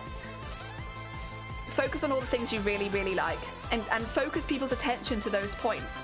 Like, if you're talking about it, gesture at it, like, show people, because it really shows that it's something that you think you've done really well, and hopefully shows the best points of your costume to the judges so that you can do the very best that you can. How are you? I'm good. We are very close to deadline, but we're not really speeding up that much, honestly. We're pretty good on time. Things are good. We're doing good. That's me a million times. I hate it. Yeah. So you got to try really hard. Never point out the things you don't like about your costume, ever. Other people won't notice the little details you left hanging. Exactly. So like. You want to really draw attention to the bits you're proud of, and like, they might be subtle bits. It might be like a really small seam that matches up perfectly, and be like, you could just say, I've matched my seams perfectly, here's an example. To show that kind of stuff, and people be like, ah yes, good sewing, very nice. But if you say, I wish I'd not done the arms like this, they'll look at your arms and take notes that it wasn't perfect, and like, don't do that. Oh, Akers, welcome on in. I hope you're having a good day. Also, I hope your day is also going well, Morigi. It's true, they don't see them, but you do. Yeah, exactly. It's like you're seeing all the things you wish you could change, but judges are just looking for things that are impressive, that are awesome, that are different. They're not looking specifically for you to have messed up. Like, I'll be honest, as far as I've been aware, no judge has gone into, like, my judging looking for things where I've made mistakes. They have asked, more prying questions about the costume, like, did you make this yourself? Was this handmade? Did you do this? And it's like, it's just to identify exactly how much I did make in some certain costume competitions where 100% isn't necessary. But it's not that they're trying to like catch you out. It's more just like so that they can stack you against the other people. Well, did you make this? Somebody else already has, kind of thing. But it's not to put you under pressure or anything like that. I think those are the most prying questions I've had, and they're nothing, honestly. They're not bad at all. Very easy. So yeah, if you're going into a cosplay competition, please do not point out the things that you don't like. And again, it sounds like such common sense, but I think everyone has like the automatic reflex to do it. And no, don't do it. And if you're struggling, write a list. I'll be honest, with these really big cosplay competitions, it is also useful to have like a build book. So a build book has all of your progress pictures in it that you've taken along the way. Because they take so long to make, it kind of shows like a history of your cosplay being made, as well as you can put stuff in, like for instance, I'll be having a couple pages about my inspiration because I only have one concept-ish like picture to take references from. So I'll have a whole bit talking about circus fashion and why I've taken inspiration for it for the Final Fantasy character and stuff like that. and how it fits in with the design moves I've chosen throughout my costume. And that way you can explain it without having to talk, especially if you're someone like me. It might not seem like it because I'm a streamer, but I do really find it difficult to talk under those kind of circumstances, right? Or be eloquent under those circumstances. So by having a build book, a book where, you know, it kind of does a lot of the explanation for you, if you are struggling on the day, you have basically a document that can explain all of your hard work for you. And is it necessary? It's not, but it is exceptionally helpful. And it helps the judges see all of the behind the scenes work as well in your costume and the background work. There we go. Sorry, something about that wasn't feeling right. Most of my cosplays, like, I wish as skinny as that character, I made a dead-on Attack on Titan outfit, but like, how are you gonna fly through the air like that? So like, no! And the thing is, judges will not judge you on your body. Like, that's never the case. Like, if you're not cosplaying in the same race, if you're not cosplaying at the same size, you will not be judged in your body. The closest you can get is maybe if you've made like stilts or something to better be the height of the character, you'll probably get some positive marks for that, but you'll never lose marks for not having the same body type as the character you're doing. Never, never, never, never. It's not fair to ever judge anyone on that, because at the end of the day, it also would like super limit people with their cosplays if they could only cosplay within the same like exact features that they had. So I don't think anyone wants to encourage that, honestly. Also, I've made it silly. Okay, you need to get this bit over the top. Yeah, it got a bit twisty, it did.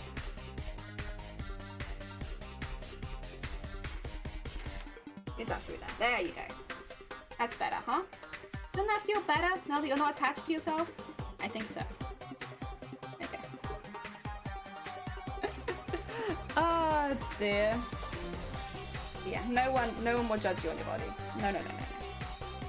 Yeah, freedom to cosplay whatever you want. I mean, I don't feel like I really need to say this in this chat, but the only thing that they'll generally have against the rules is painting your skin to be another recognizable race.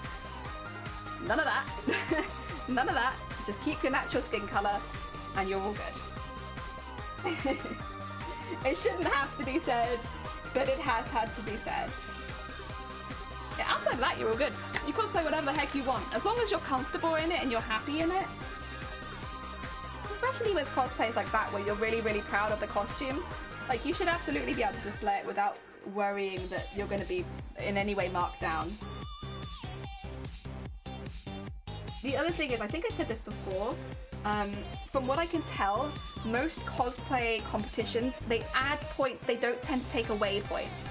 So for instance, if you made a pair of wings and they look really cool, but one of they used to be electronic and now they're not, kind of thing, like the electronics haven't worked. You'll get points for making the wings, you'll get points for them looking really cool, but you won't lose points for the electronics breaking, most of the time. That's how I've seen cosplay competitions judged. So most of the time, rather than losing points if something goes wrong, you just won't gain any extra points, you know? It's very positive. True, but I'm bleaching blue jeans for the costume. They were so weakened that they tore right off the butt. No! Butt tears! Honestly, we've all had a good butt tear here and there. I've had butt tears. I think most people have had butt tears. It happens. There's normally a fixing desk where you can fix that kind of thing. Like, at least get something to cover it. Because butt tears are difficult to fix. Oh dear, what if I want to be a purple tiefling? That's fine. You're all good. You be a purple tiefling. Heck yeah. I believe in you. That warms my heart. What, that we've all had butt tears? I had a butt tear. I've had one at work before, but then I've also helped other people fix their butt tears. Where, like, it's difficult. It's a really hard one to fix in, like, a pinch. At least it was for me. My fabric was kind of stretchy, and it ripped, you know, right over the crack at the back. And I was like, great, what am I gonna do? So I think I had, instead of an immediate fix, I just tied something around my waist to cover it. Sometimes if it's a stiffer fabric, we can sew it together on the spot. We do have a little bit of thread lying around for that kind of thing, but yeah, it's butt tears are really hard, and especially if it's like stretchy. Oh no. None of that. That's a hard fabric to fix. Yes, yes.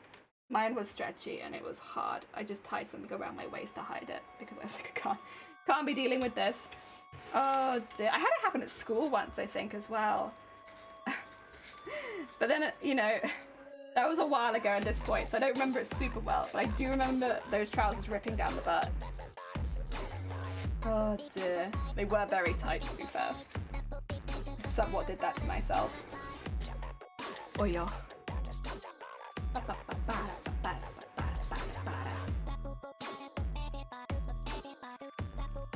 Oh dear. I think the worst cosplay damage I've received, I've been very lucky. None of my cosplay like damage at conventions has put me in like a position where I need to get it fixed immediately because I'm indecent.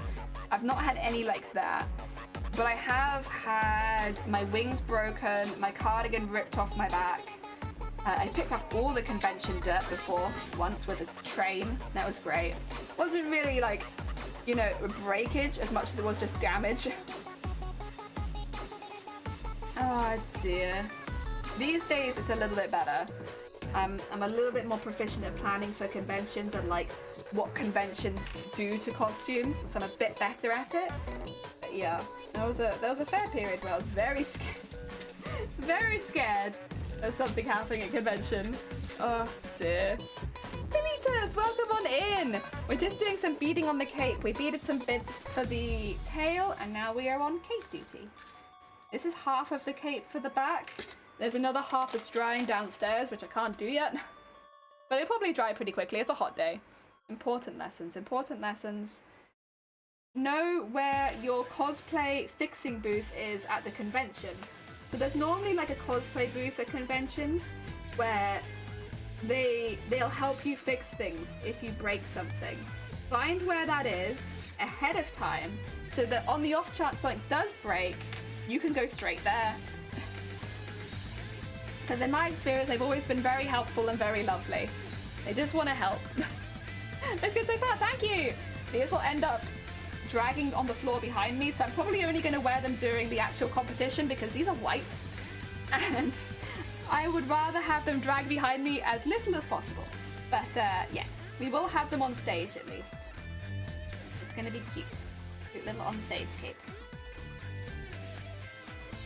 Yeah. Oh yeah. Although I guess technically if we do the walk afterwards, then maybe I'll have it on then still. I don't know. I'm not sure. We'll see. They should be detachable, so I guess it depends on how I feel. Yeah, we're getting there.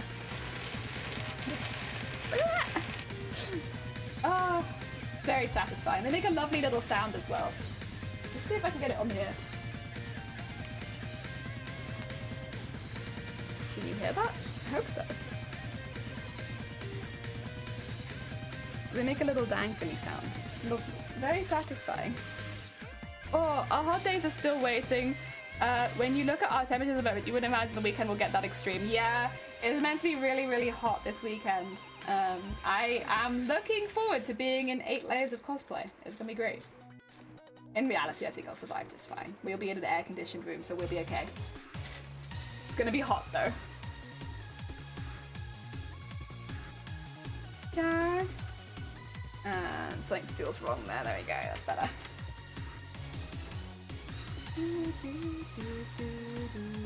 Bam, bam, bam, bam, bam. Bam, bam, bam, bam, bam, bam. Okay, come on, come on, come on.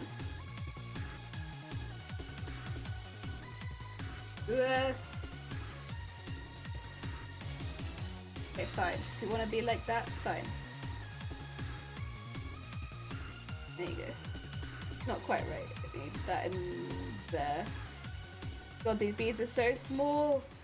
It's also getting toasty in this room. Help. Help. Warmth. It is coming in. Help. Please. Take the heat away. Can't handle it. I'm not good at handling the heat. Thank you for the egg. That'll help a little bit. Oh, thank you for the posture check. You're right. I probably should. I can tell you it was like 200 hours of leather crafting. Leather time that stretched too much. If the costume was made like seatbelt material, it would have been fully functional. Oh my god. Actually, seatbelts is not a bad look. Cool. Please make people take lots of photos of you. I'll do my best. I really don't like having photos taken of me that much. Like, I get very, well, it's not that I don't like, I get very self-conscious of photos. But I will do my best to get at least a good few. The egg helped. The egg absolutely helped. Now that I'm drenched in egg, I feel a lot cooler and ready to tackle the summer. So for this evening, I always created pretty stuff on a pewter, but never so complex stuff. Heck yeah! Oh, congratulations! Very hecking cool. Oh. Yeah, my posture is all over the place today. We're doing our best, but you know, it is what it is. Skinny Weenie, welcome on in. Thank you so much for the follow. There we go.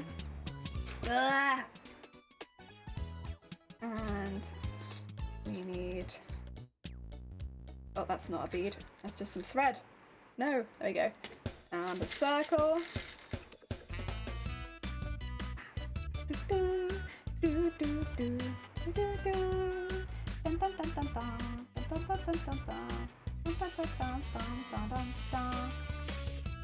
Okay. Get that up there. Go.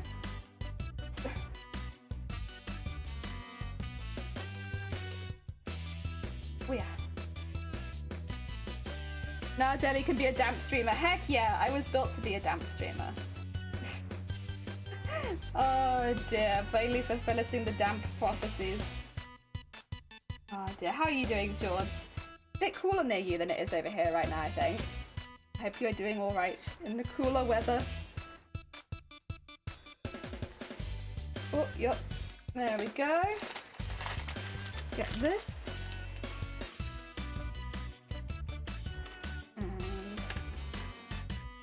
Oh, yeah. Down there. And to there. Whoop, whoop, whoop, whoop. Okay. I need to fit 3 more into this space. Did my music forget me again? Do you think it forgot me? I kind of feel like I might have been forgotten. Let me get this stitching done and then I'll make it remember me really quickly. There we go. 1, 2, 3. Maybe. Maybe a bit tight, but that's okay. Oh yeah. I think I called the last week, so it's been nice. Sick. Just chilling for the night. Very nice. Let's get this to remember me. There we go. We're back. We're back and being remembered by music again. Okay. Oh, it's weird hearing it without the into you. For sure.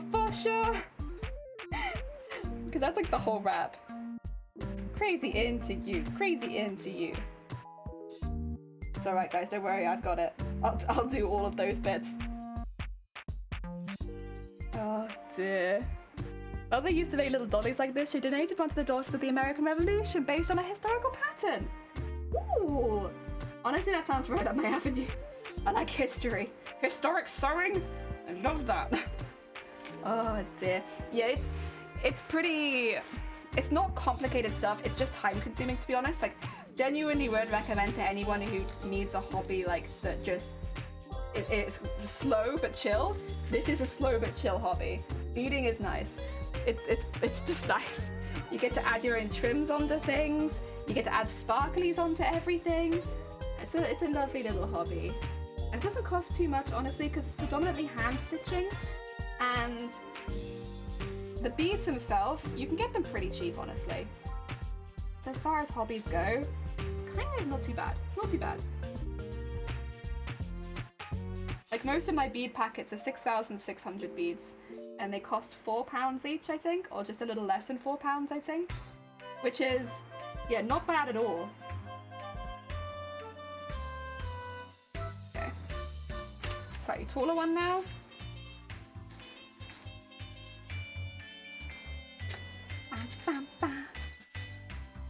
Dear, wait for some minutes when I bring a pewter commission to the mail station. Please don't set anything on fire. I'll do my best, but I can promise nothing for Litas. Good luck. I hope your trip goes well. Cross stitch is my chill hobby. Cross stitch is lovely. That's what before I started sewing, before I did any of that, I started cross stitching. And I could have only been about 7 years old, I think. and I started cross-stitching, and I made a cross-stitch of one of my favorite toys. And I like did my own design, and I bought my own threads and everything. And I did a little cross-stitch of my favorite toy, and then I gave it to my grandparents, and I was like, there you go, grandparents. You can have my cross-stitch of my favorite toy. And after that, I was like, you know what? Maybe this is a hobby I want to invest some time in. Like, I really enjoyed that. And being able to make things from scratch has always appealed to me. So I was like, yeah, you know what? Sure, this can be the full-time hobby. Where do you get the beads? Amazon. Amazon and a little bit eBay, because for a while Amazon didn't stock them, so I did get like a fair portion of them off eBay, but mainly Amazon. Heck yeah. You just type in seed beads, like seed, like garden seeds and beads, and you'll find loads and loads and loads and loads and loads. These ones in particular, they are seed beads, but they're not ones I got like that. I had a trim that had lots of beads on it, so I dissected the trim into different beads, put them in different bags, and then, ta-da, make my own trim. So it's a little different, but it's a very cheap way of doing it. If the trim's only like a couple quid, and then like, you know, just get everything off that. Easy. Easy. £4 is quite heavy for payment though. It's quite heavy, yeah, when you're paying that shipping. Oh. Also, Roll, welcome on in. I hope you're doing well. We are doing some beadwork on the cape. The cape that I said I wasn't going to make, but here we are. Putting beads on it. It's just how it be sometimes.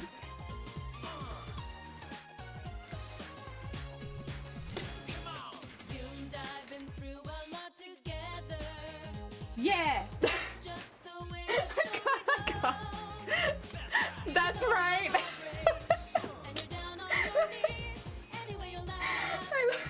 I love this song. Let's go!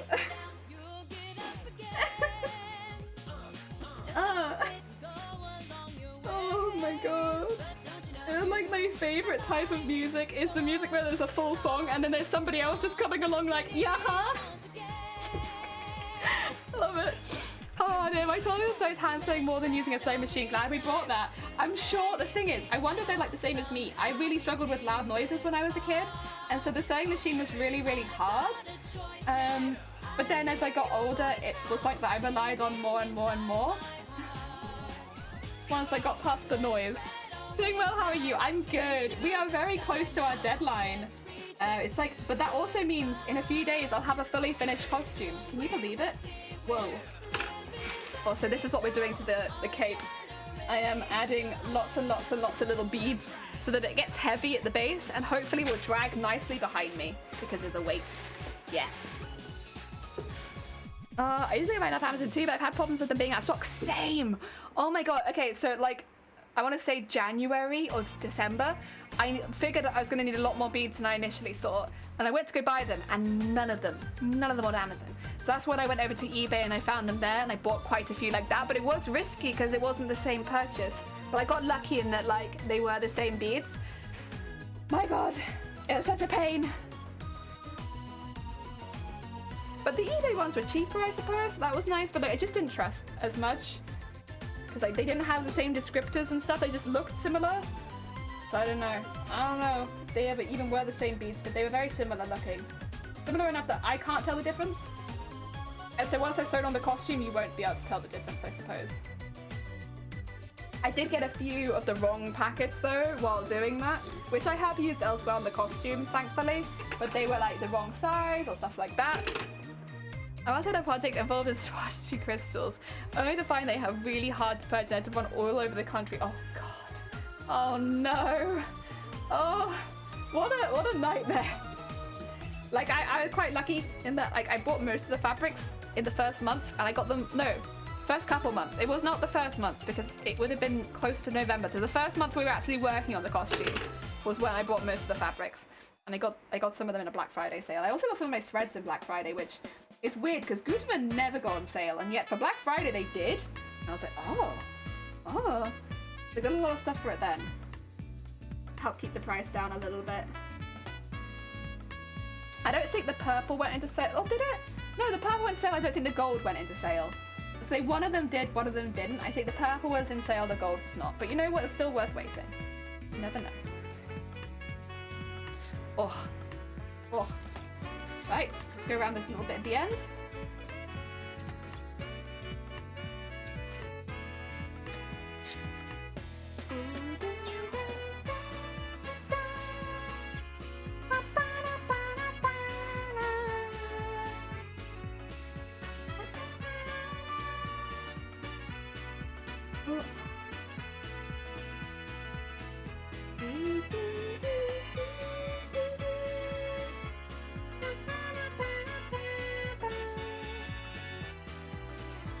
Oh, there we go.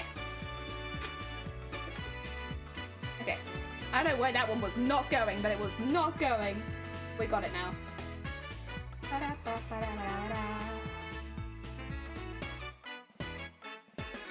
you go. There you go.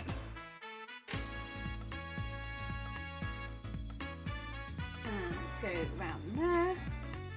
I'm much happier with this bead pattern, excuse me, than the first one I did off stream. It's just a lot lighter. Less bead heavy, looks nicer. It also kind of matches the work I'd already done better. So yes, happier, happier. Ooh, we're heading to Beam Hospital, is it? That time. Okay, I need some tea. That's also the time. The whole time I was raging because they were just bits of colored glass. Yeah. I mean, I haven't had any issues like that other than the beads. And I just had to wait for them to come back in stock because there's no bead shops near me. Like, I don't even know, are there any bead shops in Wales left? I feel like not in the south of Wales.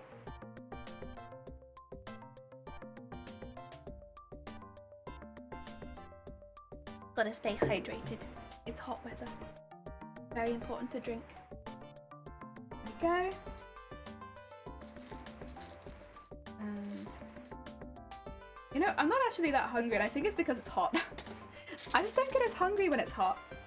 That being said, I do, what do you call it? Stress eat. So I feel like maybe it's evening out because we're traveling in a few days, so I'm probably eating for that, but then I'm just not really very hungry because it's hot. Maybe this is a good combination so that I eat a regular amount because I have to fit into this costume this weekend, so you'll be a little careful. Oh dear. Right. Cross to there.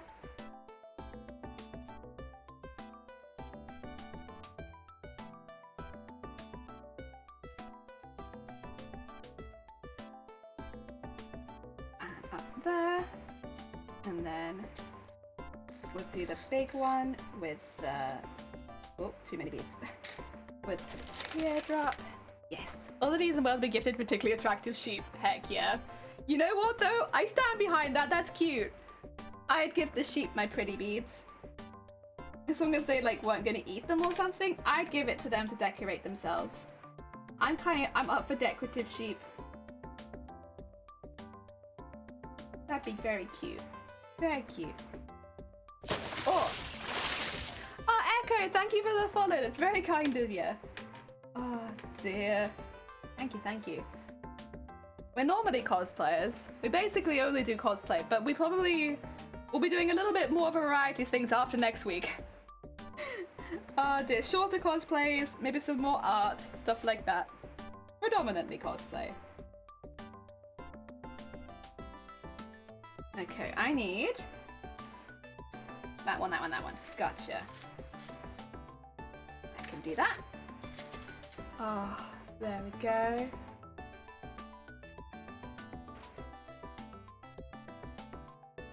And is that another one of my hairs? Oh my god. Jesus. There's gonna be so much of my DNA in this costume. I have sewn so many of my hairs into it. Most of them are pretty subtle, but I feel like on the white they are less subtle. Do you ever play games? Normally we did. We normally have one stream every week for playing video games.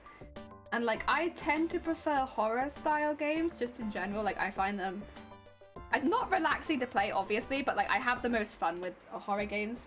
So like, we probably will go back to that, but I also really, really, really want to speedrun Final Fantasy IX again because I have not done it for like a whole year and I just haven't had the time to do it in the schedule. So I expect that might be pretty high up there. I also really want to play Bloodborne, and I said that I would. So Bloodborne's up there. Final Fantasy IX, I really want to do another speedrun of it. I want to improve my time, and I want to try some different things as well. I want to get better at menuing, because I'm very slow at menuing. And then I think that's all that's on my radar right now. There's a couple other games I'm interested in, but like, we'll get there. Ah, dear. Aren't all costumes already made with blood and tears? Yeah, true. Mine is made with, oh, what were we saying? Spit, hairs, and pasta sauce. Because I haven't bled on the costume at all, and I haven't really sweat on the costume either. Like, it's been a very slow build. However, there has been a lot of spit, a lot of hairs, and some pasta sauce. And that's what this costume is made of. Spit, hair, and pasta sauce. Grim. Absolutely grim. And then Stanley Powerball Deluxe, no, but I have watched somebody else play it. So I might be just a little bit spoiled on that one. Unfortunately, because it came out when I knew that I wasn't going to be able to play any games. So I watched it then. So I'm sorry. I probably won't play it on stream because I have watched like pretty much a full playthrough of it. And so you're not going to get any good reactions. I've already seen it. It is what it is. Oh yeah. There we go. We never know if you're doing cosplay invoking some random demons. It could be either. And honestly, I could have been making a cosplay, but it could end up in invoking certain demons. So like, who knows? The pasta sauce demons, I believe it. Pasta sauce, I want the story behind that. It's honestly not that exciting. It's just I was eating pasta too close to the costume, and I didn't realize that some of it had splashed onto my costume until like it was kind of too late. And then, yeah, I had to wipe it off, but it left a stain, and it's on a part of the costume that I can't very easily. I can wipe wash it, but I can't like put it in the washing machine. So like, I can't really wash it, so it's just there. And there's just a pasta sauce stain. And to me, I see it, but I haven't told anyone else where it is. So I'd be surprised if anyone found it, to be honest. It's quite subtle. But it is about the size of like a 10p piece. It's not small, but like where it is in the costume is pretty subtle.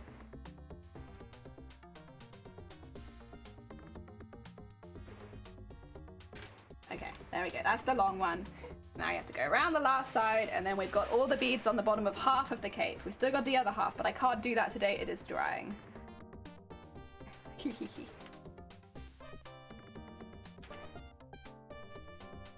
I do still need to put the sequins in this.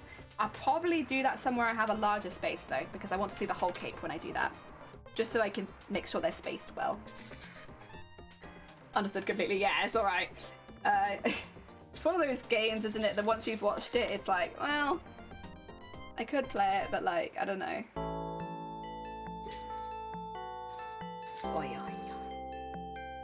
It's okay, there's plenty of other games on my radar right now, so it's not like I'm not at a loss of what to play. I'll put it like that.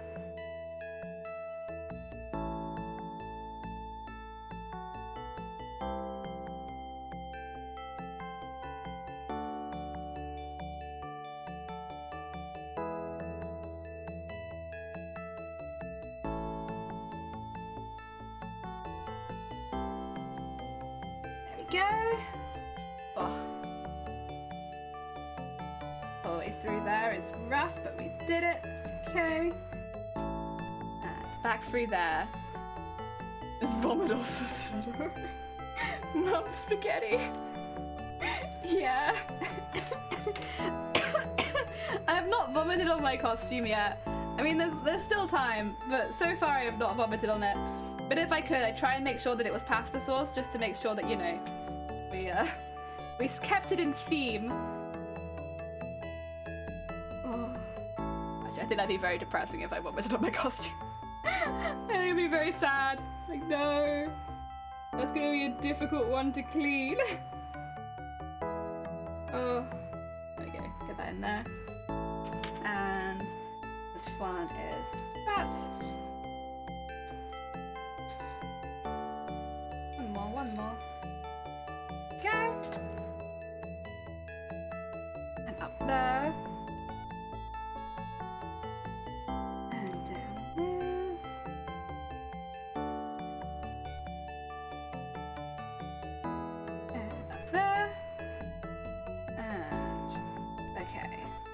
There are a couple bits I might want to sew here, but I'll leave it for now.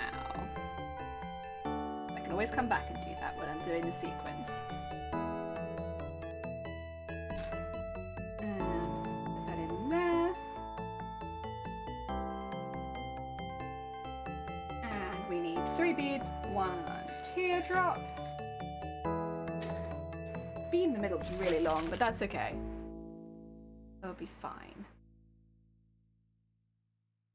And then... Ooh.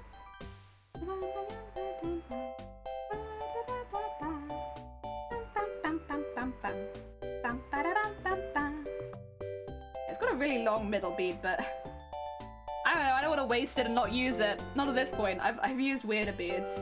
I guess I'll keep it, but it does mean that it's kind of longer than everyone else. Oh dear. Oh, it's also going to get in the way. Ugh. Get out of there! Get out of there!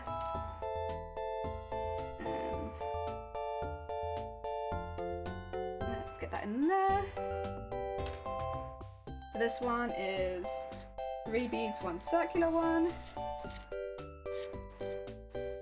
Oh, so much pattern. So much pattern. So much memory that I don't really have, but that's okay. Oh! That's weird. Almost didn't want to come off my needle. And sometimes the beads are like a little tight, and so they don't work very well for this. That is the only time I tend to not use the beads, is if they're like too tight for the needle, because this is a beading needle, so it should be good for everything. But if it's too thin for that, then I can't use it. I think that's the only time I've not used beads, or if they're like not actually beads and they don't have a hole through the middle or something, which you wouldn't think you'd get, but like I've had a lot of beads that are not beads, they're just pieces of glass. There you go. And get one in there, so this should be a short one. And then I'm just looking at the other side, so there's a short one, and then a long one. Okay. So I need to fit 4 more in. Manageable. I can do that. Yes, I'm back. I hope nobody accidentally got killed or pregnant in the meantime. I mean, I hope nobody got pregnant in the meantime. Like, I guess you do you, but like, what? I guess it'd be something I could tell people, like somebody, so-and-so got pregnant during my stream.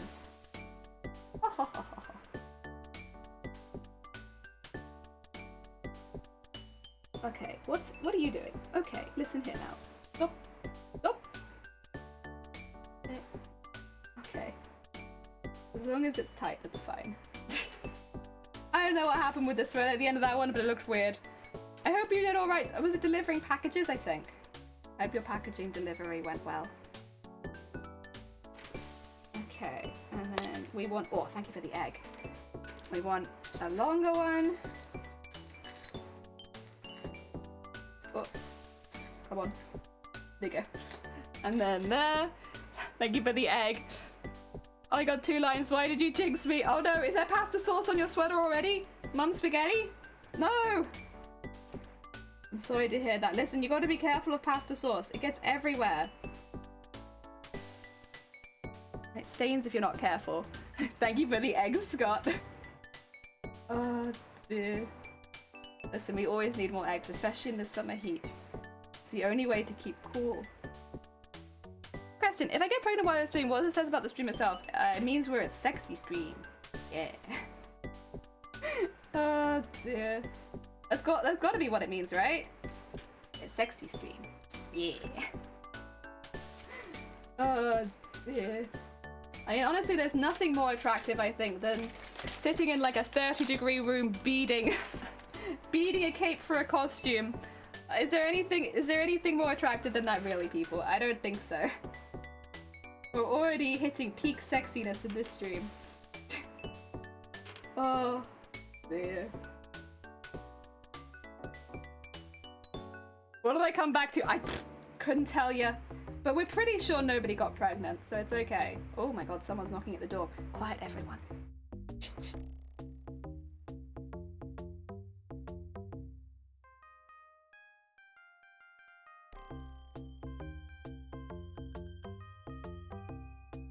Okay, they've gone. It's fine. I don't want to be yelling when there's somebody opening the door. Now I'm playing my government reverse rose. No! They didn't account for the stream pregnancies that would occur as a result of this.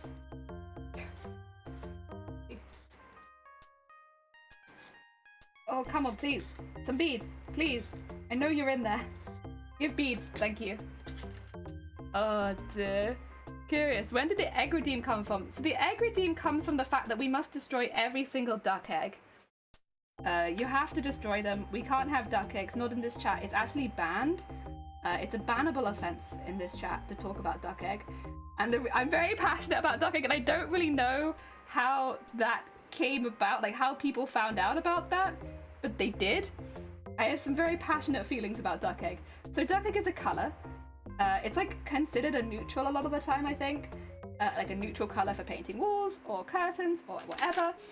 However, it is in itself a marketing technique to basically be like, ooh, duck egg, I bet people will think that's exotic because it hasn't got a color like beige or black or white or blue. It sounds different. So they use the name of the colorway to try and make it sound fancier than it is and sell it to you. Because, like, you know, you don't want your stuff in grey, you want it in duck egg. That's different, that's exciting. And nobody else has duck egg. Like, when was the last time you heard somebody has duck egg? Everyone has duck egg. It is everywhere. It is everywhere. Everyone has been fooled by the marketing ploy that is to use the name of, like, the color shade. But then because this has been going on for so long, it's not even the same color anymore. Like, half the time it's just grey or just blue. It's not duck egg anymore. And also there's sometimes where you have to pay even more for duck egg to make it seem really fancy, even though it is literally just a color name. It's all a marketing ploy. You're all being destroyed by duck egg, and thus duck egg is banned on this stream. Oh dear, duck egg is everywhere. How did you know that was the quote? Oh dear, being a 30-degree gnome, aka a hot streamer playing with tiny balls. Yeah, there you go, we got it. Oh, dear clan, welcome on in. We just been at the bottom of half of my cape. So this is the bit that goes up to the middle. This will be in the middle. That's kind of the angle, hopefully it will go at. And then I've got the other half downstairs drying. But I think that will do it for today. We have been going for like 4.5 hours and it is very hot in this room. Worked in mouse. There is a, oh, it's true, yeah, you could just find the quote list. You zoomed up the colour eggshell, but eggshell's not a colour, it's a surface texture. That's the other thing, is it's kind of weird that it's duck eggs, because duck eggs come in so many different colours. And I know duck egg is like a blue-grey, but like, there are so many different colours of duck egg, it could have been anything. Alright. Excuse me, sorry. Let's find someone to raid you all into. Ooh. Okay. Okay. Okay. We've got options. We've got options, people. How about... Do we fancy a crafty stream or a gamey stream? Games or crafts? What are you fancying? How about we do some crafts? Because I have found someone who is doing Lego. And honestly, yeah, you know what? That's kind of what I need. I'm gonna watch someone build Lego so that I don't myself buy more Lego.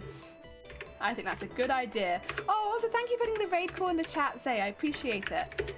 Right, we're gonna be raiding into Crackle. Crackle's a very heckin' sweet bean streamer. Oh, heck! Thank you so much for the 300 bits, Ferd. That's very heckin' kind of you. Jeez. Jeez. That's very sweet. Thank you. We're going to be raiding into Crackle. Crackle often does crafts. They do a lot of like jewelry making on their own channel, but today they are doing some Lego, which is a nice change, honestly. It's a nice change of pace. Oh dear, but no, thank you everyone for joining and crafting along with me. I do appreciate it.